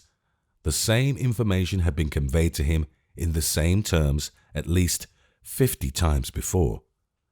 Mr. Willett arose from the table, walked round to Joe, felt his empty sleeve all the way up from the cuff to where the stump of his arm remained, shook his hand, lighted his pipe at the fire, took a long whiff, walked to the door, turned round once when he had reached it, wiped his left eye with the back of his forefinger, and said in a faltering voice, "My son's arm was took off at the defence of the Salwanners in America, where the war is," with which words he withdrew and returned no more that night. Indeed, on various pretences they all withdrew, one after another, save Dolly, who was left sitting there alone. It was a great relief to be alone, and she was crying to her heart's content when she heard Joe's voice at the end of the passage, bidding someone good night. Good night. Then he was going elsewhere, to some distance perhaps. To what kind of home could he be going, now that it was so late? She heard him walk along the passage and past the door, but there was a hesitation in his footsteps. He turned back. Dolly's heart beat high. He looked in. "Good night." He didn't say Dolly, but there was comfort in his not saying Miss Varden. "Good night," sobbed Dolly. "I am sorry you take on so much for what is past and gone," said Joe kindly. "Don't. I can't bear to see you do it. Think of it no longer. You are safe and happy now." Dolly cried the more. "You must have suffered very much within these few days. And yet you're not changed, unless it's for the better. They said you were, but I don't see it. You were always very beautiful," said Joe. "But you are more beautiful than ever now. You are indeed. There can be no harm in my saying so, for you must know it. You are told so very often, I am sure." As a general principle, Dolly did know it, and was told so very often. But the coachmaker had turned out, years ago, to be a special donkey, and whether she had been afraid of making similar discoveries in others, or had grown by dint of long custom to be careless of compliments generally, certain it is that, although she cried so much, she was better pleased to be told so now than ever she had been in all her life. "I shall bless your name," sobbed the locksmith's little daughter. "As long as I live, I shall never hear it spoken without feeling as if my heart would burst. I shall remember it in my prayers every night and morning till I die." "Will you?" said Joe eagerly. "Will you indeed? It It makes me very glad and proud to hear you say so." Dolly still sobbed and held her handkerchief to her eyes. Joe still stood looking at her. "Your voice," said Joe, "brings up old times so pleasantly that for the moment I feel as if that night, there can be no harm in talking of that night now, had come back, and nothing had happened in the meantime. I feel as if I hadn't suffered any hardships, but had knocked down poor Tom Cobb only yesterday, and had come to see you with my bundle on my shoulder before running away. You remember?" Remember, but she said nothing. She raised her eyes for an instant. It was but a glance, a little, tearful, timid glance. It kept Joe silent, though, for a long time. "Well," he said stoutly, "it was to be otherwise, and was. I have been abroad, fighting all the summer and frozen up all the winter, ever since. I have come back as poor in purse as I went, and crippled for life besides. But, Dolly, I would rather have lost this other arm. I would rather have lost my head than have come back to find you dead, or anything but what I always pictured you to myself, and what I always hoped and wished to find you. Thank God for all." Oh, how much and how keenly the little coquette of 5 years ago felt now. She had found her heart at last, never having known its worth till now. She had never known the worth of his. How priceless it appeared. "I did hope once," said Joe, in his homely way, "that I might come back a rich man and marry you, but I was a boy then, and have long known better than that. I am a poor, maimed, discharged soldier, and must be content to rub through life as I can. I can't say even now that I shall be glad to see you married, Dolly, but I am glad, yes, I am, and glad to think I can say so, to know that you are admired and courted, and can pick and choose for a happy life. It's a comfort to me to know that you'll talk to your husband about me, and I hope the time will come when I may be able to like him, and to shake hands with him, and to come and see you as a poor friend who knew you when you were a girl. God bless you." His hand did tremble, but for all that, he took it away again and left her.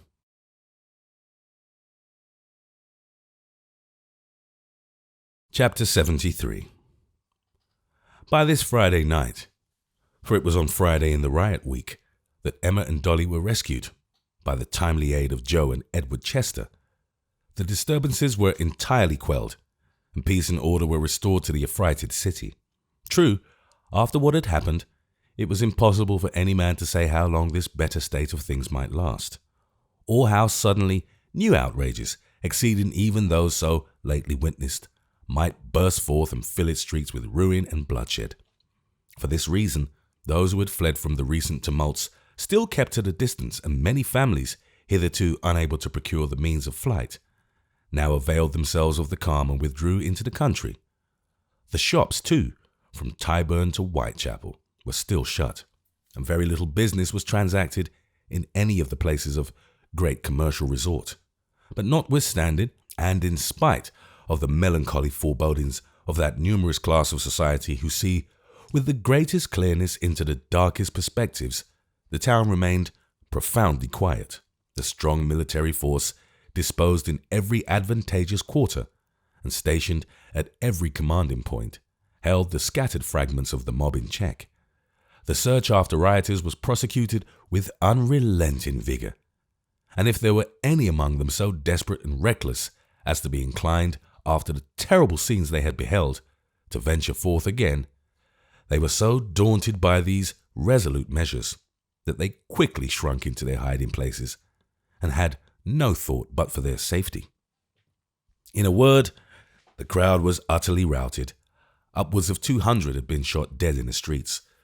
250 more were lying badly wounded in the hospitals, of whom 70 or 80 died within a short time afterwards. 100 were already in custody, and more were taken every hour. How many perished in the conflagrations or by their own excesses is unknown. But that numbers found a terrible grave in the hot ashes of the flames they had kindled, or crept into vaults and cellars to drink in secret or to nurse their sores, and never saw the light again, is certain. When the embers of the fires had been black and cold for many weeks, the labourers' spades proved this beyond a doubt. 72 private houses and 4 strong jails were destroyed in the 4 great days of these riots. The total loss of property, as estimated by the sufferers, was £155,000 at the lowest, and least partial estimate of disinterested persons, it exceeded £125,000. For this immense loss, compensation was soon afterwards made out of the public purse in pursuance of a vote of the House of Commons, the sum being levied on the various wards in the city, on the county, and the borough of Southwark. Both Lord Mansfield and Lord Savile, however, who had been great sufferers, refused to accept of any compensation whatever. The House of Commons, sitting on Tuesday with locked and guarded doors, had passed a resolution to the effect that as soon as the tumult subsided, it would immediately proceed to consider the petitions presented from many of His Majesty's Protestant subjects, and would take the same into its serious consideration. While this question was under debate, Mr. Herbert, one of the members present, indignantly rose and called upon the House to observe that Lord George Gordon was then sitting under the gallery with the blue cockade, the signal of rebellion, in his hat. He was not only obliged by those who sat near to take it out, but offering to go into the street to pacify the mob, with the somewhat indefinite assurance that the House was prepared to give them the satisfaction they sought, was actually held down in his seat by the combined force of several members. In short, the disorder and violence which reigned triumphant out of doors penetrated into the Senate, and there as elsewhere terror and alarm prevailed, and ordinary forms were for the time forgotten. On the Thursday both houses had adjourned until the following Monday se'nnight, declaring it impossible to pursue their deliberations with the necessary gravity and freedom, while they were surrounded by armed troops. And now that the rioters were dispersed, the citizens were beset with a new fear, for finding the public thoroughfares and all their usual places of resort filled with soldiers entrusted with the free use of fire and sword, they began to lend a greedy ear to the rumours which were afloat of martial law being declared, and to dismal stories of prisoners having been seen hanging on lamp-posts in Cheapside and Fleet Street. These terrors being promptly dispelled by a proclamation declaring that all the rioters in custody would be tried by a special commission in due course of law, a fresh alarm was engendered by its being whispered abroad that French money had been found on some of the rioters, and that the disturbances had been fomented by foreign powers who sought to compass the overthrow and ruin of England. This report, which was strengthened by the diffusion of anonymous handbills, but which, if it had any foundation at all, probably owed its origin to the circumstance of some few coins which were not English money, having been swept into the pockets of the insurgents with other miscellaneous booty, and afterwards discovered on the prisoners or the dead bodies, caused a great sensation. And men's minds, being in that excited state when they are most apt to catch at any shadow of apprehension, was bruited about with much industry. All remaining quiet, however, during the whole of this Friday and on this Friday night, and no new discoveries being made, confidence began to be restored, and the most timid and despondent breathed again. In Southwark, no fewer than 3,000 of the inhabitants formed themselves into a watch and patrolled the streets every hour. Nor were the citizens slow to follow so good an example, and it being the manner of peaceful men to be very bold when the danger is over, they were abundantly fierce and daring, not scrupling to question the stoutest passenger with great severity, and carrying it with a very high hand over all errand boys, servant girls, and prentices. As day deepened into evening and darkness crept into the nooks and corners of the town, as if it were mustering in secret and gathering strength to venture into the open ways, Barnaby sat in his dungeon, wondering at the silence, and listening in vain for the noise and outcry which had ushered in the night of late. Beside him, with his hand in hers, sat one in whose companionship he felt at peace. She was worn and altered, full of grief and heavy-hearted, but the same to him. "Mother," he said after a long silence, "how long? How many days and nights shall I be kept here? Not many, dear. I hope not many." "You hope?" "Aye, but your hoping will not undo these chains, I hope. But they don't mind that. Grip hopes, but who cares for Grip?" The raven gave a short, dull, melancholy croak. It said, "Nobody," as plainly as a croak could speak. "Who cares for Grip except you and me?" said Barnaby, smoothing the bird's rumpled feathers with his hand. "He never speaks in this place. He never says a word in jail. He sits and mopes all day in his dark corner, dozing sometimes and sometimes looking at the light that creeps in through the bars and shines in his bright eye as if a spark from those great fires had fallen into the room and was burning yet. But who cares for Grip?" The raven croaked again, "Nobody." "And by the way," said Barnaby, withdrawing his hand from the bird and laying it upon his mother's arm as he looked eagerly in her face, "if they kill me, they may. I heard it said they would. What will become of Grip when I am dead?" The sound of the word, or the current of his own thoughts, suggested to Grip his old phrase, "Never say die."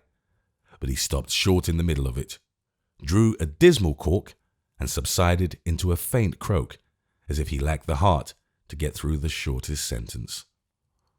"Will they take his life as well as mine?" said Barnaby. "I wish they would. If you and I and he could die together, there would be none to feel sorry or to grieve for us. But do what they will, I don't fear them, mother. They will not harm you," she said, her tears choking her utterance. "They will never harm you. When they know all, I am sure they never will." "Oh, don't be too sure of that," cried Barnaby with a strange pleasure in the belief that she was self-deceived, and in his own sagacity. "They have marked me from the first. I heard them say so to each other when they brought me to this place last night, and I believe them. Don't you cry for me. They said that I was bold, and so I am, and so I will be. You may think that I am silly, but I can die as well as another. I have done no harm, have I?" he added quickly. "None before heaven," she answered.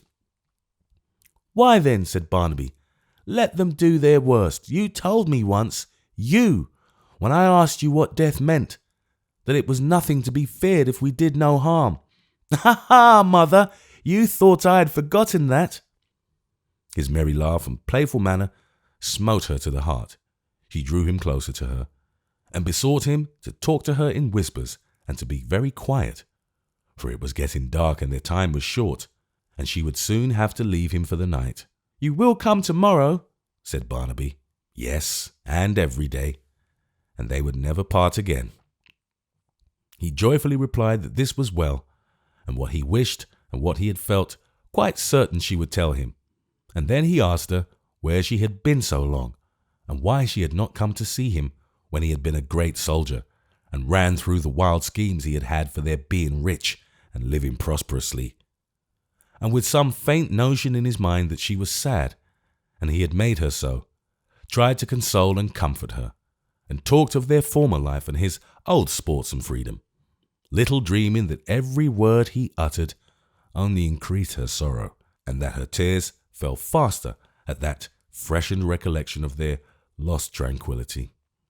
"Mother," said Barnaby as they heard the man approaching to close the cells for the night, "when I spoke to you just now about my father, you cried 'Hush,' and turned away your head. Why did you do so? Tell me why in a word. You thought he was dead. You are not sorry that he is alive and has come back to us. Where is he? Here? Do not ask anyone where he is or speak about him," she made answer. "Why not?" said Barnaby. "Because he is a stern man and talks roughly?" "Well, I don't like him or want to be with him myself, but why not speak about him?"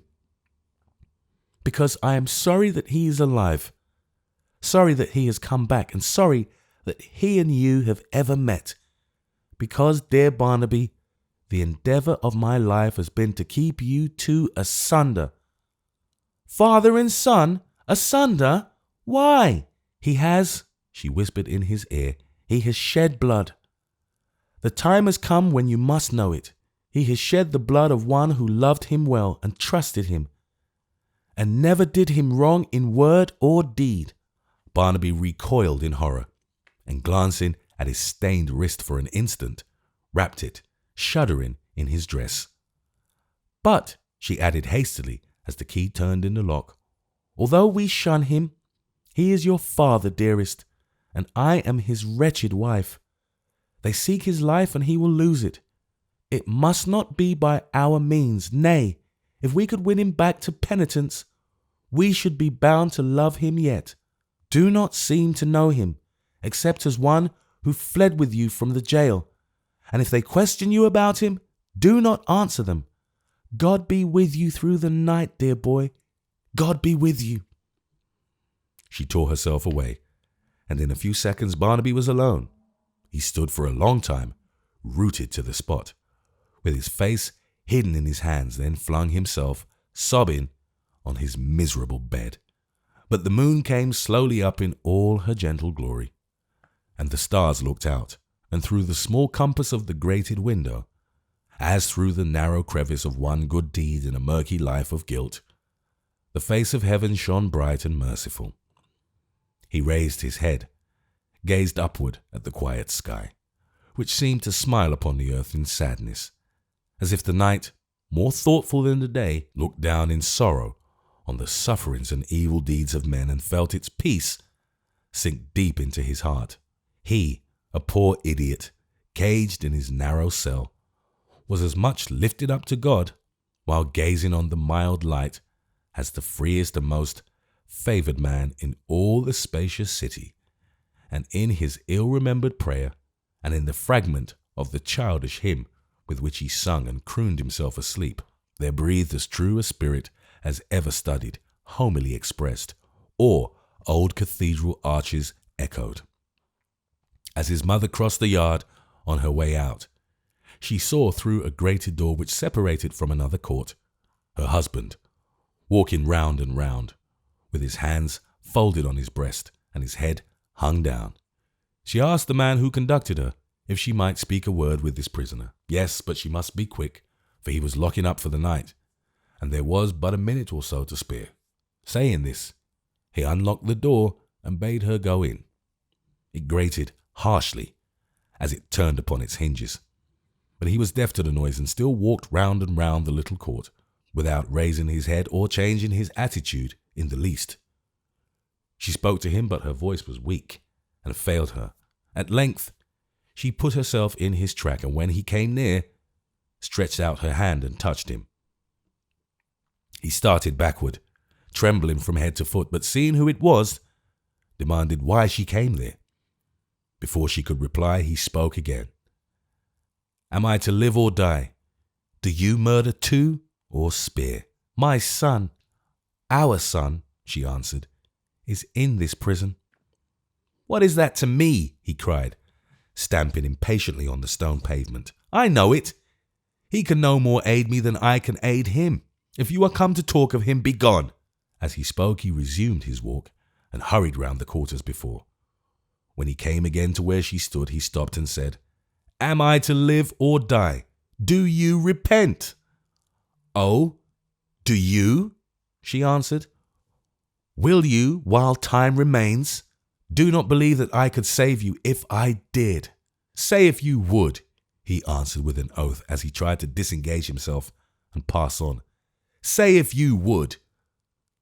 "Listen to me for one moment," she returned, "for but a moment. I am but newly risen from a sick bed, from which I never hope to rise again. The best among us think at such a time of good intentions half performed, and duties left undone. If I have ever since that fatal night omitted to pray for your repentance before death, if I omitted even then anything which might tend to urge it on you when the horror of your crime was fresh, if in our later meeting I yielded to the dread that was upon me, and forgot to fall upon my knees and solemnly adjure you, in the name of him you sent to his account with heaven, to prepare for the retribution which must come, and which is stealing on you now, I humbly before you, and in the agony of supplication in which you see me, beseech that you will let me make atonement. What is the meaning of your canting words? He answered roughly. Speak so that I may understand you. I will, she answered. I desire to. Bear with me for a moment more. The hand of him who set his curse on murder is heavy on us now. You cannot doubt it. Our son, our innocent boy, on whom his anger fell before his birth, is in this place in peril of his life, brought here by your guilt. Yes, by that alone, as heaven sees and knows, for he has been led astray in the darkness of his intellect, and that is the terrible consequence of your crime. If you come woman-like to load me with reproaches, he muttered, again endeavouring to break away, I do not. I have a different purpose. You must hear it. If not tonight, tomorrow. If not tomorrow, at another time. You must hear it. Husband, escape is hopeless. Impossible. You tell me so, do you?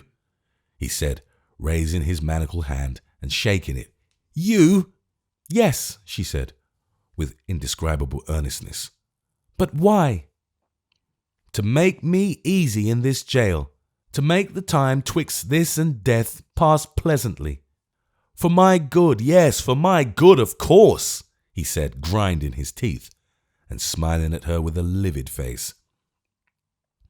Not to load you with reproaches, she replied, not to aggravate the tortures and miseries of your condition, not to give you one hard word, but to restore you to peace and hope.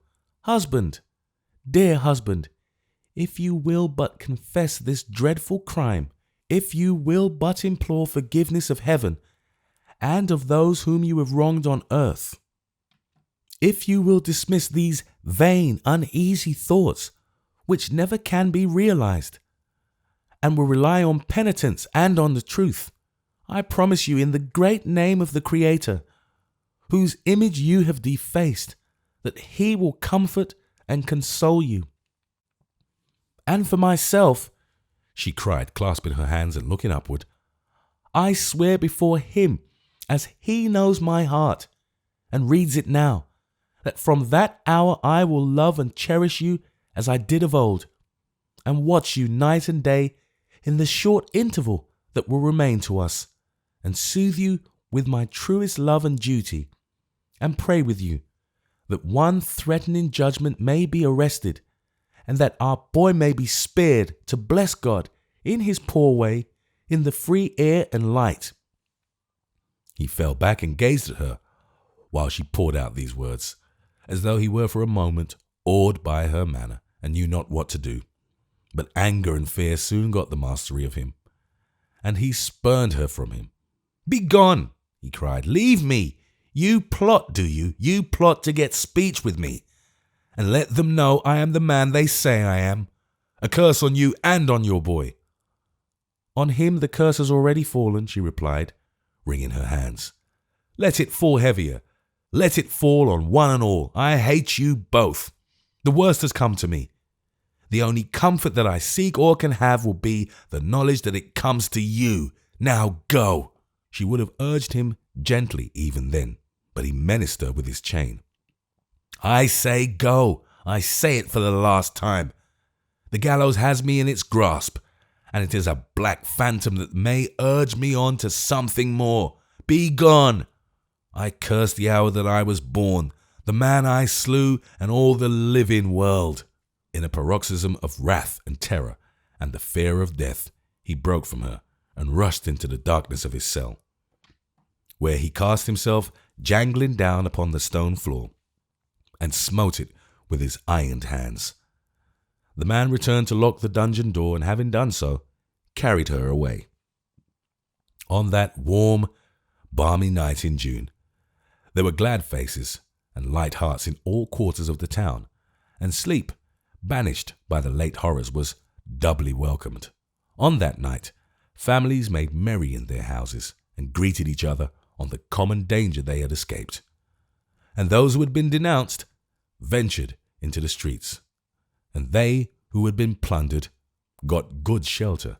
Even the timorous Lord Mayor, who was summoned that night before the Privy Council to answer for his conduct, came back contented, observing to all his friends that he had got off very well with a reprimand, and repeating with huge satisfaction his memorable defence before the council, that such was his temerity, he thought death would have been his portion.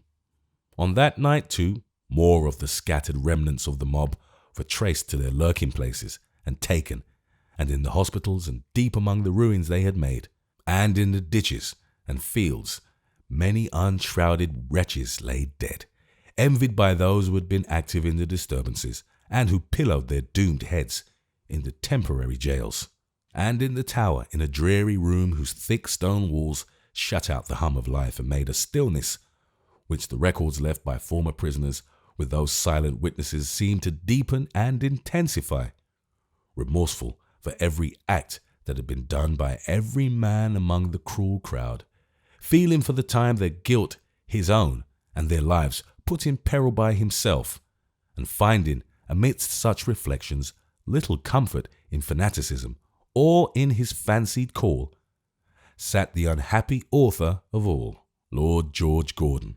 He had been made prisoner that evening. "If you are sure it's me you want," he said to the officers who waited outside with the warrant for his arrest on a charge of high treason, "I am ready to accompany you," which he did without resistance. He was conducted first before the Privy Council and afterwards to the Horse Guards, and then was taken by way of Westminster Bridge and back over London Bridge, for the purpose of avoiding the main streets, to the Tower, under the strongest guard ever known to enter its gates with a single prisoner. Of all his 40,000 men, not one remained to bear him company. Friends, dependents, followers, none were there. His fawning secretary had played the traitor, and he whose weaknesses had been goaded and urged on by so many for their own purposes was desolate and alone.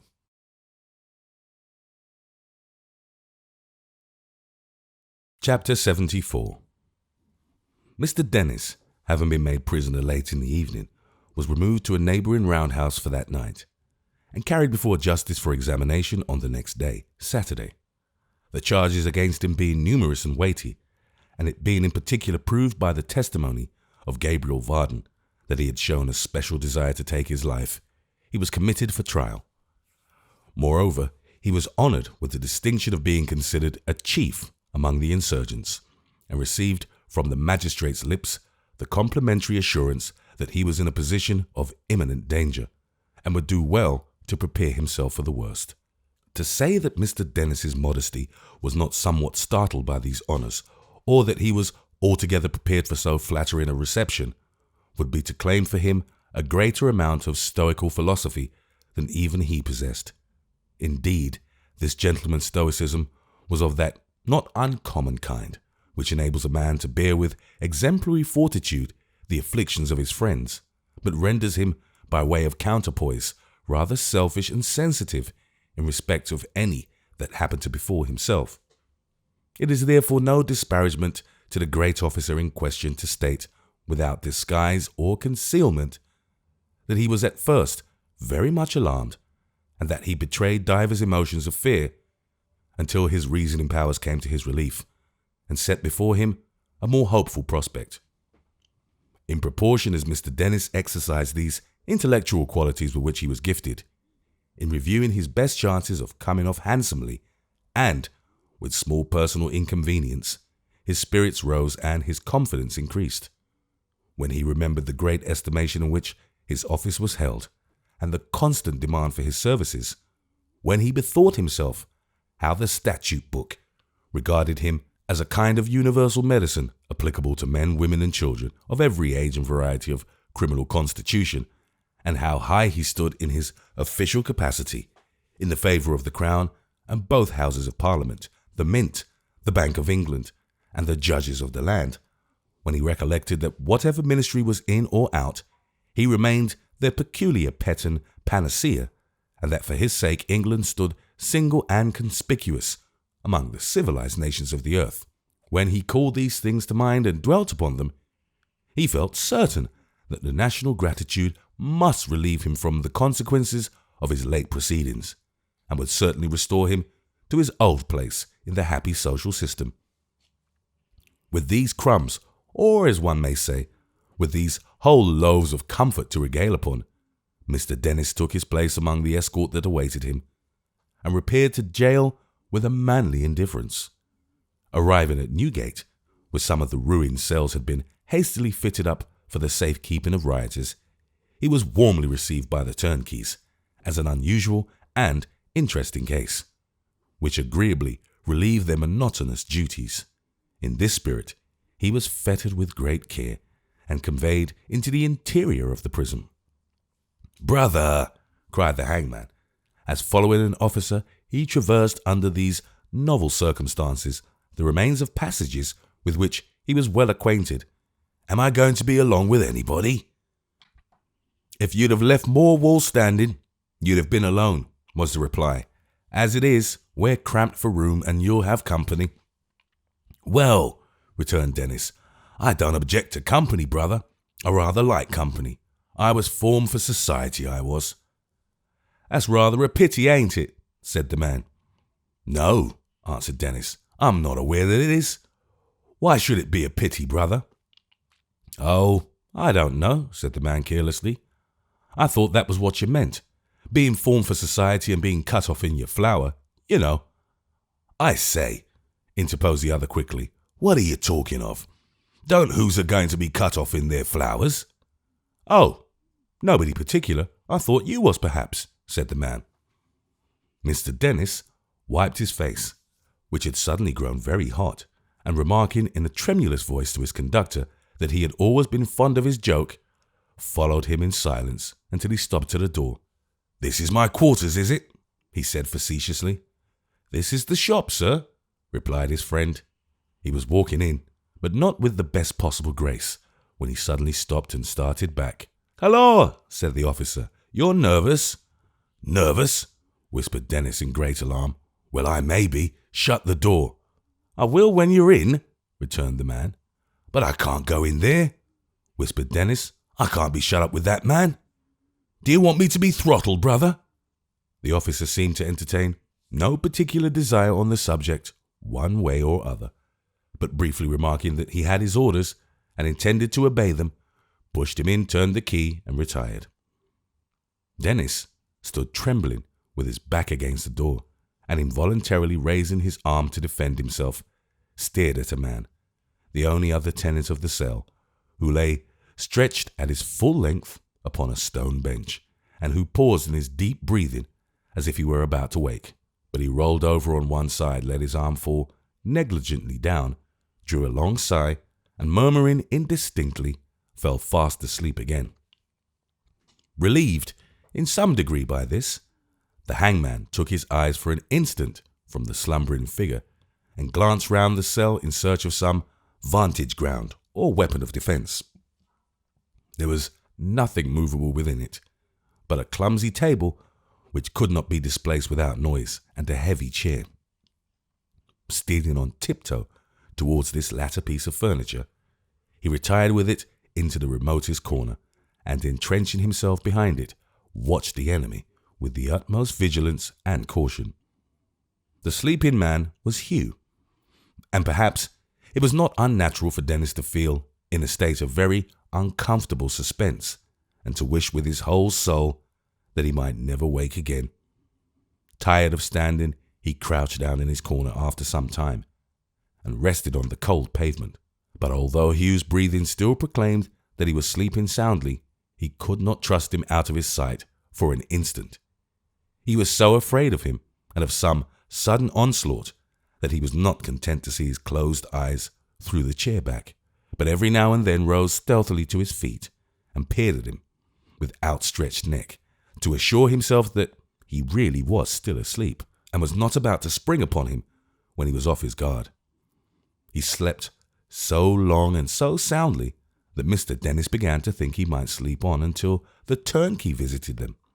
He was congratulating himself upon these promising appearances and blessing his stars with much fervour when one or two unpleasant symptoms manifested themselves, such as another motion of the arm, another sigh, a restless tossing of the head.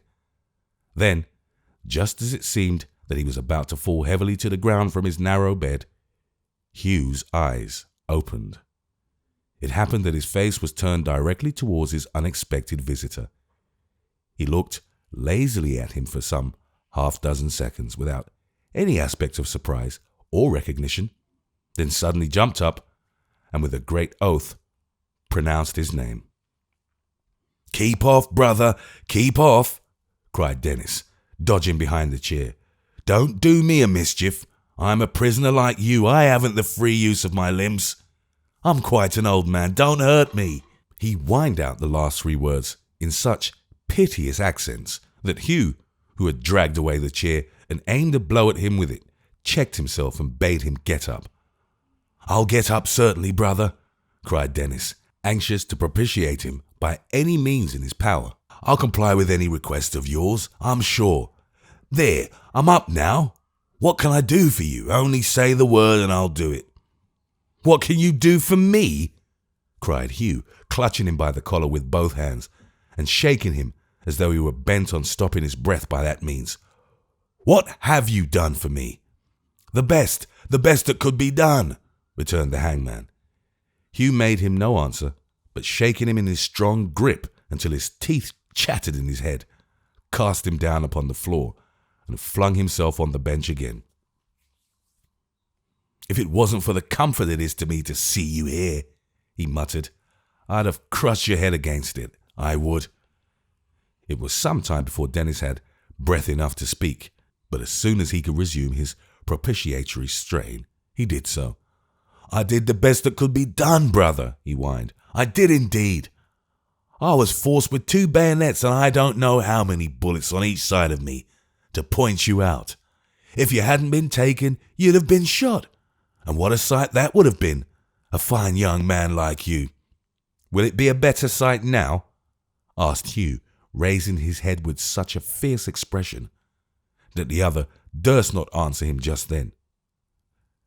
"A deal better," said Dennis meekly after a pause.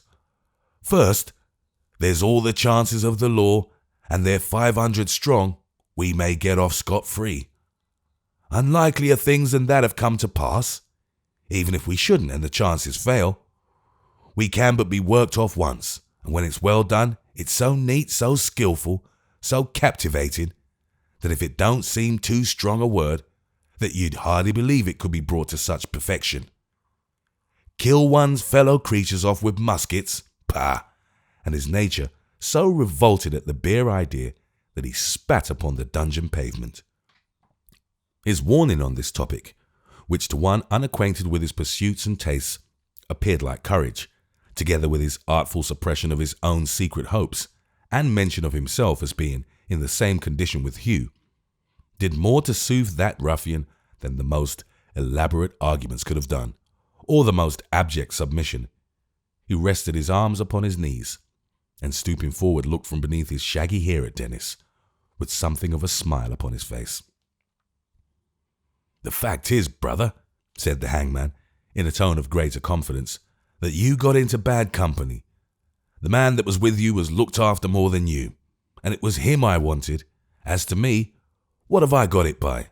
Here we are, in one and the same plight." "Look ye, rascal," said Hugh, contracting his brows, "I'm not altogether such a shallow blade, but I know you expected to get something by it, or you wouldn't have done it. But it's done, and you're here. And it will soon be all over with, you and me, and I'd as soon die as live, or live as die. Why should I trouble myself to have revenge on you? To eat and drink and go to sleep, as long as I stay here, is all I care for. If there was but a little more sun to bask in than can find its way into this cursed place, I'd lie in it all day and not trouble myself to sit or stand up once. That's all the care I have for myself. Why should I care for you?" Finishing this speech with a growl like the yawn of a wild beast, he stretched himself upon the bench again and closed his eyes once more.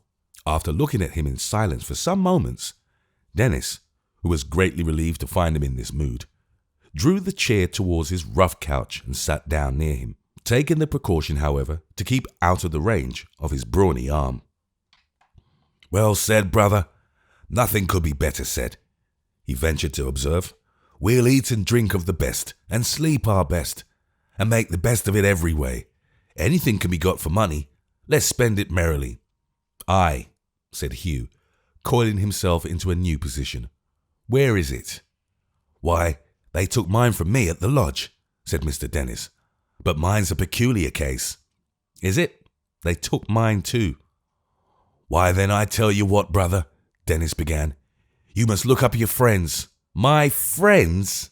cried Hugh, starting up and resting on his hands. "Where are my friends?" "Your relations, then," said Dennis. Laughed Hugh, waving one arm above his head.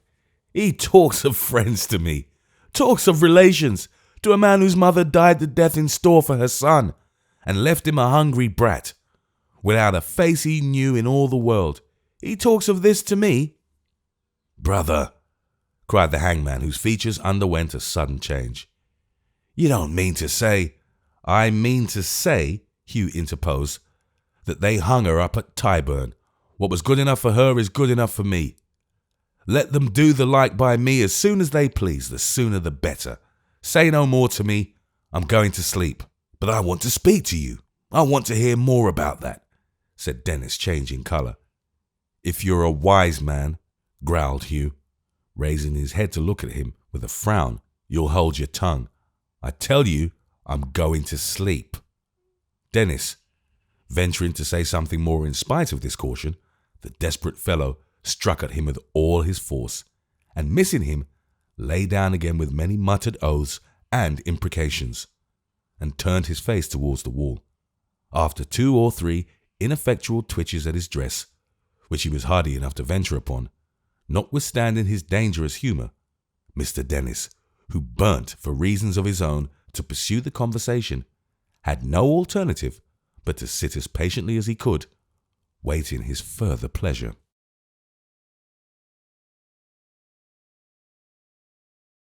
Chapter 75. A month has elapsed, and we stand in the bedchamber of Sir John Chester. Through the half-opened window, the Temple garden looks green and pleasant, the placid river, gay with boat and barge, and dimpled with the plash of many an oar, sparkles in the distance. The sky is blue and clear, and the summer air steals gently in, filling the room with perfume. The very town, the smoky town, is radiant. High roofs and steeple chops, wont to look black and sullen, smile a cheerful grey. Every old gilded vane and ball and cross glitters anew in the bright morning sun, and high among them all, St. Paul's towers up, showing its lofty crest in burnished gold. Sir John was breakfasting in bed. His chocolate and toast stood upon a little table at his elbow. Books and newspapers lay ready to his hand upon the coverlet, and sometimes pausing to glance with an air of tranquil satisfaction round the well-ordered room, and sometimes to gaze indolently at the summer sky, he ate and drank and read the news luxuriously. The cheerful influence of the morning seemed to have some effect even upon his equable temper. His manner was unusually gay, his smile more placid and agreeable than usual, his voice more clear and pleasant. He laid down the newspaper he had been reading, leaned back upon his pillow with the air of one who resigned himself to a train of charming recollections, and after a pause, soliloquized as follows: "And my friend the centaur goes the way of his mamma. I am not surprised, and his mysterious friend, Mr. Dennis, likewise. I am not surprised, and my old postman, the exceedingly free and easy young madman of Chigwell. I am quite rejoiced. It's the very best thing that could possibly happen to him." After delivering himself of these remarks, he fell again into his smiling train of reflection, from which he roused himself at length to finish his chocolate, which was getting cold, and ring the bell for more. The new supply arriving, He took the cup from his servant's hand, and saying with a charming affability, "I am obliged to you, Peake," dismissed him. "It is a remarkable circumstance," he mused, dallying lazily with the teaspoon, "that my friend the madman should have been within an ace of escaping on his trial, and it was a good stroke of chance, or, as the world would say, a providential occurrence, that the brother of my Lord Mayor should have been in court with other country justices into whose very dense heads curiosity had penetrated.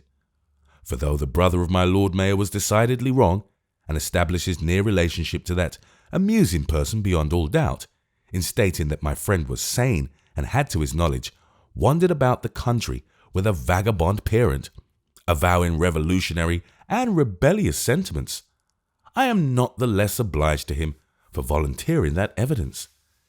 These insane creatures make such very odd and embarrassing remarks that they really ought to be hanged for the comfort of society." The country justice had indeed turned the wavering scale against poor Barnaby, and solved the doubt that trembled in his favour. Grip little thought how much he had to answer for.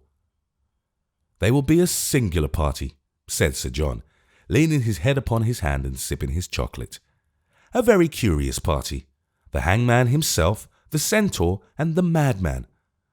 The centaur would make a very handsome preparation in Surgeons' Hall, and would benefit science extremely. I hope they have taken care to bespeak him. Peake, I am not at home, of course, to anybody but the hairdresser." This reminder to his servant was called forth by a knock at the door, which the man hastened to open. After a prolonged murmur of question and answer, he returned, and as he cautiously closed the room door behind him, a man was heard to cough in the passage. "Now it is of no use, Peake," said Sir John, raising his hand in deprecation of his delivering any message. "I am not at home. I cannot possibly hear you. I told you I was not at home, and my word is sacred. Will you never do as you are desired?"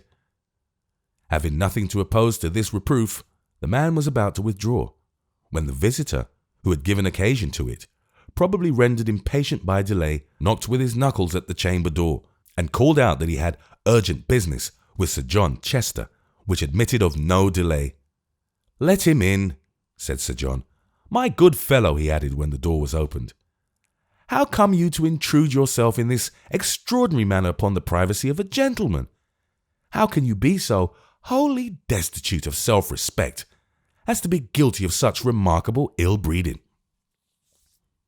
"My business, Sir John, is not of a common kind, I do assure you," returned the person he addressed. "If I have taken any uncommon course to get admission to you, I hope I shall be pardoned on that account." "Well, we shall see," returned Sir John, whose face cleared up when he saw who it was, and whose pre-proposing smile was now restored.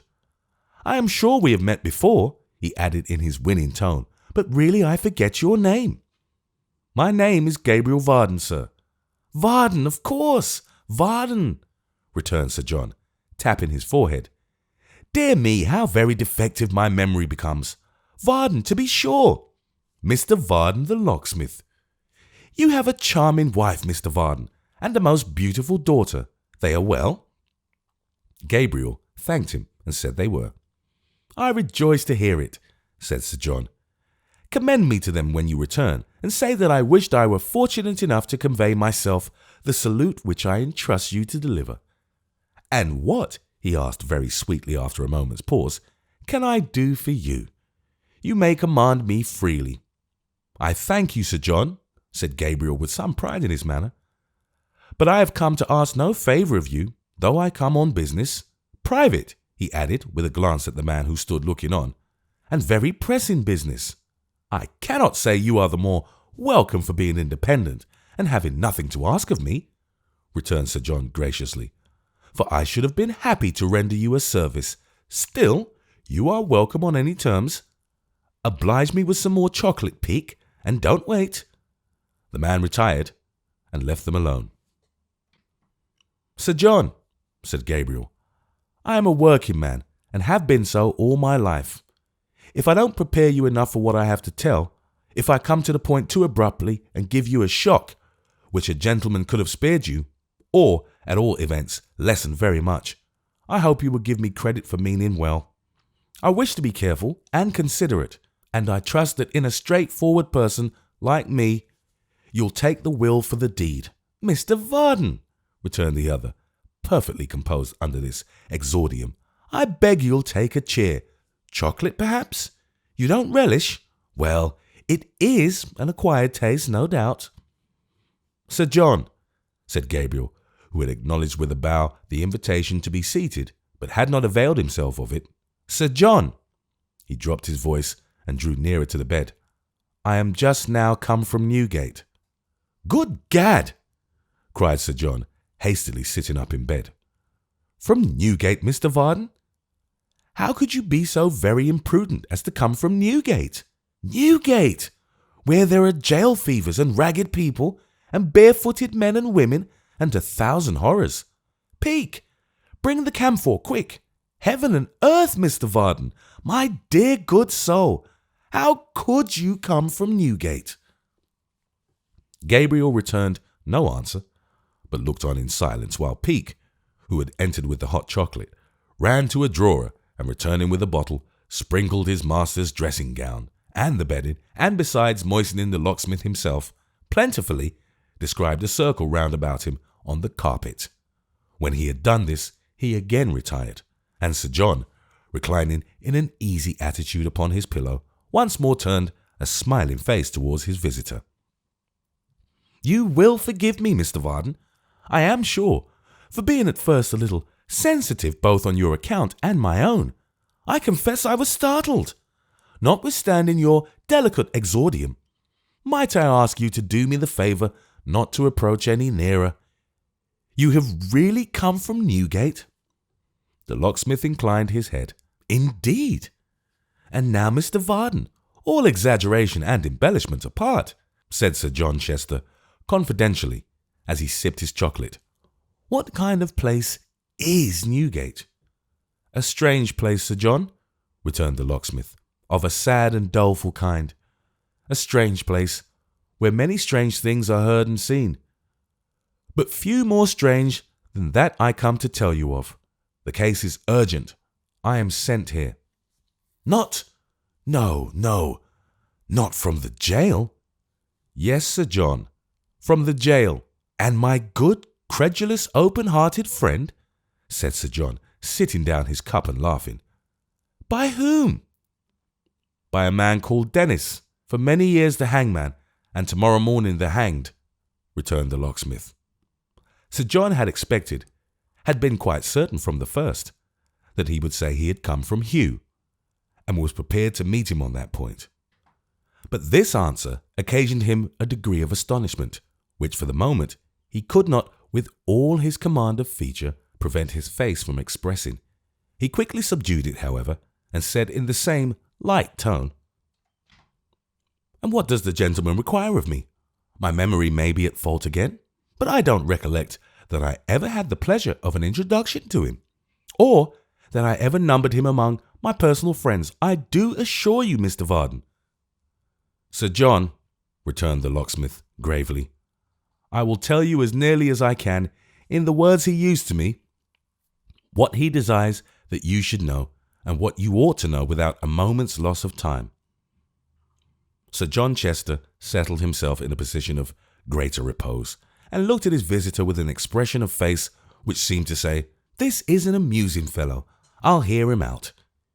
"You may have seen in the newspapers, sir," said Gabriel, pointing to the one which lay by his side, "that I was a witness against this man upon his trial some days since, and that it was not his fault I was alive and able to speak to what I knew."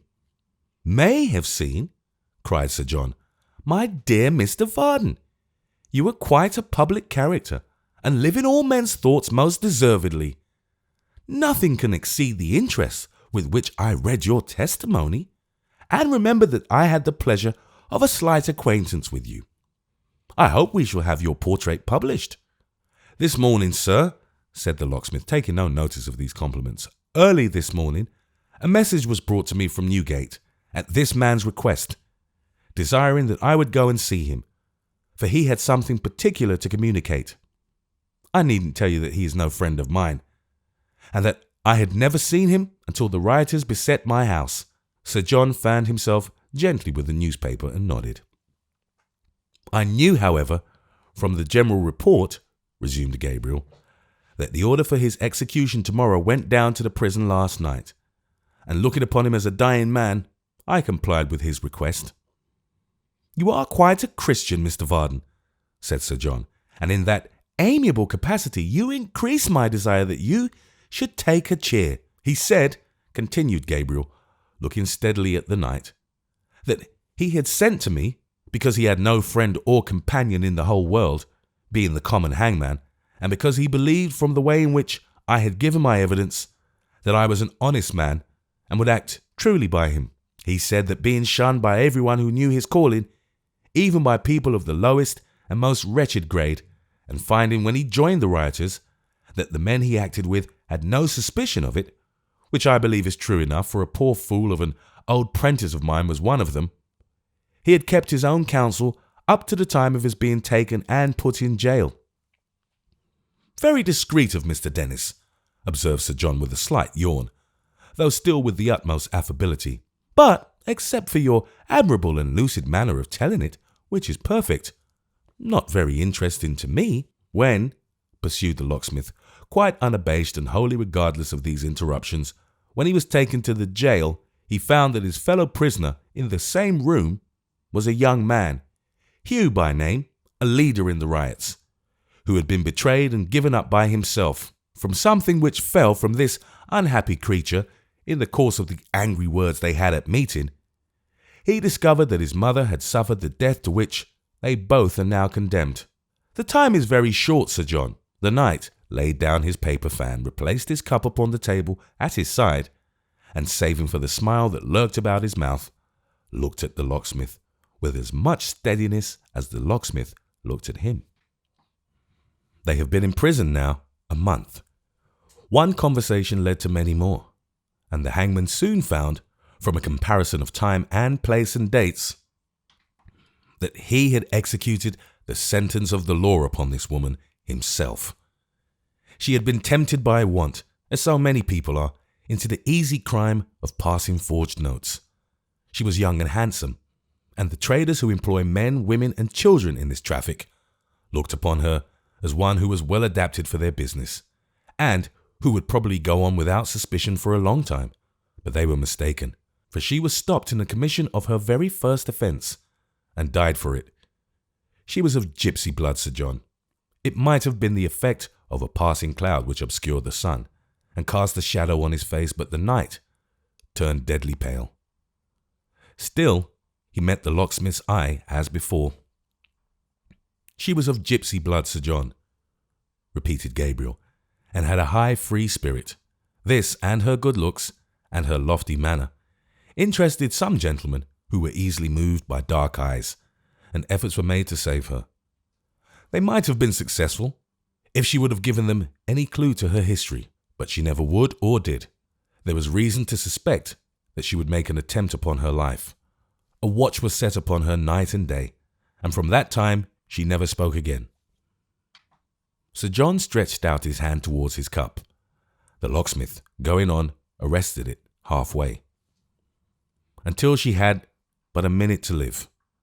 Then she broke silence and said in a low, firm voice, which no one heard but this executioner, for all other living creatures had retired and left her to her fate, 'If I had a dagger within these fingers, and he was within my reach, I would strike him dead before me, even now.' The man asked, 'Who?' She said, 'The father of her boy.'"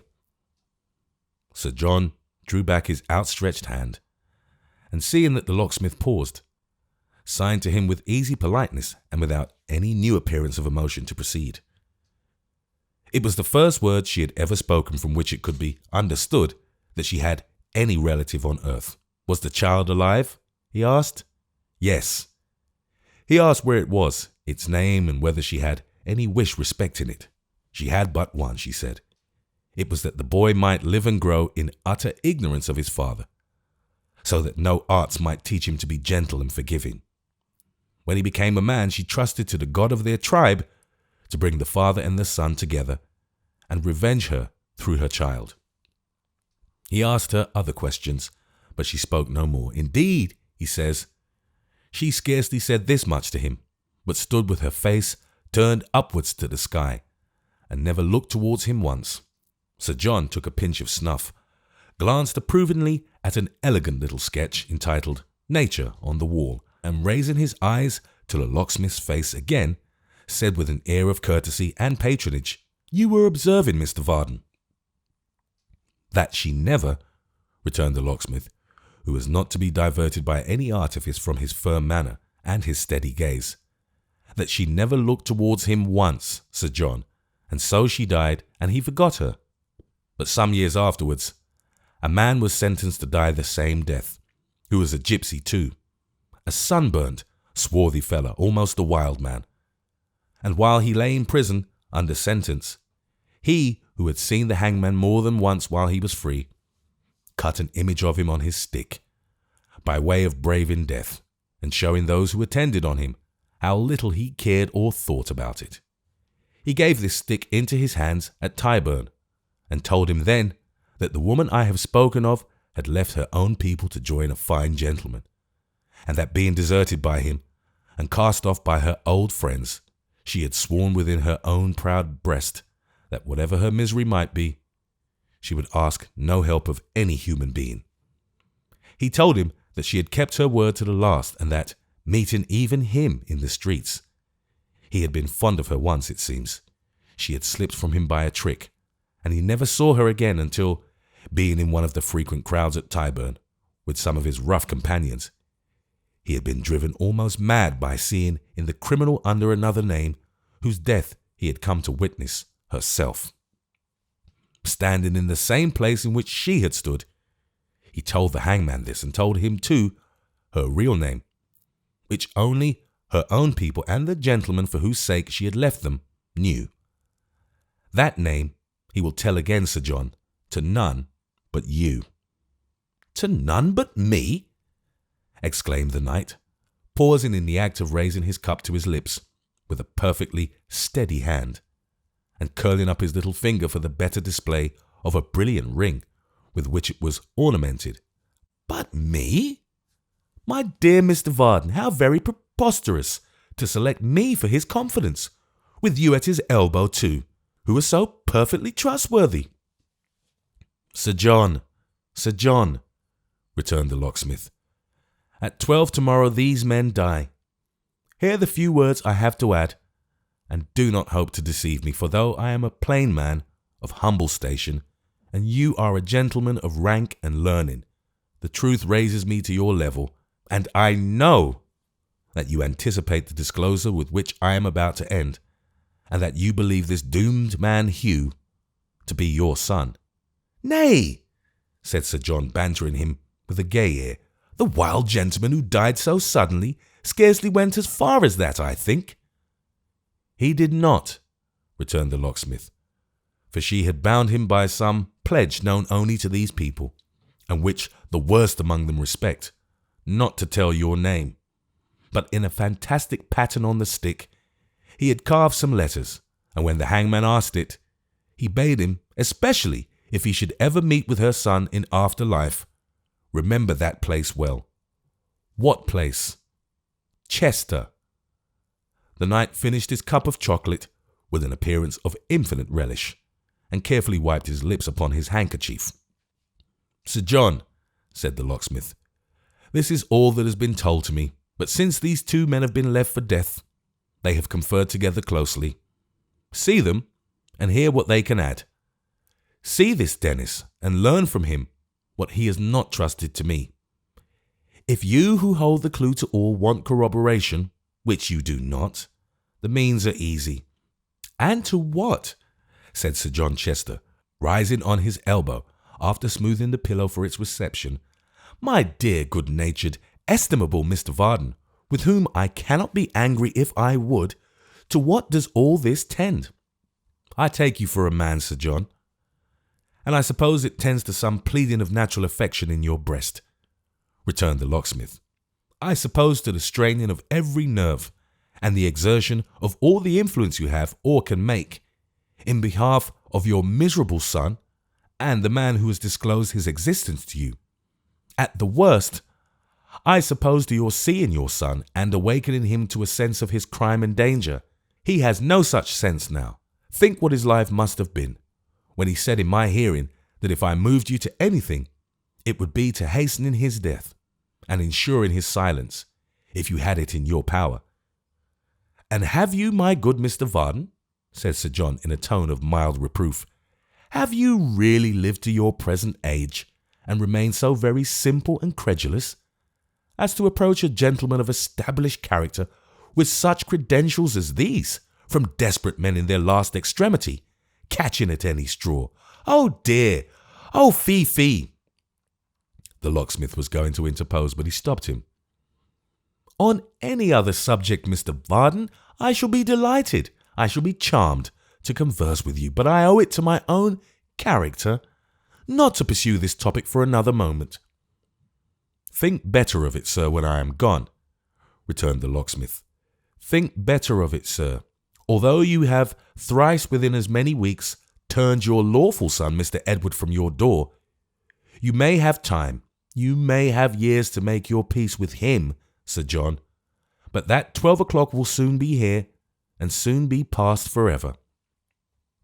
I thank you very much, returned the knight, kissing his delicate hand to the locksmith, for your guileless advice, and I only wish my good soul, although your simplicity is quite captivating, that you had a little more worldly wisdom. I never so much regretted the arrival of my hairdresser as I do at this moment. God bless you. Good morning. You'll not forget my message to the ladies, Mr. Varden? Peake, show Mr. Varden to the door. Gabriel said no more, but gave the knight a parting look and left him. As he quitted the room, Sir John's face changed, and the smile gave place to a haggard and anxious expression, like that of a weary actor jaded by the performance of a difficult part. He rose from his bed with a heavy sigh and wrapped himself in his morning gown. So she kept her word, he said, and was constant to her threat. I would I had never seen that dark face of hers. I might have read these consequences in it from the first. This affair would make a noise abroad if it rested on better evidence. But as it is, and by not joining the scattered links of the chain, I can afford to slight it. Extremely distressing to be the parent of such an uncouth creature. Still, I gave him very good advice. I told him he would certainly be hanged. I could have done no more if I had known of our relationship. And there are a great many fathers who have never done as much for their natural children. The hairdresser may come in, Peake. The hairdresser came in and saw in Sir John Chester, whose accommodating conscience was soon quieted by the numerous precedents that occurred to him in support of his last observation, the same imperturbable, fascinating, elegant gentleman he had seen yesterday and many yesterdays before.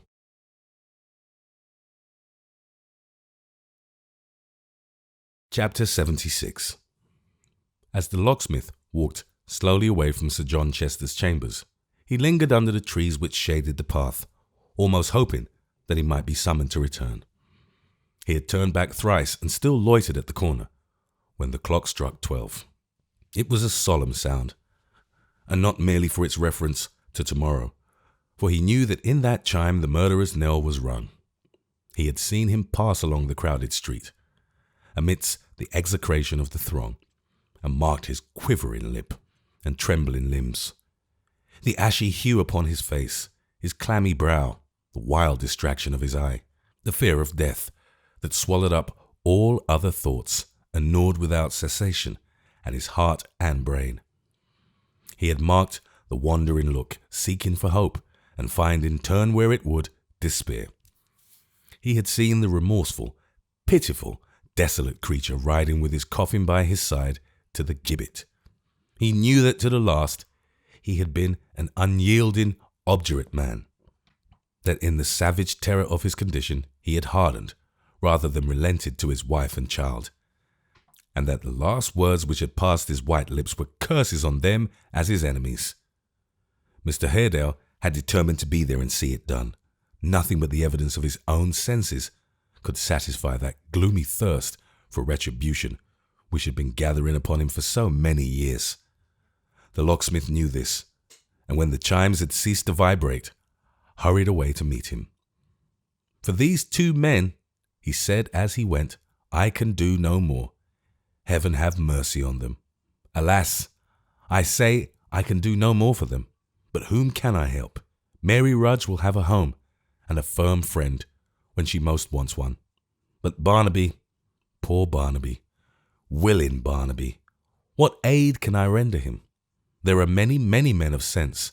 God forgive me," cried the honest locksmith, stopping in a narrow count to pass his hand across his eyes. "I could better afford to lose than Barnaby. We have always been good friends, but I never knew till now how much I loved the lad." There were not many in the great city who thought of Barnaby that day, otherwise than as an actor in a show which was to take place tomorrow. But if the whole population had had him in their minds, and had wished his life to be spared, not one among them could have done so with a purer zeal or greater singleness of heart than the good locksmith. Barnaby was to die, there was no hope. It was not the least evil attendant upon the frequent exhibition of this last dread punishment of death, that it hardens the minds of those who deal it out, and makes them, though they may be amiable men in other respects, indifferent to or unconscious of their great responsibility. The word had gone forth that Barnaby was to die. It went forth every month for lighter crimes. It was a thing so common that very few were startled by the awful sentence, or cared to question its propriety. Just then, too, when the law had been so flagrantly outraged, its dignity must be asserted. The symbol of its dignity, stamped upon every page of the criminal statute book, was the gallows, and Barnaby was to die. They had tried to save him. The locksmith had carried petitions and memorials to the fountainhead with his own hands. But the well was not one of mercy, and Barnaby was to die. From the first, his mother had never left him, save at night, and with her beside him, he was as usual contented. On this last day, he was more elated and more proud than he had been yet, and when she dropped the book she had been reading to him aloud, and fell upon his neck, he stopped in his busy task of folding a piece of crape about his hat, and wondered at her anguish. Grip uttered a feeble croak, half in encouragement it seemed, and half in remonstrance, but he wanted hard to sustain it, and lapsed abruptly into silence. With them who stood upon the brink of the great gulf which none can see beyond, time so soon to lose itself in vast eternity, rolled on like a mighty river, swollen and rapid as it nears the sea. It was morning but now. They had sat and talked together in a dream, and here was evening. The dreadful hour of separation, which even yesterday had seemed so distant, was at hand. They walked out into the courtyard, clinging to each other, but not speaking. Barnaby knew that the jail was a dull, sad, miserable place, and looked forward to tomorrow, as to a passage from it to something bright and beautiful. He had a vague impression, too, that he was expected to be brave, that he was a man of great consequence, and that the prison people would be glad to make him weep. He trod the ground more firmly as he thought of this, and bade her take heart and cry no more, and feel how steady his hand was. "They call me silly, mother. They shall see tomorrow." Dennis and Hugh were in the courtyard. Hugh came forth from his cell as they did, stretching himself as though he had been sleeping. Dennis sat upon a bench in a corner, with his knees and chin huddled together, and rocked himself to and fro like a person in severe pain. The mother and son remained on one side of the court, and these two men upon the other. Hugh strode up and down, glancing fiercely every now and then at the bright summer sky, and looking round when he had done so at the walls. "No reprieve, no reprieve. Nobody comes near us. There's only the night left now," moaned Dennis faintly as he wrung his hands. "Do you think they'll reprieve me in the night, brother? I've known reprieves come in the night afore now. I've known 'em come as late as 5, 6 and 7 o'clock in the morning. Don't you think there's a good chance yet, don't you? Say you do. Say you do, young man, whined the miserable creature, with an imploring gesture towards Barnaby, or I shall go mad. Better be mad than sane here, said Hugh. Go mad. But tell me what you think. Somebody tell me what he thinks, cried the wretched object, so mean and wretched and despicable that even pity's self might have turned away at sight of such a being in the likeness of a man. Isn't there a chance for me? Isn't there a good chance for me? Isn't it likely they may be doing this to frighten me? Don't you think it is? Oh, he almost shrieked as he wrung his hands. Won't anybody give me comfort? You ought to be the best instead of the worst, said Hugh, stopping before him. Ha ha ha! See the hangman when it comes home to him. You don't know what it is, cried Dennis, actually writhing as he spoke. I do. That I should come to be worked off. I? That I should come, and why not?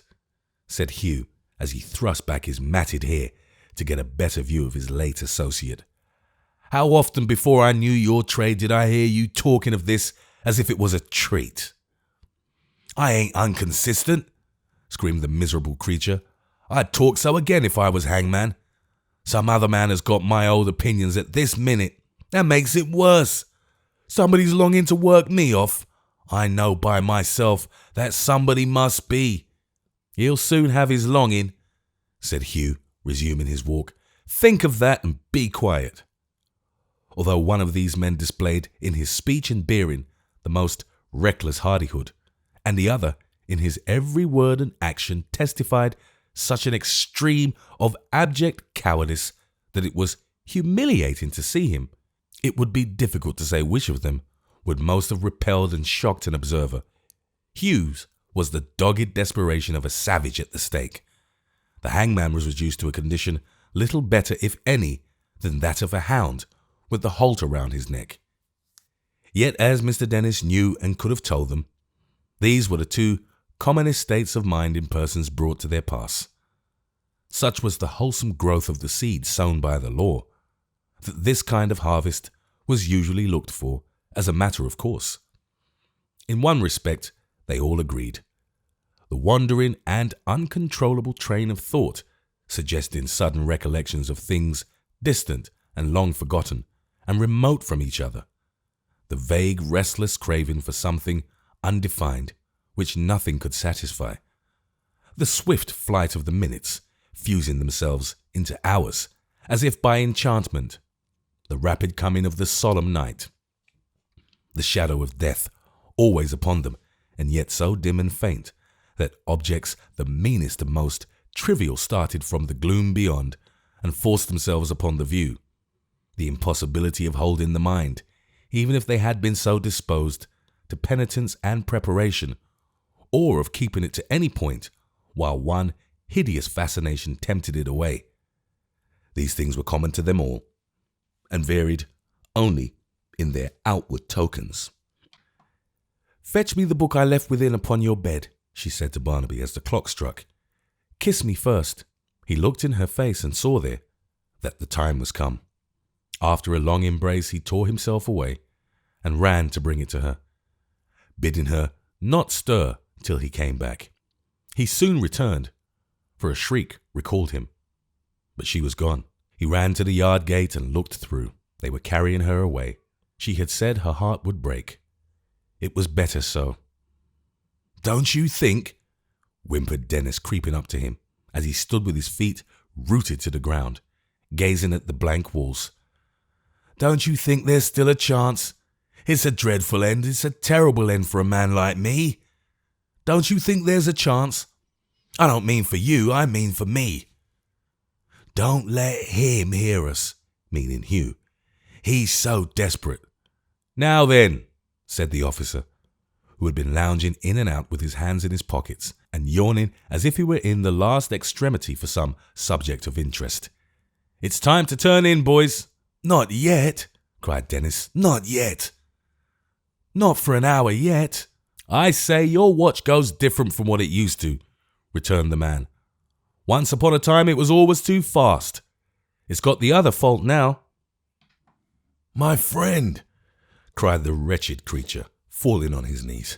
"My dear friend, you always were my dear friend.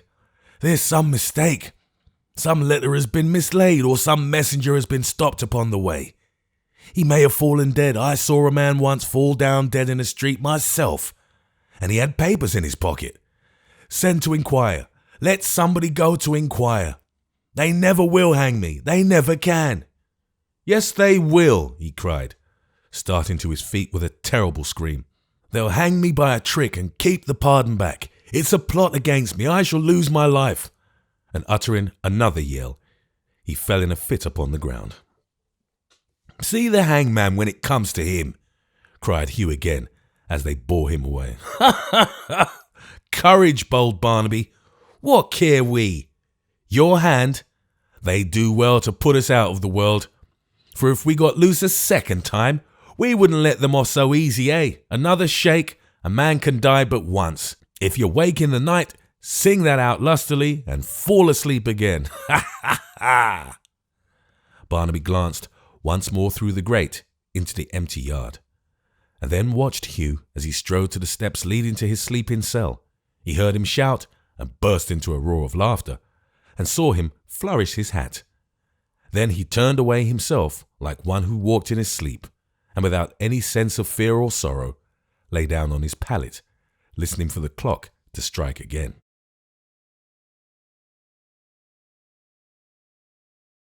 Chapter 77. The time wore on.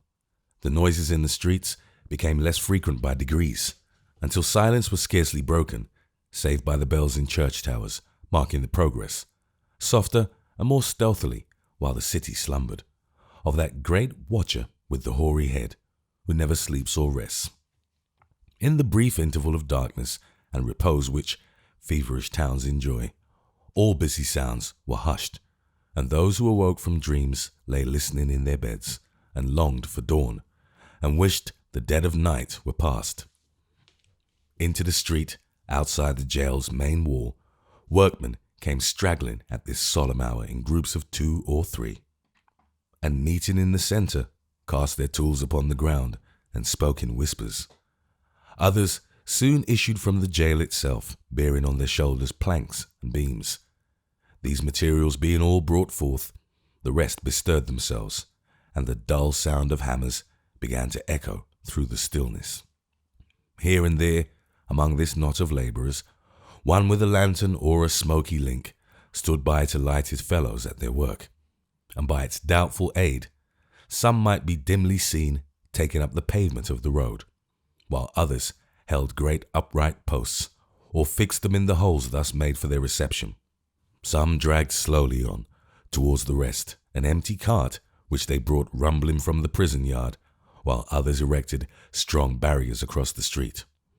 All were busily engaged, their dusky figures moving to and fro, at that unusual hour so active and so silent, might have been taken for those of shadowy creatures toiling at midnight on some ghostly unsubstantial work, which, like themselves, would vanish with the first gleam of day, and leave but morning mist and vapour. While it was yet dark, a few lookers-on collected, who had plainly come there for the purpose and intended to remain. Even those who had to pass the spot on their way to some other place lingered and lingered yet, as though the attraction of that were irresistible. Meanwhile, the noise of saw and mallet went on briskly, mingled with the clattering of boards on the stone pavement of the road, and sometimes with the workmen's voices as they called to one another. Whenever the chimes of the neighbouring church were heard, and that was every quarter of an hour, a strange sensation, instantaneous and indescribable, but perfectly obvious, seemed to pervade them all. Gradually, a faint brightness appeared in the east, and the air, which had been very warm all through the night, felt cool and chilly. Though there was no daylight yet, the darkness was diminished, and the stars looked pale. The prison, which had been a mere black mass with little shape or form, put on its usual aspect, and ever and anon a solitary watchman could be seen upon its roof, stopping to look down upon the preparations in the street. This man, from forming as it were a part of the jail, and knowing or being supposed to know all that was passing within, became an object of as much interest, and was as eagerly looked for and as awfully pointed out as if he had been a spirit. By and by, the feeble light grew stronger, and the houses, with their signboards and inscriptions, stood plainly out in the dull grey morning. Heavy stage wagons crawled from the inn-yard opposite, and travellers peeped out, and as they rolled sluggishly away, cast many a backward look towards the jail. And now the sun's first beams came glancing into the street, and the night's work, which in its various stages and in the varied fancies of the lookers-on had taken 100 shapes, wore its own proper form, a scaffold and a gibbet. As the warmth of the cheerful day began to shed itself upon the scanty crowd, the murmur of tongues was heard, shutters were thrown open, and blinds drawn up, and those who had slept in rooms over against the prison, where places to see the execution were let at high prices, rose hastily from their beds. In some of the houses, people were busy taking out the window sashes for the better accommodation of spectators. In others, the spectators were already seated and beguiling the time with cards or drink or jokes among themselves. Some had purchased seats upon the housetops and were already crawling to their stations from parapet and garret window. Some were yet bargaining for good places and stood in them in a state of indecision, gazing at the slowly swelling crowd and at the workmen as they rested listlessly against the scaffold, affecting to listen with indifference to the proprietor's eulogy of the commanding view his house afforded and the surpassing cheapness of his terms. A fairer morning never shone. From the roofs and upper stories of these buildings, the spires of city churches and the great cathedral dome were visible, rising up beyond the prison into the blue sky and clad in the colour of light summer clouds, and showing in the clear atmosphere the very scrap of tracery and fretwork and every niche and loophole. All was brightness and promise, excepting in the street below, into which, for it yet lay in shadow, the eye looked down as into a dark trench, where in the midst of so much life and hope and renewal of existence stood the terrible instrument of death. It seemed as if the very sun forbore to look upon it. But it was better, grim, and sombre in the shade, than when the day being more advanced, it stood confessed in the full glare and glory of the sun, with its black paint blistering and its nooses dangling in the light like loathsome garlands. It was better in the solitude and gloom of midnight, with a few forms clustering about it, than in the freshness and the stir of morning, the centre of an eager crowd. It was better haunting the street like a spectre, when men were in their beds, and influencing perchance the city's dreams, than braving the broad day and thrusting its obscene presence upon their waking senses. 5 o'clock had struck, 6, 7, and 8. Along the two main streets at either end of the crossway, a living stream had now set in, rolling towards the marts of gain and business. Carts, coaches, wagons, trucks and barrows forced a passage through the outskirts of the throng, and clattered onward in the same direction. Some of these, which were public conveyances and had come from a short distance in the country, stopped, and the driver pointed to the gibbet with his whip, though he might have spared himself the pains, for the heads of all the passengers were turned that way without his help, and the coach windows were stuck full of staring eyes. In some of the carts and wagons, women might be seen glancing fearfully at the same unsightly thing, and even little children were held up above the people's heads to see what kind of a toy a gallows was, and learn how men were hanged. 2 rioters were to die before the prison, who had been concerned in the attack upon it, and one directly afterwards in Bloomsbury Square. At 9 o'clock, a strong body of military marched into the street, and formed and lined a narrow passage into Holborn, which had been indifferently kept all night by constables. Through this, another cart was brought. The one already mentioned had been employed in the construction of the scaffold, and wheeled up to the prison gate. These preparations made, the soldiers stood at ease. The officers lounged to and fro in the alley they had made, or talked together at the scaffold's foot and the concourse, which had been rapidly augmenting for some hours, and still received additions every minute, waited with an impatience which increased with every chime of St. Sepulchre's clock for 12 at noon. Up to this time, they had been very quiet, comparatively silent, save when the arrival of some new party at a window hitherto unoccupied gave them something new to look at or to talk of. But as the hour approached, a buzz and hum arose, which, deepening every moment, soon swelled into a roar, and seemed to fill the ear.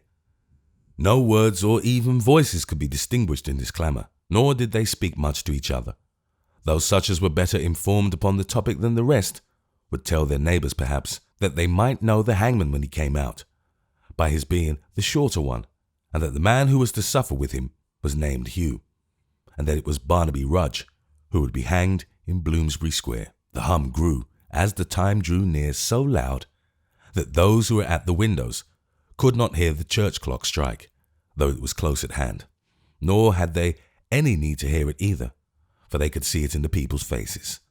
So surely as another quarter chimed, there was a movement in the crowd, as if something had passed over it, as if the light upon them had been changed, in which the fact was readable as on a brazen dial figured by a giant's hand.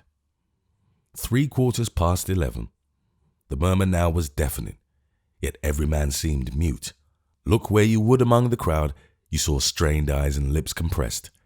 It would have been difficult for the most vigilant observer to point this way or that, and say that yonder man had cried out. It were as easy to detect the motion of lips in a seashell. 11:03. Many spectators who had retired from the windows came back refreshed, as though their watch had just begun. Those who had fallen asleep roused themselves, and every person in the crowd made one last effort to better his position, which caused a press against the sturdy barriers that made them bend and yield like twigs. The officers, who until now had kept together, fell into their several positions and gave the words of command. Swords were drawn, muskets shouldered, and the bright steel, winding its way among the crowd, gleamed and glittered in the sun like a river. Along this shining path, 2 men came hurrying on, leading a horse, which was speedily harnessed to the cart at the prison door. Then a profound silence replaced the tumult that had so long been gathering, and a breathless pause ensued. Every window was now choked up with heads. The housetops teemed with people, clinging to chimneys, peering over gable ends, and holding on where the sudden loosening of any brick or stone would dash them down into the street. The church tower, the church roof, the church yard, the prison leads, the very water spouts and lampposts, every inch of room swarmed with human life. At the first stroke of 12, the prison bell began to toll. Then the roar, mingled now with cries of "Hats off!" and "Poor fellows!" and from some specks in the great concourse, with a shriek or groan, burst forth again. It was terrible to see. If anyone in that distraction of excitement could have seen, the world of eager eyes all strained upon the scaffold and the beam. The hollow murmuring was heard within the jail as plainly as without. The 3 were brought forth into the yard together, as it resounded through the air. They knew its import well. "D'ye hear?" cried Hugh, undaunted by the sound. "They expect us. I heard them gathering when I woke in the night, and turned over on the other side, and fell asleep again. We shall see how they welcome the hangman, now that it comes home to him. Ha ha ha." The ordinary coming up at this moment reproved him for his indecent mirth, and advised him to alter his demeanour. "And why, master?" said Hugh. "Can I do better than bear it easily?" "You bear it easily enough. Oh, never tell me," he cried, as the other would have spoken. "For all your sad look and your solemn air, you think little enough of it. They say you're the best maker of lobster salads in London. Ha ha! I've heard that, you see, before now. Is it a good one this morning? Is your hand in? How does the breakfast look? I hope there's enough, and to spare, for all this hungry company that'll sit down to it when the sight's over."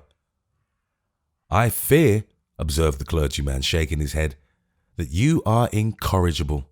"You're right, I am," rejoined Hugh sternly. "Be no hypocrite, master.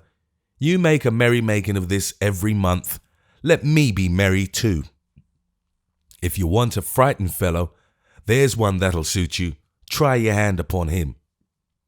He pointed as he spoke to Dennis, who, with his legs trailing on the ground, was held between two men, and who trembled so that all his joints and limbs seemed racked by spasms.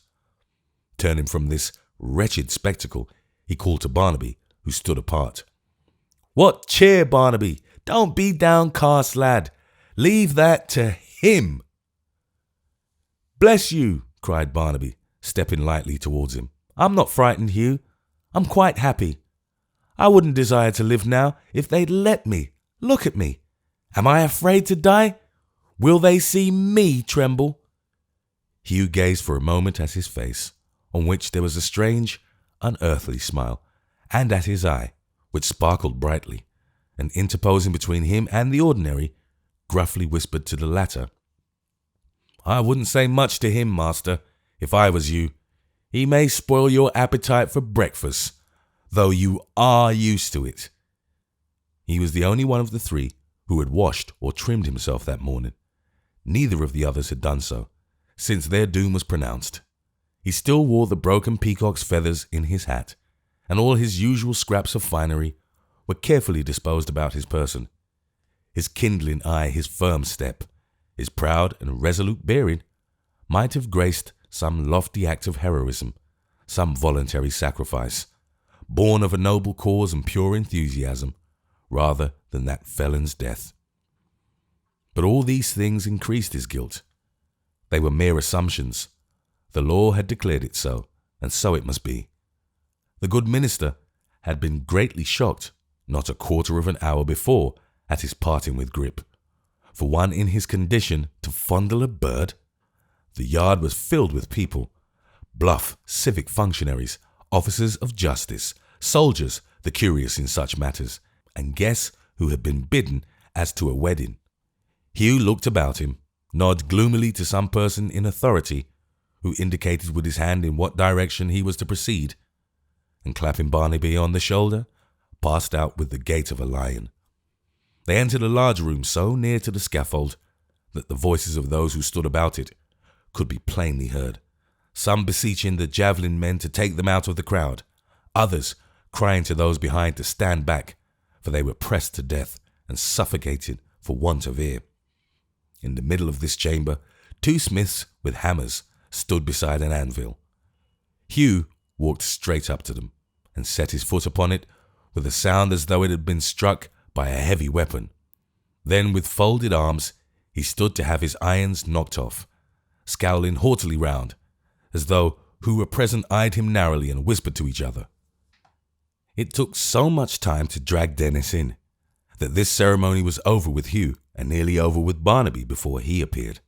He no sooner came into the place he knew so well, however, and among faces with which he was so familiar, than he recovered strength and sense enough to clasp his hands and make a last appeal. "Gentlemen, good gentlemen!" cried the abject creature, grovelling down upon his knees and actually prostrating himself upon the stone floor. "Governor, dear governor, honourable sheriffs, worthy gentlemen, have mercy upon a wretched man that has served his majesty and the law and parliament for so many years, and don't let me die because of a mistake." "Dennis," said the governor of the jail, "you know what the course is, and that the order came with the rest. You know that we could do nothing even if we would." "All I ask, sir, all I want and beg is time to make it sure," cried the trembling wretch, looking wildly round for sympathy. "The king and government can't know it's me. I'm sure they can't know it's me, or they never would bring me to this dreadful slaughterhouse. They know my name, but they don't know it's the same man. Stop my execution. For charity's sake, stop my execution, gentlemen. till they can be told that I've been hangman here nigh 30 year. Will no one go and tell them?" he implored, clenching his hands and glaring round and round and round again.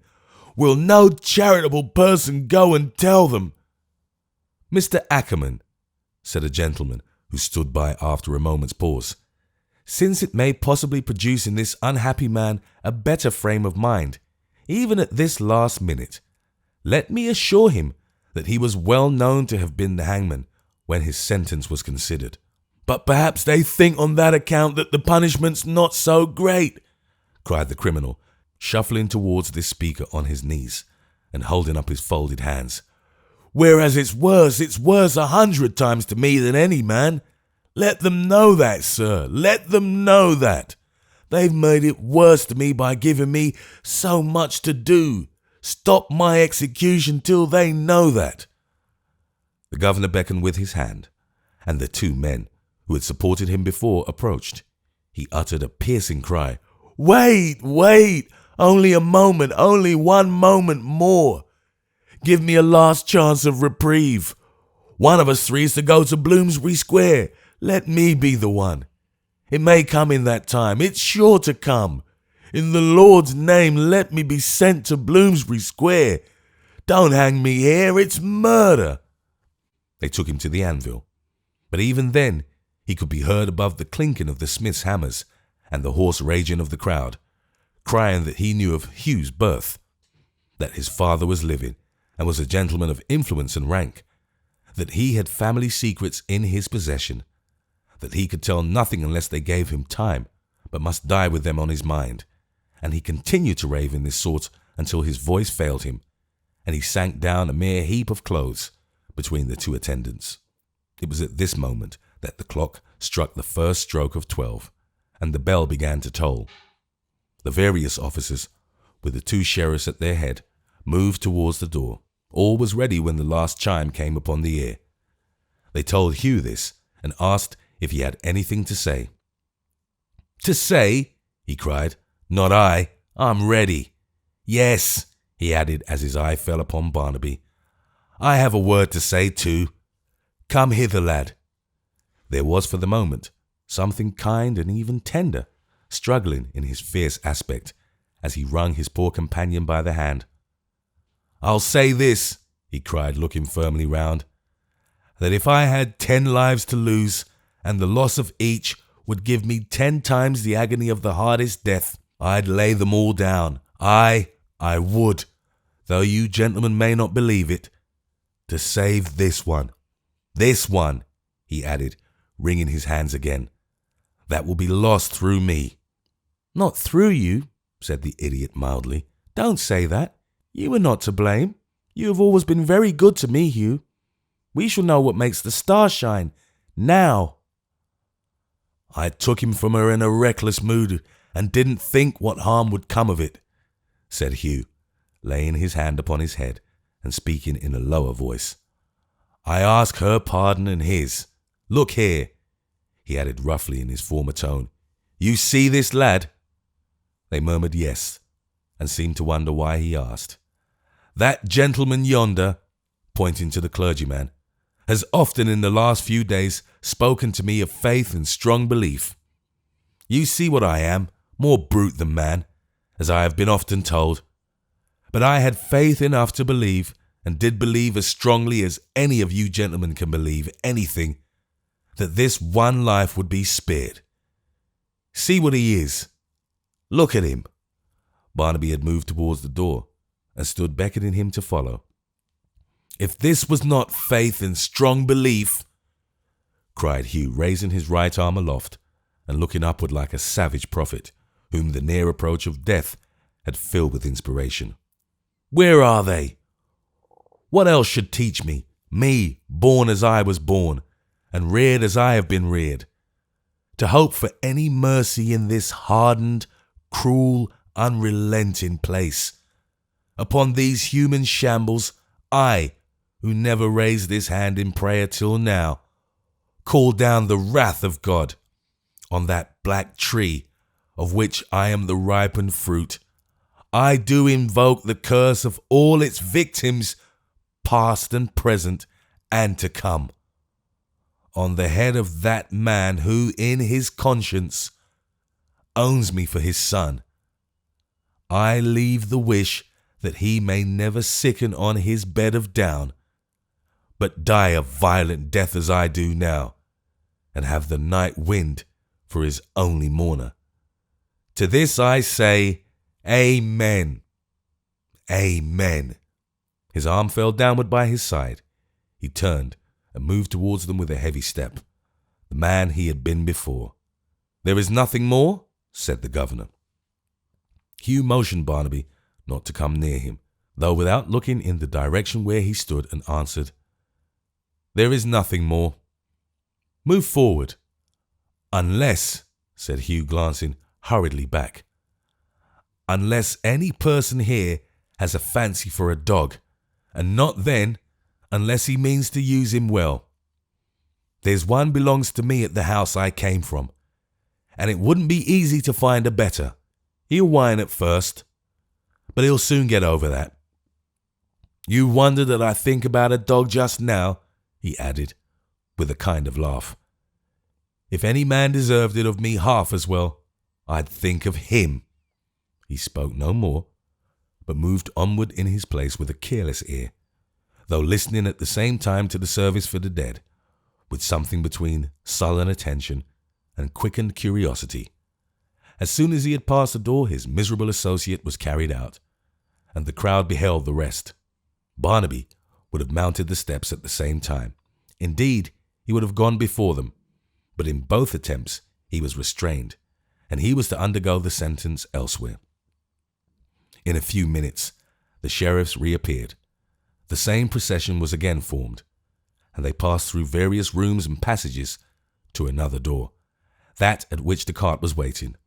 He held down his head to avoid seeing what he knew his eyes must otherwise encounter, and took his seat sorrowfully, and yet with something of a childish pride and pleasure in the vehicle. The officers fell into their places at the sides, in front and in the rear. The sheriff's carriage rolled on. A guard of soldiers surrounded the whole, and they moved slowly forward through the throng and pressure toward Lord Mansfield's ruined house. It was a sad sight.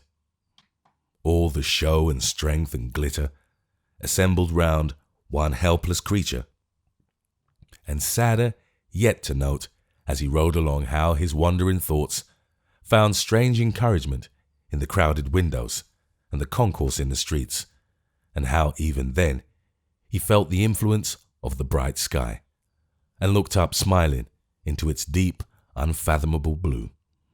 But there had been many such sights since the riots were over, some so moving in their nature and so repulsive too, that they were far more calculated to awaken pity for the sufferers than respect for that law whose strong arm seemed in more than one case to be as wantonly stretched forth now that all was safe as it had been basely paralyzed in time of danger. Two cripples, both mere boys, one with a leg of wood, one who dragged his twisted limbs along by the help of a crutch, were hanged in this same Bloomsbury Square. As the cart was about to glide from under them, it was observed that they stood with their faces from, not to, the house they had assisted to despoil, and their misery was protracted that this omission might be remedied. Another boy was hanged in Bow Street, other young lads in various quarters of the town. 4 wretched women, too, were put to death. In a word, those who suffered as rioters were, for the most part, the weakest, meanest, and most miserable among them. It was a most exquisite satire upon the false religious cry which had led to so much misery, that some of these people owned themselves to be Catholics and begged to be attended by their own priests. One young man was hanged in Bishopsgate Street, whose aged, grey-headed father waited for him at the gallows, kissed him at its foot when he arrived, and sat there on the ground till they took him down. They would have given him the body of his child, but he had no hearse, no coffin, nothing to remove it in, being too poor, and walked meekly away beside the cart that took it back to prison, trying as he went to touch its lifeless hand. But the crowd had forgotten these matters or cared little about them, if they lived in their memory. and while one great multitude fought and hustled to get near the gibbet before Newgate for a parting look, another followed in the train of poor lost Barnaby to swell the throng that waited for him on the spot.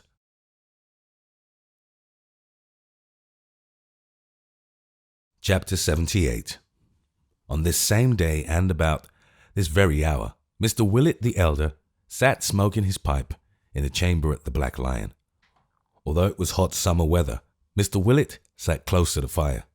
He was in a state of profound cogitation with his own thoughts, and it was his custom at such times to stew himself slowly, under the impression that that process of cookery was favourable to the melting out of his ideas, which, when he began to simmer, sometimes oozed forth so copiously as to astonish even himself.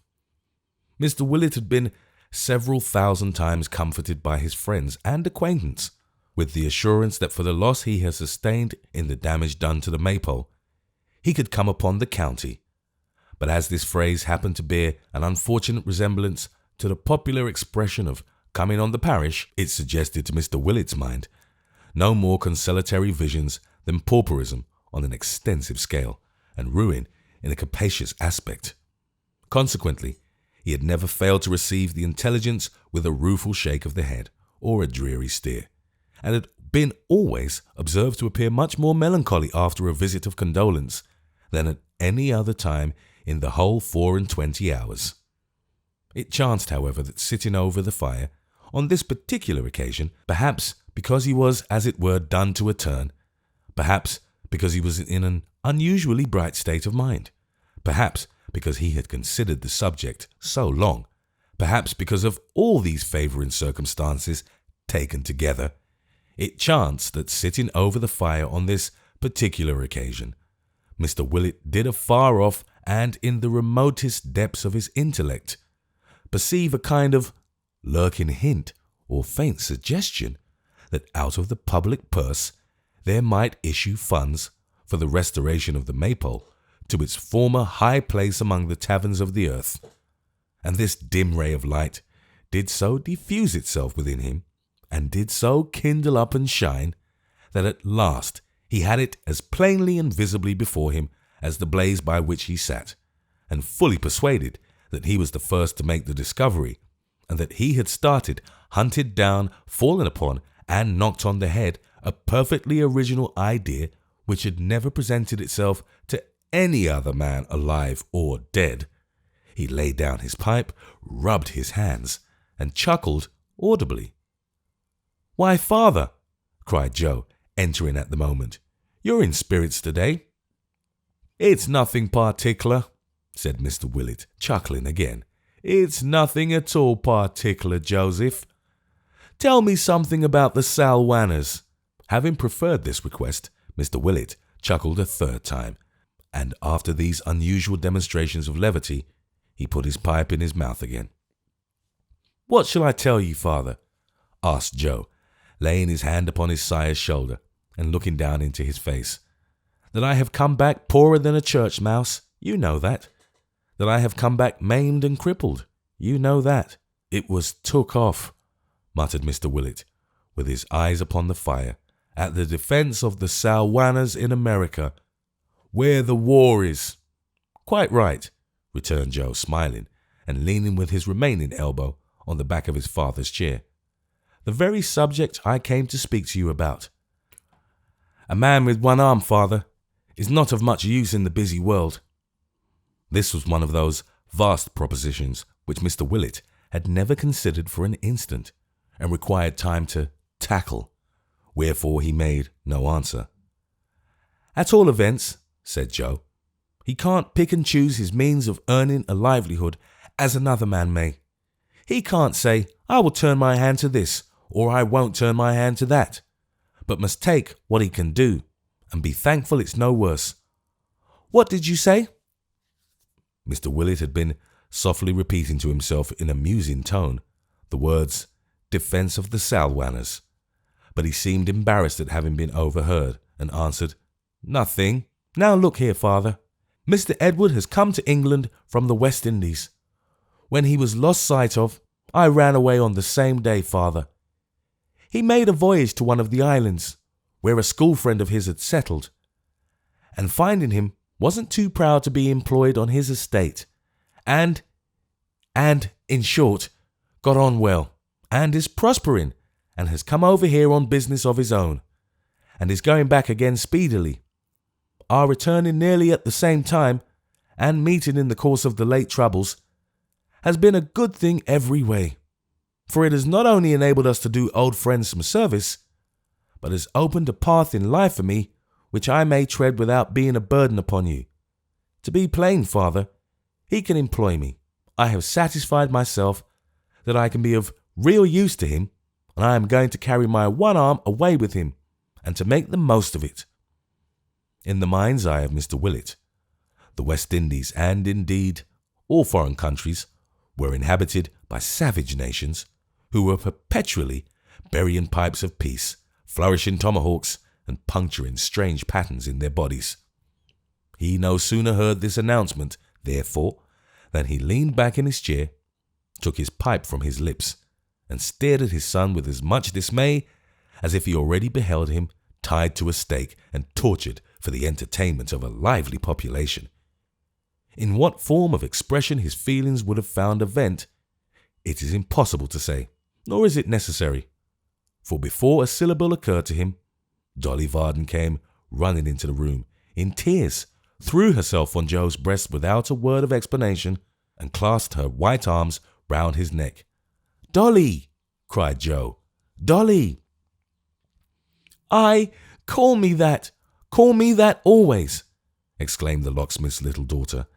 "Never speak coldly to me, never be distant, never again reprove me for the follies I have long repented, or I shall die, Joe." "I reprove you," said Joe. "Yes, for every kind and honest word you uttered went to my heart. For you who have borne so much from me, for you who owe your sufferings and pain to my caprice, for you to be so kind, so noble to me, Joe." He could say nothing to her, not a syllable. There was an odd sort of eloquence in his one arm, which had crept round her waist, but his lips were mute. "If you had reminded me by a word, only by one short word," sobbed Dolly, clinging yet closer to him, "how little I deserve that you should treat me with so much forbearance. If you had exulted only for one moment in your triumph, I could have borne it better." "Triumph?" repeated Joe with a smile which seemed to say, "I'm a pretty figure for that." "Yes, triumph!" she cried, with her whole heart and soul in her earnest voice and gushing tears. "For it is one. I am glad to think and know it is. I wouldn't be less humble, dear. I wouldn't be without the recollection of that last time we spoke together in this place. No, not if I could recall the past and make our parting yesterday." Did ever lover look as Joe looked now? "Dear Joe," said Dolly, "I always loved you. In my own heart I always did. Although I was so vain and giddy, I hoped you would come back that night. I made quite sure you would. I prayed for it on my knees. Through all these long, long years, I have never once forgotten you, or left off hoping that this happy time might come." The eloquence of Joe's arm surpassed the most impassioned language, and so did that of his lips. Yet he said nothing either. "And now at last," cried Dolly, trembling with the fervour of her speech, "if you were sick and shattered in your every limb, if you were ailing, weak and sorrowful, if instead of being what you are, you were in everybody's eyes but mine, the wreck and ruin of a man, I would be your wife, dear love, with greater pride and joy than if you were the stateliest lord in England." "What have I done?" cried Joe. "What have I done to meet with this reward?" "You have taught me," said Dolly, raising her pretty face to his, "to know myself and your worth, to be something better than I was, to be more deserving of your true and manly nature. In years to come, dear Joe, you shall find that you have done so, for I will be not only now, when we are young and full of hope, but when we have grown old and weary, your patient, gentle, never tiring wife. I will never know a wish or care beyond our home and you, and I will always study how to please you with my best affection and my most devoted love. I will, indeed I will. Joe could only repeat his former eloquence, but it was very much to the purpose. They know of this at home, said Dolly. For your sake, I would leave even them, but they know it, and are glad of it, and are as proud of you as I am, and as full of gratitude. You'll not come and see me as a poor friend who knew me when I was a girl, will you, dear Joe? Well, well, it don't matter what Joe said in answer, but he said a great deal, and Dolly said a great deal too, and he folded Dolly in his one arm pretty tight, considering that it was but one, and Dolly made no resistance. And if ever two people were happy in this world, which is not an utterly miserable one, with all its faults, we may with some appearance of certainty conclude that they were. To say that during these proceedings Mr. Willett the elder underwent the greatest emotions of astonishment of which our common nature is susceptible, to say that he was in a perfect paralysis of surprise, and that he wandered into the most stupendous and theretofore unattainable heights of complicated amazement, would be to shadow forth his state of mind in the feeblest and lamest terms.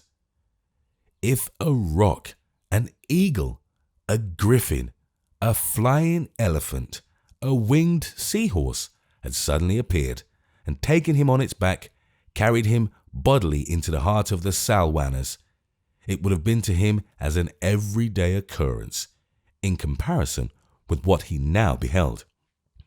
To be sitting quietly by, seeing and hearing these things, to be completely overlooked, unnoticed, and disregarded, while his son and a young lady were talking to each other in the most impassioned manner, kissing each other, and making themselves, in all respects, perfectly at home, was a position so tremendous, so inexplicable, so utterly beyond the range of his capacity of comprehension, that he fell into a lethargy of wonder, and could no more rouse himself than an enchanted sleeper in the first year of his fairy lease, a century long.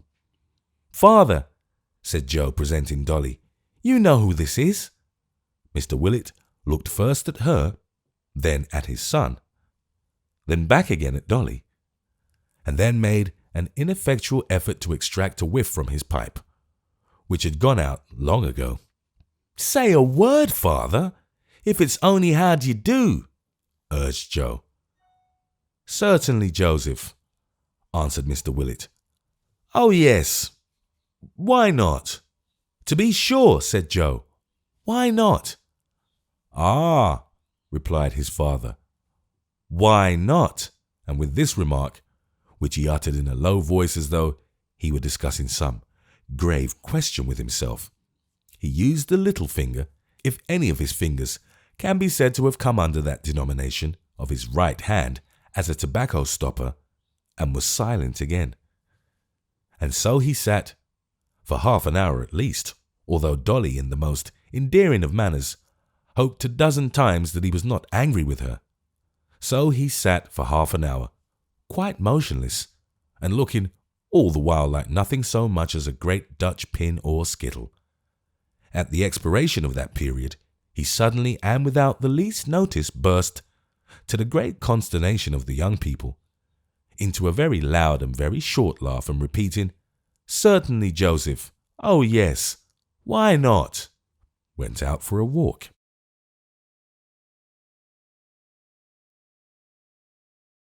Chapter 79. Old John did not walk near the Golden Key, for between the Golden Key and the Black Lion there lay a wilderness of streets, as everybody knows who is acquainted with the relative bearings of Clerkenwell and Whitechapel, and he was by no means famous for pedestrian exercises. But the Golden Key lies in our way, Though it was out of his, so to the golden key this chapter goes. The golden key itself, fair emblem of the locksmith's trade, had been pulled down by the rioters and roughly trampled underfoot. But now it was hoisted up again in all the glory of a new coat of paint, and shewed more bravely even than in days of yore. Indeed, the whole house front was spruce and trim, and so freshened up throughout, that if there yet remained at large any of the rioters who had been concerned in the attack upon it, the sight of the old, goodly, prosperous dwelling, so revived, must have been to them as gall and wormwood.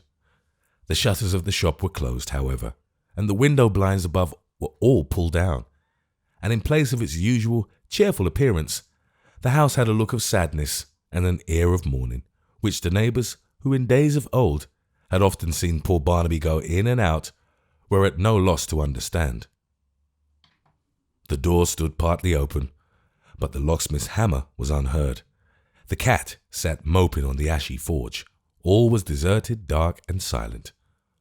On the threshold of this door, Mr. Haredale and Edward Chester met. The younger man gave place, and both, passing him with a familiar air, which seemed to denote that they were tarrying there, or were well accustomed to go to and fro unquestioned, shut it behind them. Entering the old back parlour, and descending the flight of stairs, abrupt and steep, and quaintly fashioned as of old, they turned into the best room, the pride of Mrs. Varden's heart, and erst the scene of Miggs's household labours. "Varden brought the mother here last evening, he told me," said Mr. Haredale. "She is above stairs now in the room over here," Edward rejoined. "Her grief, they say, is past all telling. I needn't add, for that you know beforehand, sir, that the care, humanity, and sympathy of these good people have no bounds. I am sure of that. Heaven repay them for it, and for much more. Varden is out. He returned with your messenger, who arrived almost at the moment of his coming home himself. He was out the whole night, but that of course you know. He was with you the greater part of it." "He was. Without him, I should have lacked my right hand. He is an older man than I, but nothing can conquer him. The cheeriest, stoutest-hearted fellow in the world. He has a right to be. He has a right to be. A better creature never lived. He reaps what he has sown, no more." "It is not all men," said Edward after a moment's hesitation, "who have the happiness to do that." "More than you imagine," returned Mr. Haredale. "We note the harvest more than the seed time. You do so in me." In truth, his pale and haggard face and gloomy bearing had so far influenced the remark that Edward was for the moment at a loss to answer him. "Tut, tut," said Mr. Haredale. "'Twas not very difficult to read a thought so natural. But you are mistaken, nevertheless. I have had my share of sorrows, more than the common lot perhaps, but I have borne them ill. I have broken where I should have bent, and have mused and brooded when my spirit should have mixed with all God's great creation. The men who learn endurance are they who call the whole world brother. I have turned from the world, and I pay the penalty." Edward would have interposed, but he went on without giving him time. "It is too late to evade it now. I sometimes think that if I had to live my life once more, I might amend this fault. Not so much, I discover, when I search my mind for the love of what is right, as for my own sake. But even when I make these better resolutions, I instinctively recoil from the idea of suffering again what I have undergone. And in this circumstance, I find the unwelcome assurance that I should still be the same man, though I could cancel the past and begin anew, with its experience to guide me." "Nay, you make too sure of that," said Edward. "You think so?" Mr. Haredale answered, "and I am glad you do. I know myself better, and therefore distrust myself more. Let us leave this subject for another. Not so far removed from it as it might at first sight seem to be. Sir, you still love my niece, and she is still attached to you." "I have that assurance from her own lips," said Edward, "and you know, I am sure you know, that I would not exchange it for any blessing life could yield me. You are frank, honourable, and disinterested, said Mr. Haredale. You have forced the conviction that you are so, even on my once jaundiced mind, and I believe you. Wait here till I come back. He left the room as he spoke, but soon returned with his niece. On that first and only time, he said, looking from the one to the other, when we three stood together under her father's roof, I told you to quit it, and charged you never to return. It is the only circumstance arising out of our love, observed Edward, that I have forgotten. You own a name, said Mr. Haredale, I had deep reason to remember.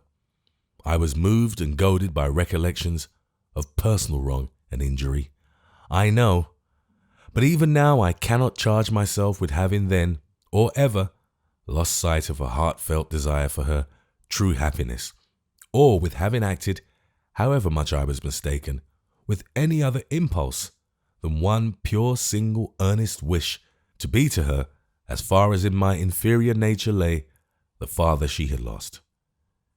Dear uncle, cried Emma, I have known no parent but you. I have loved the memory of others, but I have loved you all my life. Never was father kinder to his child than you have been to me, without the interval of one harsh hour since I can first remember. You speak too fondly, he answered, and yet I cannot wish you were less partial.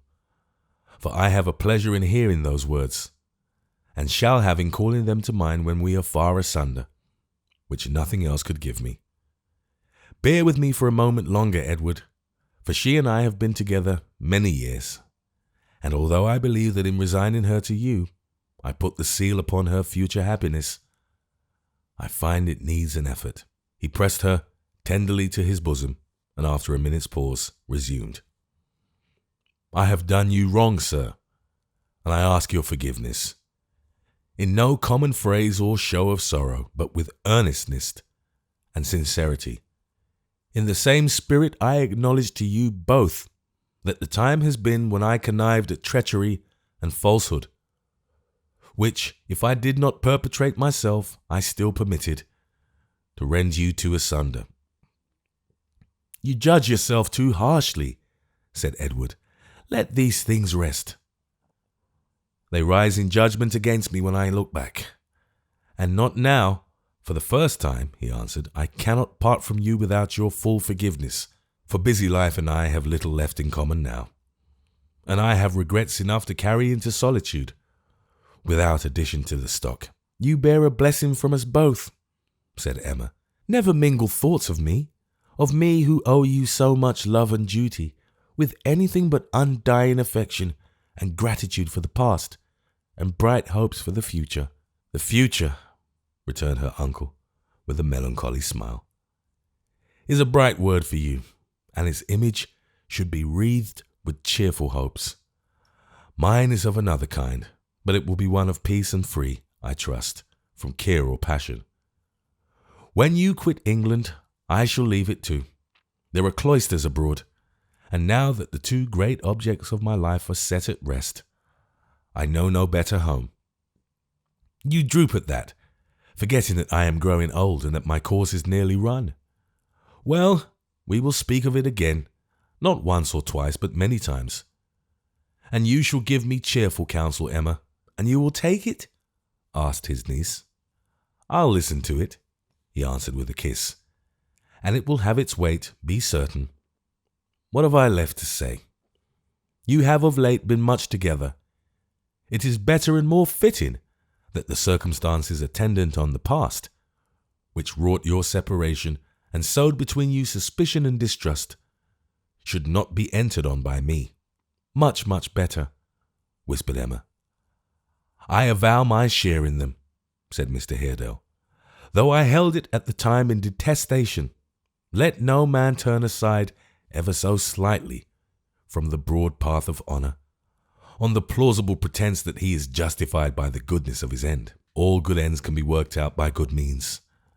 Those that cannot are bad, and may be counted so at once and left alone. He looked from her to Edward and said in a gentler tone, "In goods and fortune, you are now nearly equal. I have been her faithful steward. And to that remnant of a richer property which my brother left her, I desire to add in token of my love a poor pittance, scarcely worth a mention, for which I have no longer any need. I am glad you go abroad. Let our ill-fated house remain the ruin it is. When you return after a few thriving years, you will command a better and a more fortunate one. We are friends?" Edward took his extended hand and grasped it heartily. "You are neither slow nor cold in your response," said Mr. Haredale, doing the like by him. "And when I look upon you now and know you, I feel that I would choose you for her husband. Her father had a generous nature, and you would have pleased him well. I give her to you in his name and with his blessing. If the world and I part in this act, we part on happier terms than we have lived for many a day." He placed her in his arms and would have left the room, but that he was stopped in his passage to the door by a great noise at a distance, which made them start and pause. It was a loud shouting, mingled with boisterous acclamations, that rent the very air. It drew nearer and nearer every moment, and approached so rapidly that even while they listened, it burst into a deafening confusion of sounds at the street corner. "This must be stopped, quieted," said Mr. Haredale hastily. "We should have foreseen this and provided against it. I will go out to them at once." But before he could reach the door, and before Edward could catch up his hat and follow him, they were again arrested by a loud shriek from above stairs, and the locksmith's wife, bursting in and fairly running into Mr. Haredale's arms, cried out, "She knows it all, dear sir! She knows it all! We broke it out to her by degrees, and she is quite prepared." Having made this communication, and furthermore thanked heaven with great fervour and heartiness, the good lady, according to the custom of matrons on all occasions of excitement, fainted away directly. They ran to the window, drew up the sash, and looked into the crowded street. Among a dense mob of persons, of whom not one was for an instant still, the locksmith's ruddy face and burly form could be descried, beating about as though he was struggling with a rough sea. Now he was carried back a score of yards, now onward nearly to the door, now back again, now forced against the opposite houses, now against those adjoining his own, now carried up a flight of steps, and greeted by the outstretched hands of 100 men, while the whole tumultuous concourse stretched their throats and cheered with all their might. Though he was really in a fair way to be torn to pieces in the general enthusiasm, the locksmith, nothing discomposed, echoed their shouts till he was as hoarse as they, and in a glow of joy and right good humour, waved his hat until the daylight shone between its brim and crown. But in all the bandyings from hand to hand, and strivings to and fro, and sweepings here and there, which, saving that he looked more jolly and more radiant after every struggle, troubled his peace of mind no more than if he had been a straw upon the water's surface, he never once released his firm grasp of an arm drawn tight through his. He sometimes turned to clap this friend upon the back, or whisper in his ear a word of staunch encouragement, or cheer him with a smile, but his great care was to shield him from the pressure and force a passage for him to the Golden Key. Passive and timid, scared, pale, and wondering, and gazing at the throng as if he were newly risen from the dead, and felt himself a ghost among the living, Barnaby, not Barnaby in the spirit, but in flesh and blood, with pulses, sinews, nerves, and beating heart, and strong affections, clung to his stout old friend, and followed where he led. And thus, in course of time, they reached the door, held ready for their own entrance by no unwilling hands. Then slipping in and shutting out the crowd by main force, Gabriel stood between Mr. Haredale and Edward Chester and Barnaby. Rushing up the stairs, fell upon his knees beside his mother's bed. "Such is the blessed end, sir," cried the panting locksmith, to Mr. Haredale, "of the best day's work we ever did. The rogues! It's been hard fighting to get away from 'em. I almost thought once or twice they'd have been too much for us with their kindness." They had striven all the previous day to rescue Barnaby from his impending fate. Failing in their attempts in the first quarter to which they addressed themselves, they renewed them in another. Failing there likewise, they began afresh at midnight, and made their way not only to the judge and jury who had tried him, but to men of influence at court, to the young Prince of Wales, and even to the antechamber of the King himself, successful at last in awakening an interest in his favour and an inclination to inquire more dispassionately into his case. They had an interview with the minister in his bed so late as 8 o'clock that morning, the result of a searching inquiry in which they who had known the poor fellow from his childhood did other good service, besides bringing it about, was that between 11 and 12 o'clock a free pardon to Barnaby Rudge was made out and signed, and entrusted to a horse soldier for instant conveyance to the place of execution. This courier reached the spot just as the cart appeared in sight, and Barnaby, being carried back to jail, Mr. Haredale, assured that all was safe, had gone straight from Bloomsbury Square to the Golden Key, leaving to Gabriel the grateful task of bringing him home in triumph. "I needn't say," observed the locksmith, when he had shaken hands with all the males in the house and hugged all the females, 45 times at least, that except among ourselves, I didn't want to make a triumph of it. But directly we got into the street we were known, and this hubbub began. Of the two," he added as he wiped his crimson face, "and after experience of both, I think I'd rather be taken out of my house by a crowd of enemies than escorted home by a mob of friends."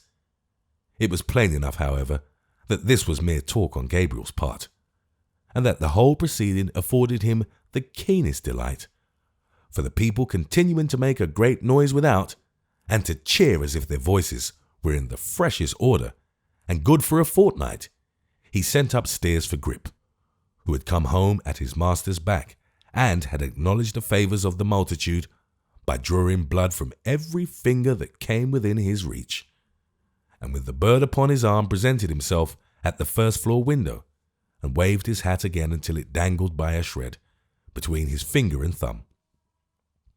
This demonstration having been received with appropriate shouts, and silence being in some degree restored, he thanked them for their sympathy, and taking the liberty to inform them that there was a sick person in the house, proposed that they should give 3 chairs for King George, 3 more for Old England, and 3 more for nothing particular as a closing ceremony. The crowd assenting, substituted Gabriel Varden for the nothing particular, and giving him 1 over for good measure, dispersed in high good humour. What congratulations were exchanged among the inmates at the Golden Key when they were left alone! What an overflowing of joy and happiness there was among them! How incapable it was of expression in Barnaby's own person, and how he went wildly from one to another, until he became so far tranquilized as to stretch himself on the ground beside his mother's couch, and fall into a deep sleep, are matters that need not be told. And it is well they happen to be of this class, for they would be very hard to tell, were their narration ever so indispensable. Before leaving this bright picture, it may be well to glance at a dark and very different one, which was presented to only a few eyes that same night. This scene was a churchyard. The time, midnight. The persons, Edward Chester, a clergyman, a gravedigger, and the 4 bearers of a homely coffin. They stood about a grave which had been newly dug, and one of the bearers held up a dim lantern, the only light there, which shed its feeble ray upon the book of prayer. He placed it for a moment on the coffin, when he and his companions were about to lower it down. There was no inscription on the lid. The mould fell solemnly upon the last house of this nameless man, and the rattling dust left a dismal echo even in the accustomed ears of those who had borne it to its resting place. The grave was filled into the top and trodden down. They all left the spot together. You never saw him living? Asked the clergyman of Edward. Often, years ago, not knowing him for my brother. Never since? Never. Yesterday, he steadily refused to see me. It was urged upon him many times at my desire. Still he refused. That was hardened and unnatural. Do you think so? I infer that you do not? You are right. We hear the world wonder every day at monsters of ingratitude. Did it never occur to you that it often looks for monsters of affection, as though they were things of course? They had reached the gate by this time, and bidding each other good night, departed on their separate ways.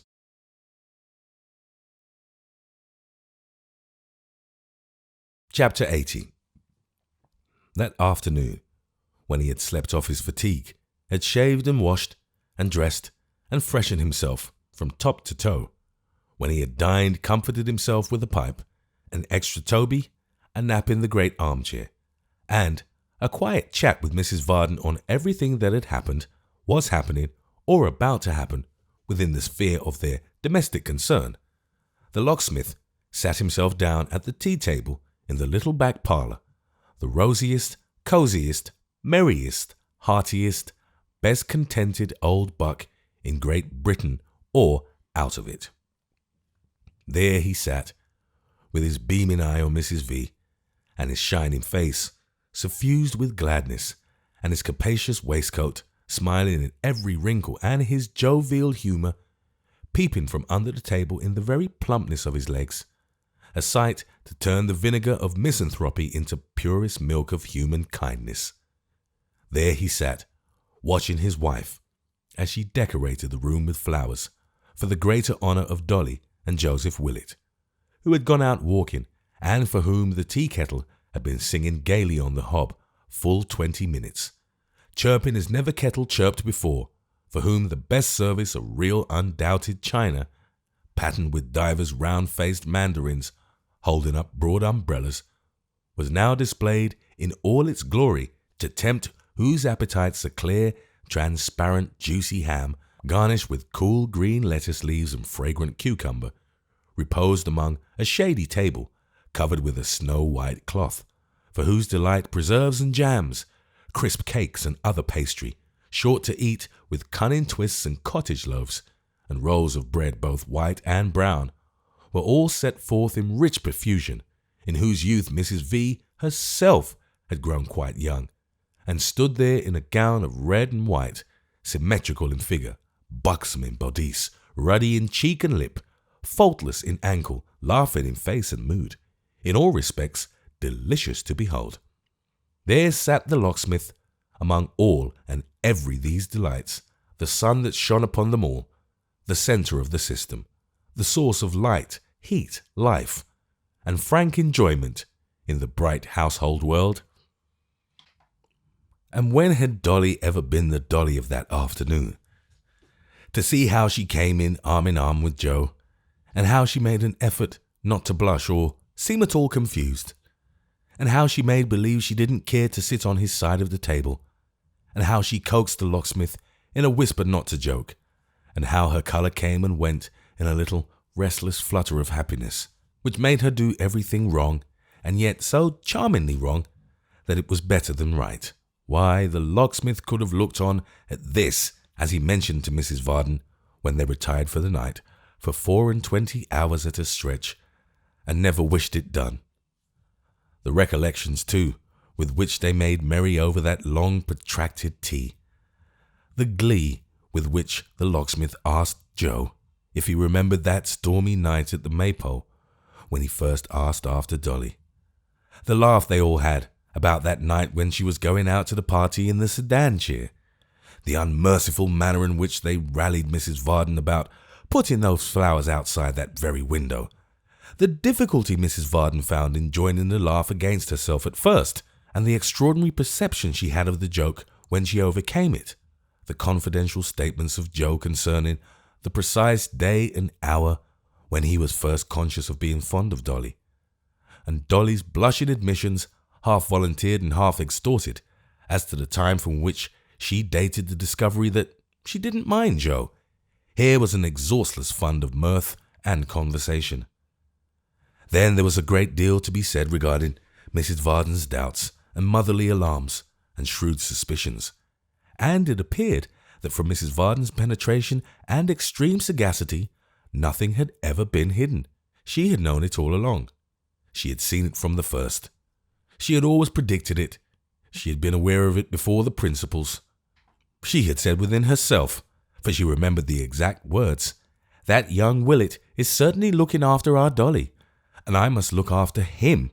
Accordingly, she had looked after him, and had observed many little circumstances, all of which she named, so exceedingly minute that nobody else could make anything out of them even now, and had, it seemed from first to last, displayed the most unbounded tact and most consummate generalship. Of course, the night when Joe would ride homeward by the side of the chaise, and when Mrs. Varden would insist upon his going back again, was not forgotten, nor the night when Dolly fainted on his name being mentioned, nor the times upon times when Mrs. Varden, ever watchful and prudent, had found her pining in her own chamber. In short, nothing was forgotten, and everything, by some means or other, brought them back to the conclusion that that was the happiest hour in all their lives, consequently that everything must have occurred for the best, and nothing could be suggested which would have made it better. While they were in the full glow of such discourse as this, there came a startling knock at the door, opening from the street into the workshop, which had been kept closed all day that the house might be more quiet. Joe, as in duty bound, would hear of nobody but himself going to open it, and accordingly left the room for that purpose. It would have been odd enough, certainly, if Joe had forgotten the way to this door, and even if he had, as it was a pretty large one and stood straight before him, he could not easily have missed it. But Dolly, perhaps because she was in the flutter of spirits before mentioned, or perhaps because she thought he would not be able to open it with his one arm, she could have had no other reason, hurried out after him, and they stopped so long in the passage, no doubt owing to Joe's entreaties that she would not expose herself to the draught of July air, which must infallibly come rushing in on this same door being opened, that the knock was repeated in a yet more startling manner than before. "Is anybody going to open that door?" cried the locksmith, "or shall I come?" Upon that, Dolly went running back into the parlour, all dimples and blushes, and Joe opened it with a mighty noise, and other superfluous demonstrations of being in a violent hurry. "Well," said the locksmith, when he reappeared, "what is it, Joe? What are you laughing at?" "Nothing, sir. It's coming in." "Who's coming in? What's coming in?" Mrs. Varden, as much at a loss as her husband, could only shake her head in answer to his inquiring look.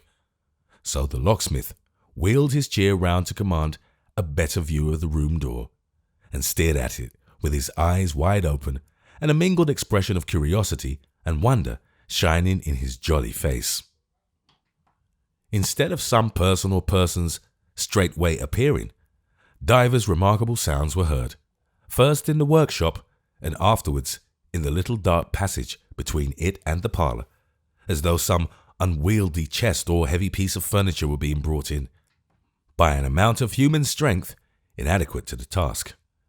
At length, after much struggling and humping, and bruising of the wall on both sides, the door was forced open as by a battering ram, and the locksmith, steadily regarding what appeared beyond, smote his thigh, elevated his eyebrows, opened his mouth, and cried in a loud voice expressive of the utmost consternation, "Damn if it ain't Miggs come back!" The young damsel, whom he named, no sooner heard these words than, deserting a small boy and a very large box, by which she was accompanied, and advancing with such precipitation that her bonnet flew off her head, burst into the room, clasped her hands, in which she held a pair of pattens, one in each, raised her eyes devotedly to the ceiling, and shed a flood of tears.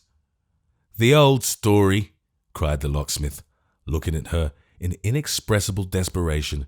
"She was born to be a damper, this young woman. Nothing can prevent it." "Ho, master! Ho, Mim!"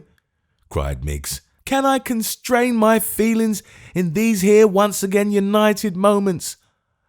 Oh, Mr. Warson, here's blessedness among relations, sir.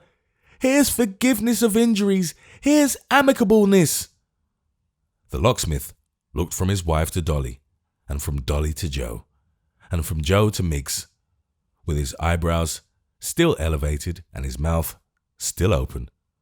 When his eyes got back to Miggs, they rested on her, fascinated.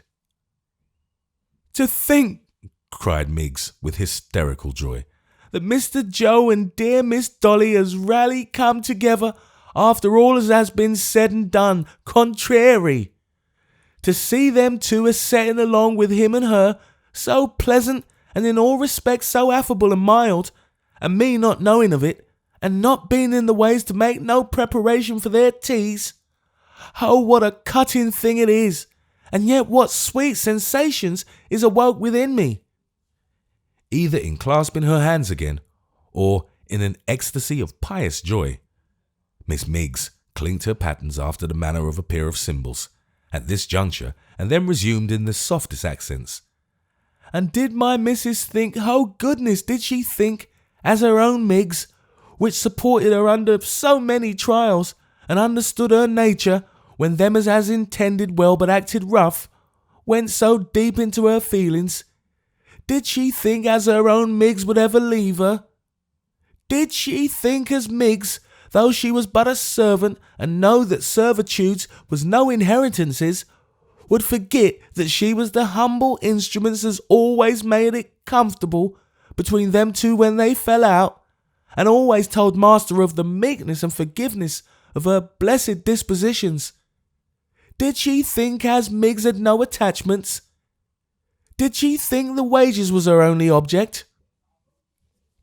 To none of these interrogatories, whereof every one was more pathetically delivered than the last, did Mrs. Varden answer one word. But Miggs, not at all abashed by this circumstance, turned to the small boy in attendance, her eldest nephew, son of her own married sister, born in Golden Lion Court, number 27, and bred in the very shadow of the second bell handle on the right-hand doorpost, and with a plentiful use of her pocket handkerchief, addressed herself to him, requesting that on his return home he would console his parents for the loss of her, his aunt, by delivering to them a faithful statement of his having left her in the bosom of that family, with which, as his aforesaid parents well knew, her best affections were incorporated, that he would remind them that nothing less than her imperious sense of duty and devoted attachment to her old master and missus, likewise Miss Dolly and young Mr. Joe, should ever have induced her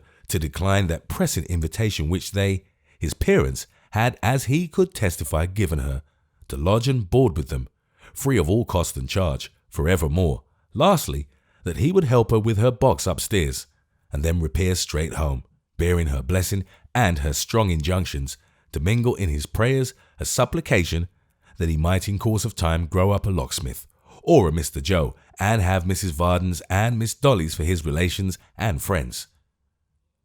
Having brought this admonition to an end, upon which, to say the truth, the young gentleman for whose benefit it was designed bestowed little or no heed, having to all appearances his faculties absorbed in the contemplation of the sweetmeats, Miss Miggs signified to the company in general that they were not to be uneasy, for she would soon return, and with her nephew's aid prepared to bear her wardrobe up the staircase.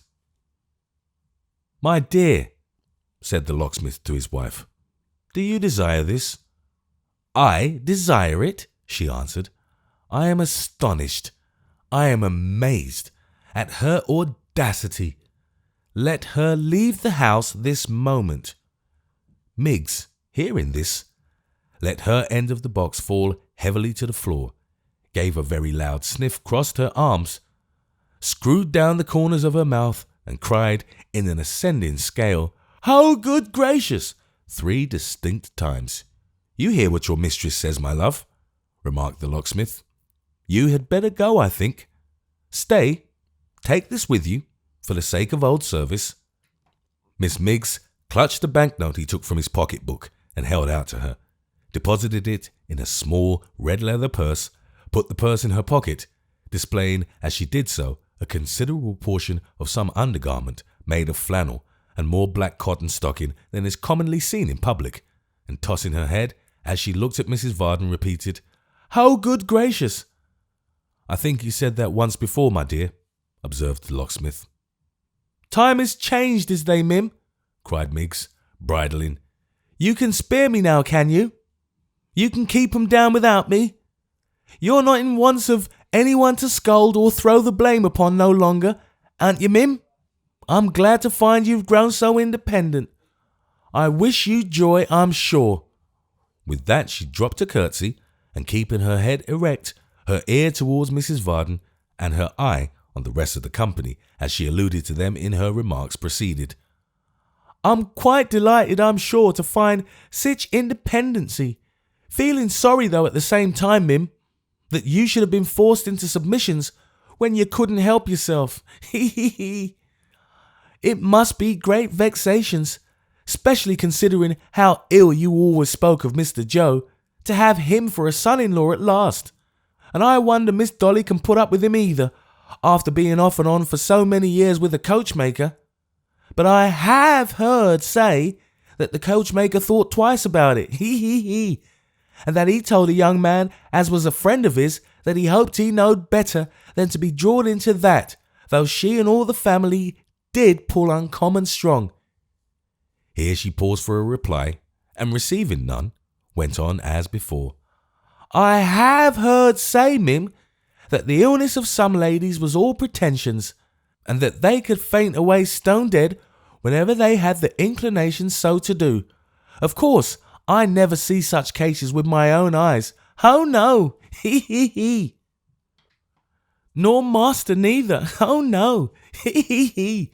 I have heard the neighbours make remark as someone as they was acquainted with was a poor good-natured mean-spirited creature, as went out fishing for a wife one day and caught a tartar.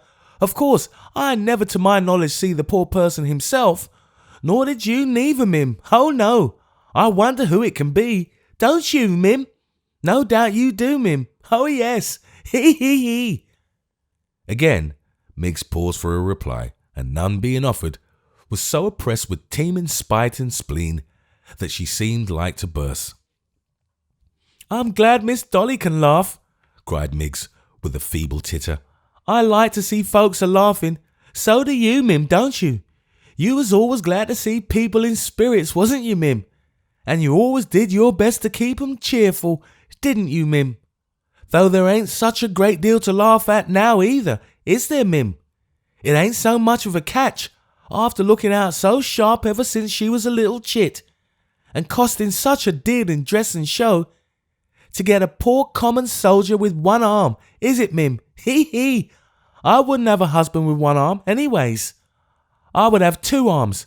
I would have 2 arms if it was me, though instead of hands, they only got hooks at the end, like our dustmen." Miss Miggs was about to add, and had indeed begun to add, that taking them in the abstract, dustmen were far more eligible matches than soldiers, though to be sure, when people were past choosing, they must take the best they could get, and think themselves well off too. But her vexation and chagrin being of that internally bitter sort which finds no relief in words and is aggravated to madness by want of contradiction, she could hold out no longer and burst into a storm of sobs and tears. In this extremity she fell on the unlucky nephew, tooth and nail, and plucking a handful of hair from his head, demanded to know how long she was to stand there to be insulted, and whether or no he meant to help her carry out the box again, and if he took a pleasure in hearing his family reviled, with other inquiries of that nature, at which disgrace and provocation the small boy, who had been all this time gradually lashed into rebellion by the sight of unattainable pastry, walked off indignant, leaving his aunt and the box to follow at their leisure. Somehow or other, by dint of pushing and pulling, they did attain the street at last, where Miss Miggs, all bloused with the exertion of getting there, and with her sobs and tears, sat down upon her property to rest and grieve, until she could ensnare some other youth to help her home. "It's a thing to laugh at, Martha, not to care for," whispered the locksmith as he followed his wife to the window and good-humouredly dried her eyes. "What does it matter? You had seen your fault before. Come, bring up Toby again, my dear. Dolly shall sing us a song, and we'll be all the merrier for this interruption."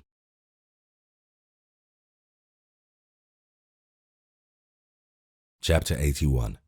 Another month had passed, and the end of August had nearly come, when Mr. Haredale stood alone in the mail coach office at Bristol. Although but a few weeks had intervened since his conversation with Edward Chester and his niece in the locksmith's house, and he had made no change, in the meantime, in his accustomed style of dress, his appearance was greatly altered. He looked much older and more careworn. Agitation and anxiety of mind scatter wrinkles and grey hairs with no unsparing hand, but deeper traces follow on the silent uprooting of old habits and severing of dear familiar ties. The affections may not be so easily wounded as the passions, but their hurts are deeper and more lasting. He was now a solitary man, and the heart within him was dreary and lonesome. He was not the less alone for having spent so many years in seclusion and retirement. This was no better preparation than a round of social cheerfulness. Perhaps it even increased the keenness of his sensibility. He had been so dependent upon her for companionship and love. She had come to be so much a part and parcel of his existence. They had had so many cares and thoughts in common, which no one else had shared, that losing her was beginning life anew, and being required to summon up the hope and elasticity of youth amid the doubts, distrusts, and weakened energies of age. The effort he had made to part from her with seeming cheerfulness and hope, and they had parted only yesterday, left him the more depressed. With these feelings he was about to revisit London for the last time, and look once more upon the walls of their old home, before turning his back upon it for ever. The journey was a very different one in those days from what the present generation find it, but it came to an end, as the longest journey will, and he stood again in the streets of the metropolis. He lay at the inn where the coach stopped, and resolved before he went to bed that he would make his arrival known to no one, would spend but another night in London, and would spare himself the pang of parting, even with the honest locksmith. Such conditions of the mind as to that which he was a prey when he lay down to rest are favourable to the growth of disordered fancies and uneasy visions. He knew this, even in the horror with which he started from his first sleep, and threw up the window to dispel it by the presence of some object beyond the room, which had not been, as it were, the witness of his dream. But it was not a new terror of the night. It had been present to him before in many shapes. It had haunted him in bygone times, and visited his pillow again and again. If it had been but an ugly object, a childish spectre, haunting his sleep, its return in its old form might have awakened a momentary sensation of fear, which almost in the act of waking would have passed away. This disquiet, however, lingered about him, and would yield to nothing.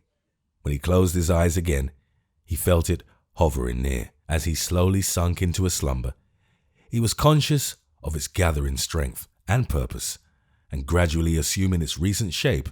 When he sprung up from his bed, the same phantom vanished from his heated brain, and left him filled with a dread against which reason and waking thought were powerless. The sun was up before he could shake it off. He rose late, but not refreshed, and remained within doors all that day. He had a fancy for paying his last visit to the old spot in the evening, for he had been accustomed to walk there at that season, and desired to see it under the aspect that was most familiar to him.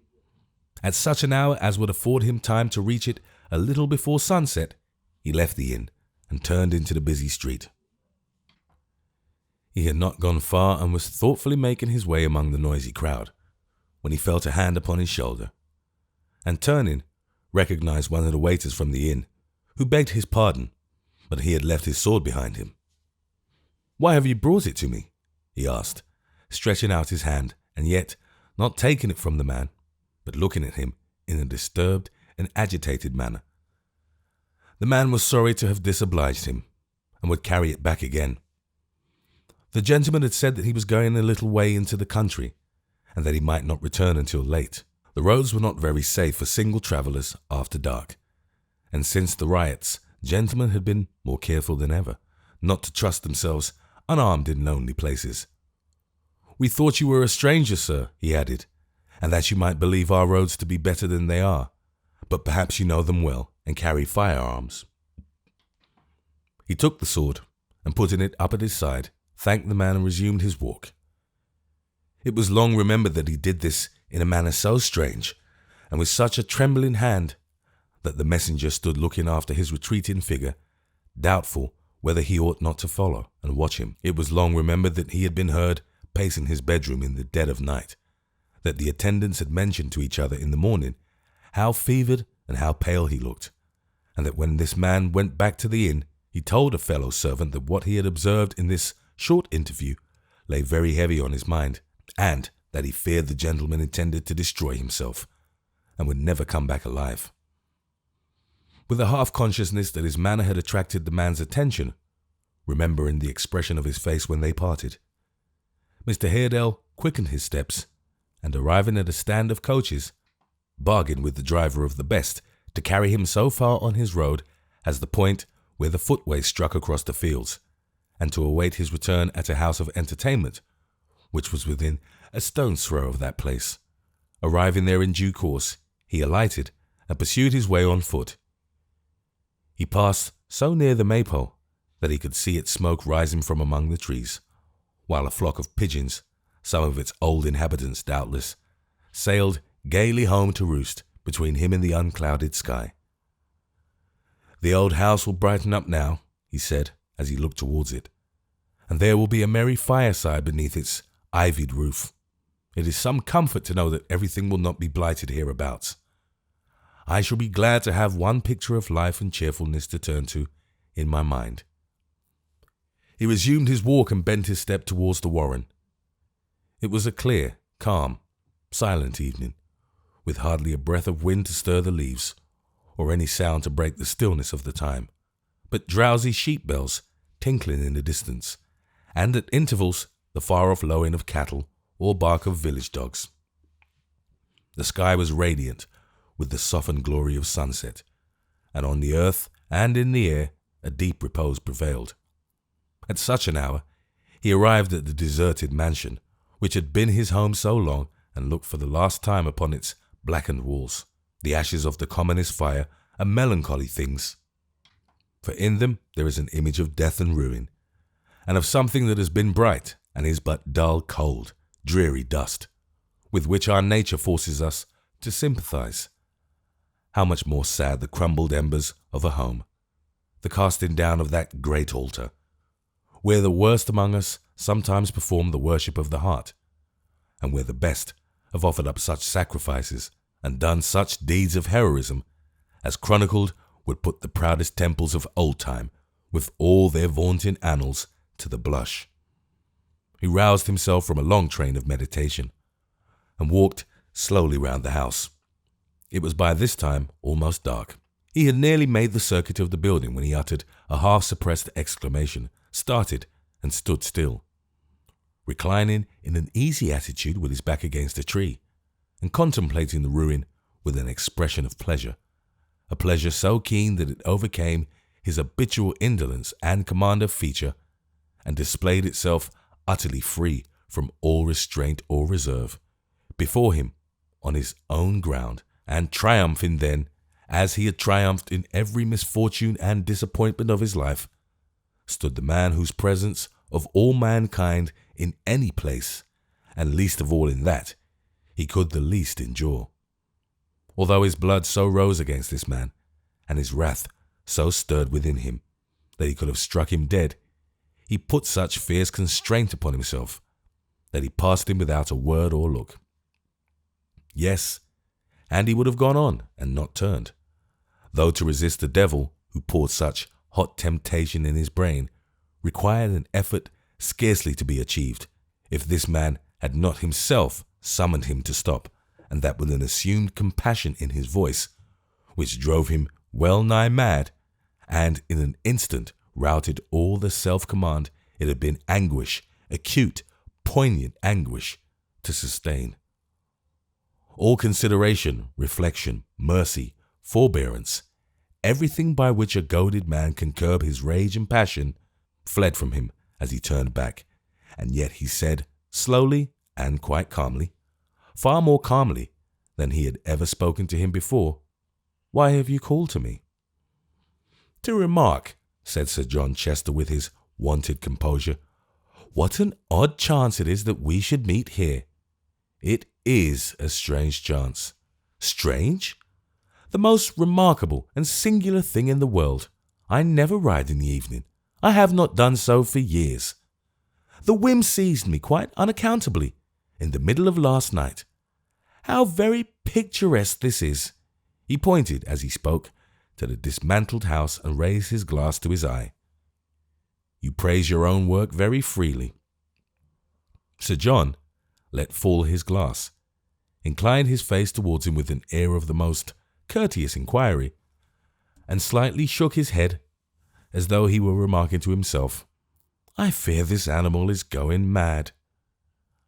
"I say you praise your own work very freely," repeated Mr. Haredale. "Work?" echoed Sir John, looking smiley round. "Mine? I beg your pardon. I really beg your pardon." "Why, you see," said Mr. Haredale, "those walls, you see those tottering gables you see on every side, where fire and smoke have raged. You see the destruction that has been wanton here, do you not?" "My good friend," returned the knight, gently checking his impatience with his hand, "of course I do. I see everything you speak of, when you stand aside and do not interpose yourself between the view and me. I am very sorry for you. If I had not had the pleasure to meet you here, I think I should have written to tell you so. But you don't bear it as well as I had expected. Excuse me. No, you don't indeed." He pulled out his snuff-box, and addressing him with the superior air of a man who, by reason of his higher nature, has a right to read a moral lesson to another, continued, "For you are a philosopher, you know, one of that stern and rigid school, who are far beyond the weakness of mankind in general. You are removed a long way from the frailties of the crowd. You contemplate them from a height and rail at them with the most impressive bitterness. I have heard you, and shall again," said Mr. Haredale. "Thank you," returned the other. "Shall we walk as we talk? The damp falls rather heavily. Well, as you please. But I grieve to say that I can spare you only a very few moments." "I would," said Mr. Haredale, "you had spared me none.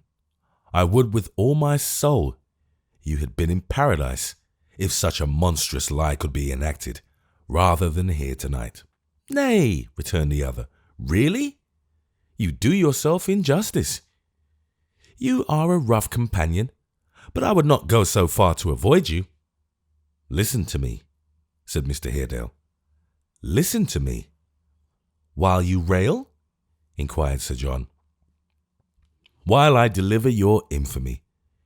You urged and stimulated to do your work a fit agent, but one who in his nature, in the very essence of his being, is a traitor, and who has been false to you, despite the sympathy you two should have together, as he has been to all others, with hints and looks and crafty words, which told again a nothing. You set on Gashford to this work before us now, with these same hints and looks and crafty words, which told again a nothing. You urged him on to gratify the deadly hate he owes me. I have earned it, I thank heaven, by the abduction and dishonour of my niece. You did. I see denial in your looks," he cried abruptly, pointing in his face and stepping back. "And denial is a lie." He had his hand upon his sword, but the knight, with a contemptuous smile, replied to him as coldly as before, "You will take notice, sir, if you can discriminate sufficiently, that I have taken the trouble to deny nothing. Your discernment is hardly fine enough for the perusal of faces, not of a kind as coarse as your speech, nor has it ever been that I remember, or in one face that I could name. You would have read indifference, not to say disgust, somewhat sooner than you did. I speak of a long time ago, but you understand me. Disguise it as you will, you mean denial. Denial, explicit or reserved, expressed or left to be inferred, is still a lie.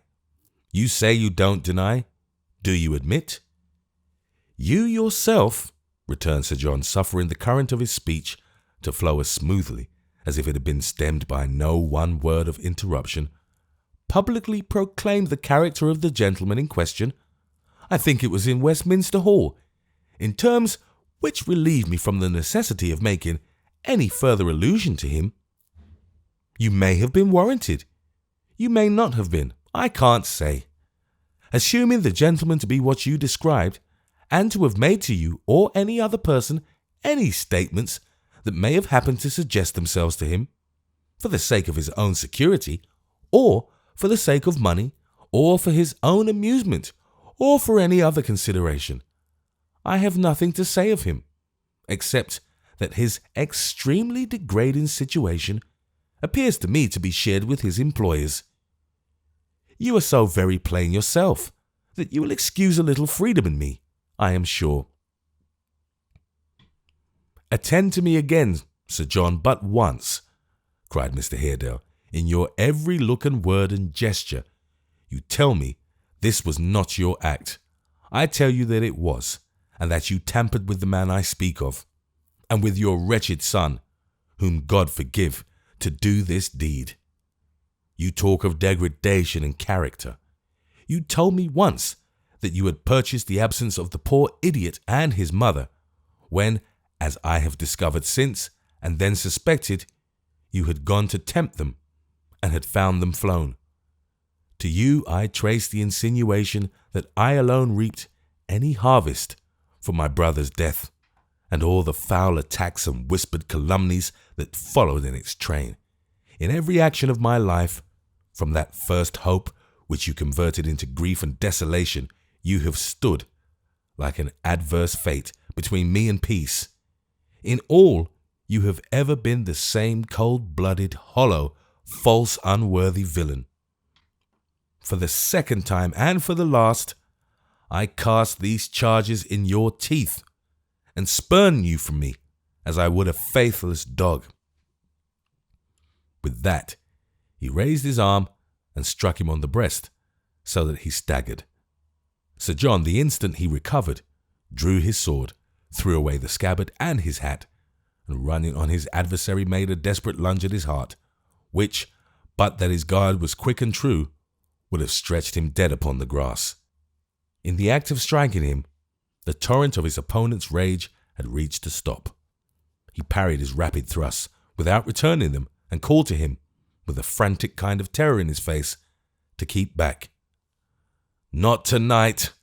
Not tonight!" he cried. "In God's name, not tonight!" Seeing that he lowered his weapon, and that he would not thrust in turn, Sir John lowered his. "Not tonight!" his adversary cried. "Be warned in time." "You told me it must have been in a sort of inspiration," said Sir John quite deliberately, though now he dropped his mask and showed his hatred in his face, "that this was the last time. Be assured it is. Did you believe our last meeting was forgotten?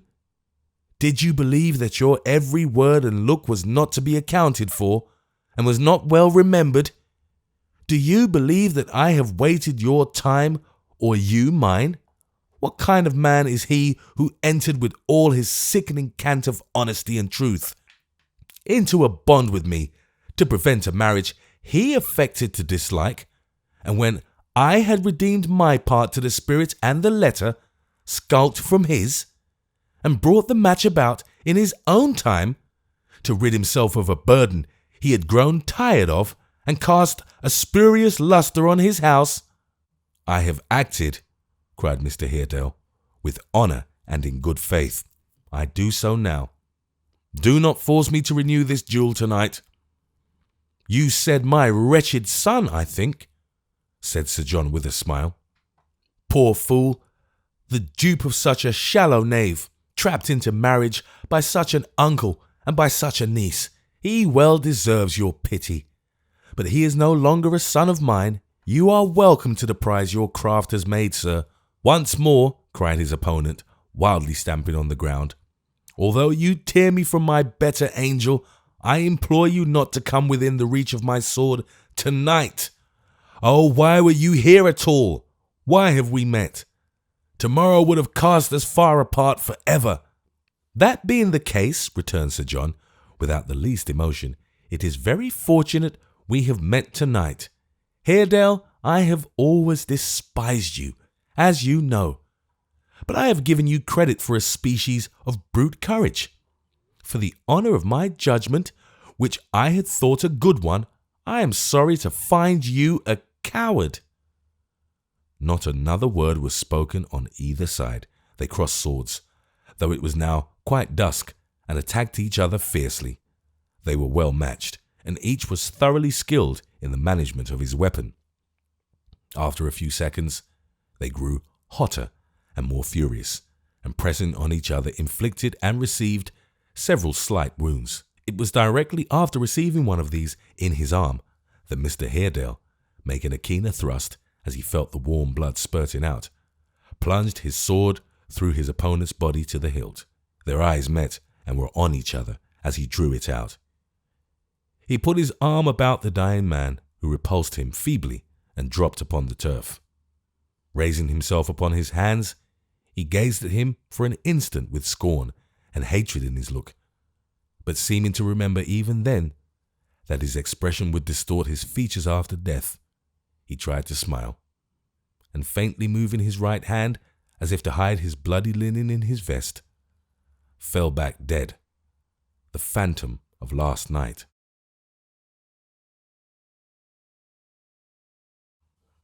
Chapter the last.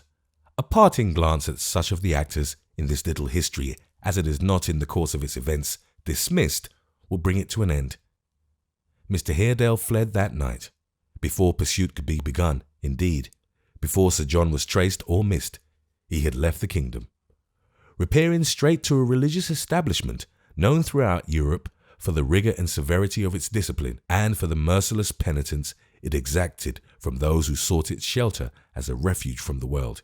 He took the vows which, thenceforth, shut him out from nature and his kind, and after a few remorseful years was buried in his gloomy cloisters. 2 days elapsed before the body of Sir John was found. As soon as it was recognised and carried home, the faithful valet, true to his master's creed, eloped with all the cash and movables he could lay his hands on, and started as a finished gentleman upon his own account. In this career he met with great success, and would certainly have married an heiress in the end, but for an unlucky check which led to his premature decease. He sank under a contagious disorder very prevalent at that time, and vulgarly termed the jail fever. Lord George Gordon, remaining in his prison in the Tower until Monday, the 5th of February in the following year, was on that day solemnly tried at Westminster for high treason. Of this crime he was, after a patient investigation, declared not guilty, upon the ground that there was no proof of his having called the multitude together with any traitorous or unlawful intentions. Yet so many people were there, still to whom those riots taught no lesson of reproof or moderation, that a public subscription was set on foot in Scotland to defray the cost of his defence.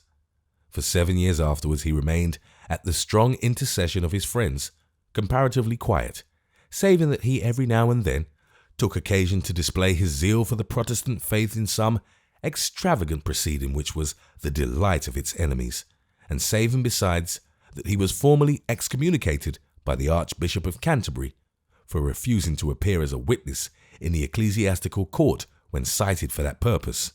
In the year 1788 he was stimulated by some new insanity to write and publish an injurious pamphlet reflecting on the Queen of France in very violent terms. Being indicted for the libel, and after various strange demonstrations in court found guilty, he fled into Holland in place of appearing to receive sentence, from whence, as the quiet burgomasters of Amsterdam had no relish for his company, he was sent home again with all speed. Arriving in the month of July at Harwich, and going thence to Birmingham, he made in the latter place in August a public profession of the Jewish religion, and figured there as a Jew until he was arrested, and brought back to London to receive the sentence he had evaded. By virtue of this sentence he was, in the month of December, cast into Newgate for 5 years and 10 months, and required besides to pay a large fine, and to furnish heavy securities for his future good behaviour. After addressing in the midsummer of the following year an appeal to the commiseration of the National Assembly of France, which the English minister refused to sanction, he composed himself to undergo his full term of punishment, and suffering his beard to grow nearly to his waist, and conforming in all respects to the ceremonies of his new religion, he applied himself to the study of history, and occasionally to the art of painting, in which, in his younger days, he had shown some skill. Deserted by his former friends, and treated in all respects like the worst criminal in the jail, he lingered on quite cheerful and resigned until the 1st of November, 1793, when he died in his cell, being then only 43 years of age. Many men with fewer sympathies for the distressed and needy, with less abilities and harder hearts, have made a shining figure and left a brilliant fame. He had his mourners. The prisoners bemoaned his loss and missed him, for though his means were not large, his charity was great, and in bestowing alms among them, he considered the necessities of all alike, and knew no distinction of sect or creed. There are wise men in the highways of the world who may learn something even from this poor crazy lord who died in Newgate. To the last, he was truly served by bluff John Gruby. John was at his side before he had been 24 hours in the Tower, and never left him until he died. He had one other constant attendant, in the person of a beautiful Jewish girl, who attached herself to him from feelings half religious, half romantic, but whose virtuous and disinterested character appears to have been beyond the censure even of the most censorious. Gashford deserted him, of course. He subsisted for a time upon his traffic in his master's secrets, and this trade failing when the stock was quite exhausted, procured an appointment in the honourable corps of spies and eavesdroppers employed by the government. As one of these wretched underlings, he did his drudgery sometimes abroad, sometimes at home, and long endured the various miseries of such a station. 10 or a dozen years ago, not more, a meagre, wan old man, diseased and miserably poor, was found dead in his bed at an obscure inn in the borough, where he was quite unknown. He had taken poison. There was no clue to his name, but it was discovered from certain entries in a pocket-book he carried that he had been secretary to Lord George Gordon in the time of the famous riots. Many months after the re-establishment of peace and order, and even when it had ceased to be the town talk that every military officer kept at free quarters by the city during the late alarms had cost for his board and lodging £4 per day, and every private soldier 2 and 2 halfpenny, many months after even this engrossing topic was forgotten, and the United Bulldogs were to a man all killed, imprisoned or transported, Mr. Simon Tappertit, being removed from a hospital to prison, and thence to his place of trial, was discharged by proclamation on 2 wooden legs, shorn of his graceful limbs, and brought down from his high estate to circumstances of utter destitution and the deepest misery. He made shift to stump back to his old master and beg for some relief. By the locksmith's advice and aid, he was established in business as a shoeblack, and opened shop under an archway near the Horse Guards. This being a central quarter, he quickly made a very large connection, and on levee days was sometimes known to have as many as 20 half-pay officers waiting their turn for polishing. Indeed, his trade increased to that extent that in course of time he entertained no less than 2 apprentices, besides taking for his wife the widow of an eminent bone and rag collector, formerly of Millbank. With this lady, who assisted in the business, he lived in great domestic happiness, only checkered by those little storms which serve to clear the atmosphere of wedlock and brighten its horizon. In some of these gusts of bad weather, Mr. Tappertit would, in the assertion of his prerogative, so far forget himself as to correct his lady with a brush, or boot, or shoe, while she, but only in extreme cases, would retaliate by taking off his legs and leaving him exposed to the derision of those urchins who delight in mischief. Miss Miggs, baffled in all her schemes, matrimonial and otherwise, and cast upon a thankless, undeserving world, turned very sharp and sour, and did at length become so acid, and did so pinch and slap and tweak the hair and noses of the youth of Golden Lion Court, that she was by one consent expelled that sanctuary, and desired to bless some other spot of earth in preference. It chanced at that moment that the justices of the peace for Middlesex proclaimed by public placard that they stood in need of a female turnkey for the county bridewell, and appointed a day and hour for the inspection of candidates. Miss Miggs, attending at the time appointed, was instantly chosen and selected from 124 competitors, and at once promoted to the office, which she held until her decease, more than 30 years afterwards, remaining single all that time. It was observed of this lady that while she was inflexible and grim to all her female flock, she was particularly so to those who could establish any claim to beauty, and it was often remarked, as a proof of her indomitable virtue and severe chastity, that to such as had been frail she showed no mercy, always falling upon them on the slightest occasion, or on no occasion at all, with the fullest measure of her wrath. Among other useful inventions which she practised upon this class of offenders and bequeathed to posterity was the art of inflicting an exquisitely vicious poke or dig with the wards of a key in the small of the back, near the spine. She likewise originated a mode of treading by accident in pattens on such as had small feet, also very remarkable for its ingenuity, and previously quite unknown.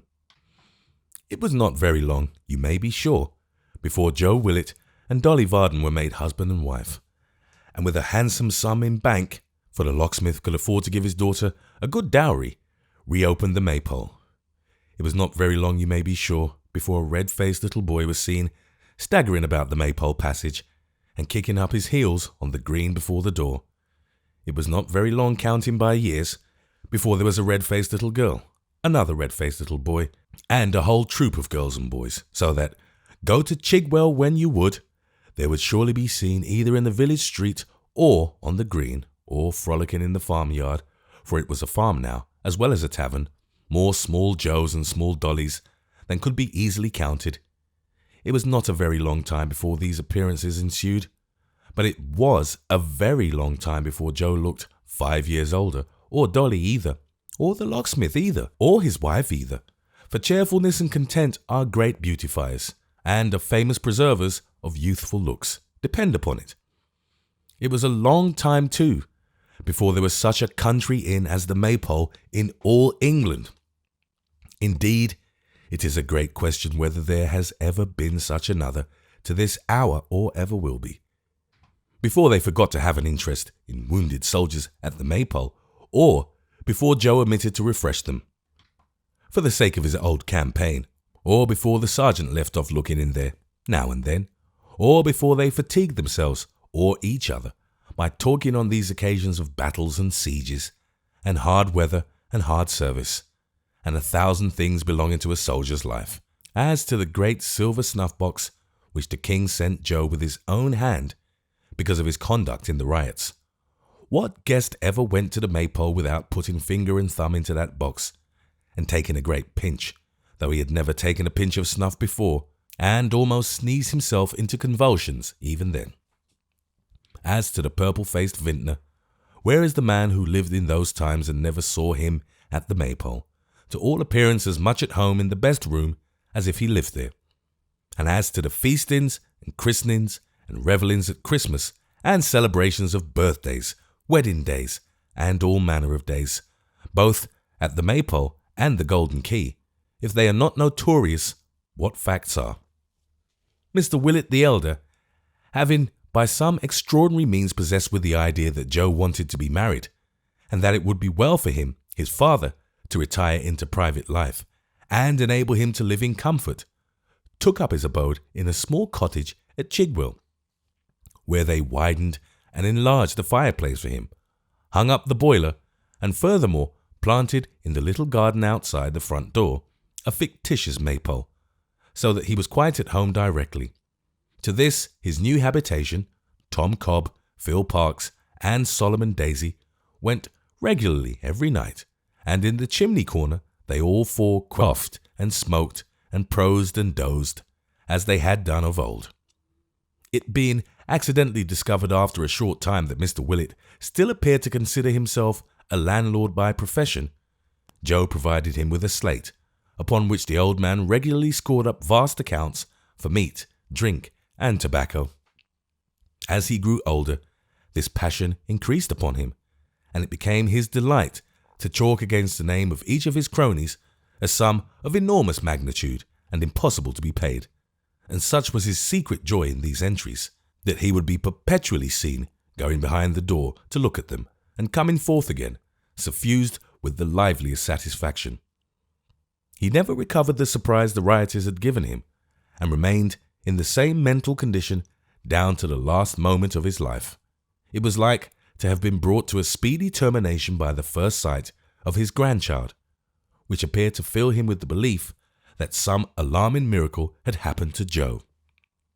Being promptly blooded, however, by a skillful surgeon, he rallied, and although the doctors all agreed on his being attacked with symptoms of apoplexy 6 months afterwards that he ought to die, and took it very ill that he did not, he remained alive, possibly on account of his constitutional slowness, for nearly 7 years more, when he was one morning found speechless in his bed.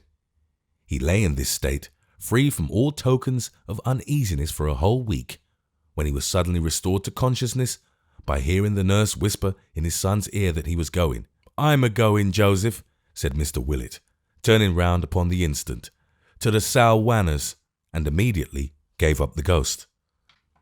He left a large sum of money behind him, even more than he was supposed to have been worth, although the neighbours, according to the custom of mankind, in calculating the wealth that other people ought to have saved, had estimated his property in good round numbers. Joe inherited the whole, so that he became a man of great consequence in those parts, and was perfectly independent. Some time elapsed before Barnaby got the better of the shock he had sustained, or regained his old health and gaiety, but he recovered by degrees, and although he could never separate his condemnation and escape from the idea of a terrific dream, he became in other respects more rational. Dating from the time of his recovery, he had a better memory and greater steadiness of purpose, but a dark cloud overhung his whole previous existence, and never cleared away. He was not the less happy for this, for his love of freedom and interest in all that moved or grew or had its being in the elements remained to him unimpaired. He lived with his mother on the Maypole farm, tending the poultry and the cattle, working in a garden of his own and helping everywhere. He was known to every bird and beast about the place, and had a name for everyone.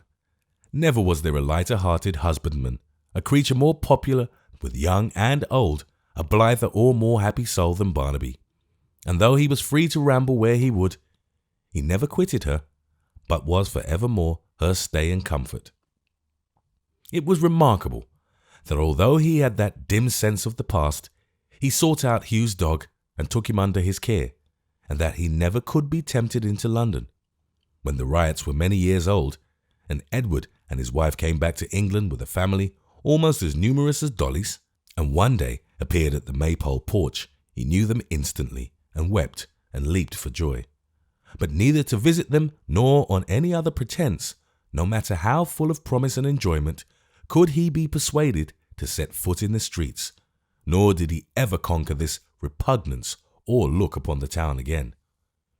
Grip soon recovered his looks and became as glossy and sleek as ever, but he was profoundly silent, whether he had forgotten the art of polite conversation in Newgate, or had made a vow in those troubled times to forego for a period the display of his accomplishments, is matter of uncertainty, but certain it is that for a whole year he never indulged in any other sound than a grave, decorous croak. At the expiration of that term, the morning being very bright and sunny, he was heard to address himself to the horses in the stable upon the subject of the kettle, so often mentioned in these pages, and before the witness who overheard him could run into the house with the intelligence, and add to it upon his solemn affirmation the statement that he had heard him laugh, the bird himself advanced with fantastic steps to the very door of the bar, and there cried, "I'm a devil! I'm a devil! I'm a devil!" with extraordinary rapture. From that period, although he was supposed to be much affected by the death of Mr. Willett Senior, he constantly practised and improved himself in the vulgar tongue, and, as he was a mere infant for a raven when Barnaby was grey, he has very probably gone on talking to the present time. The end.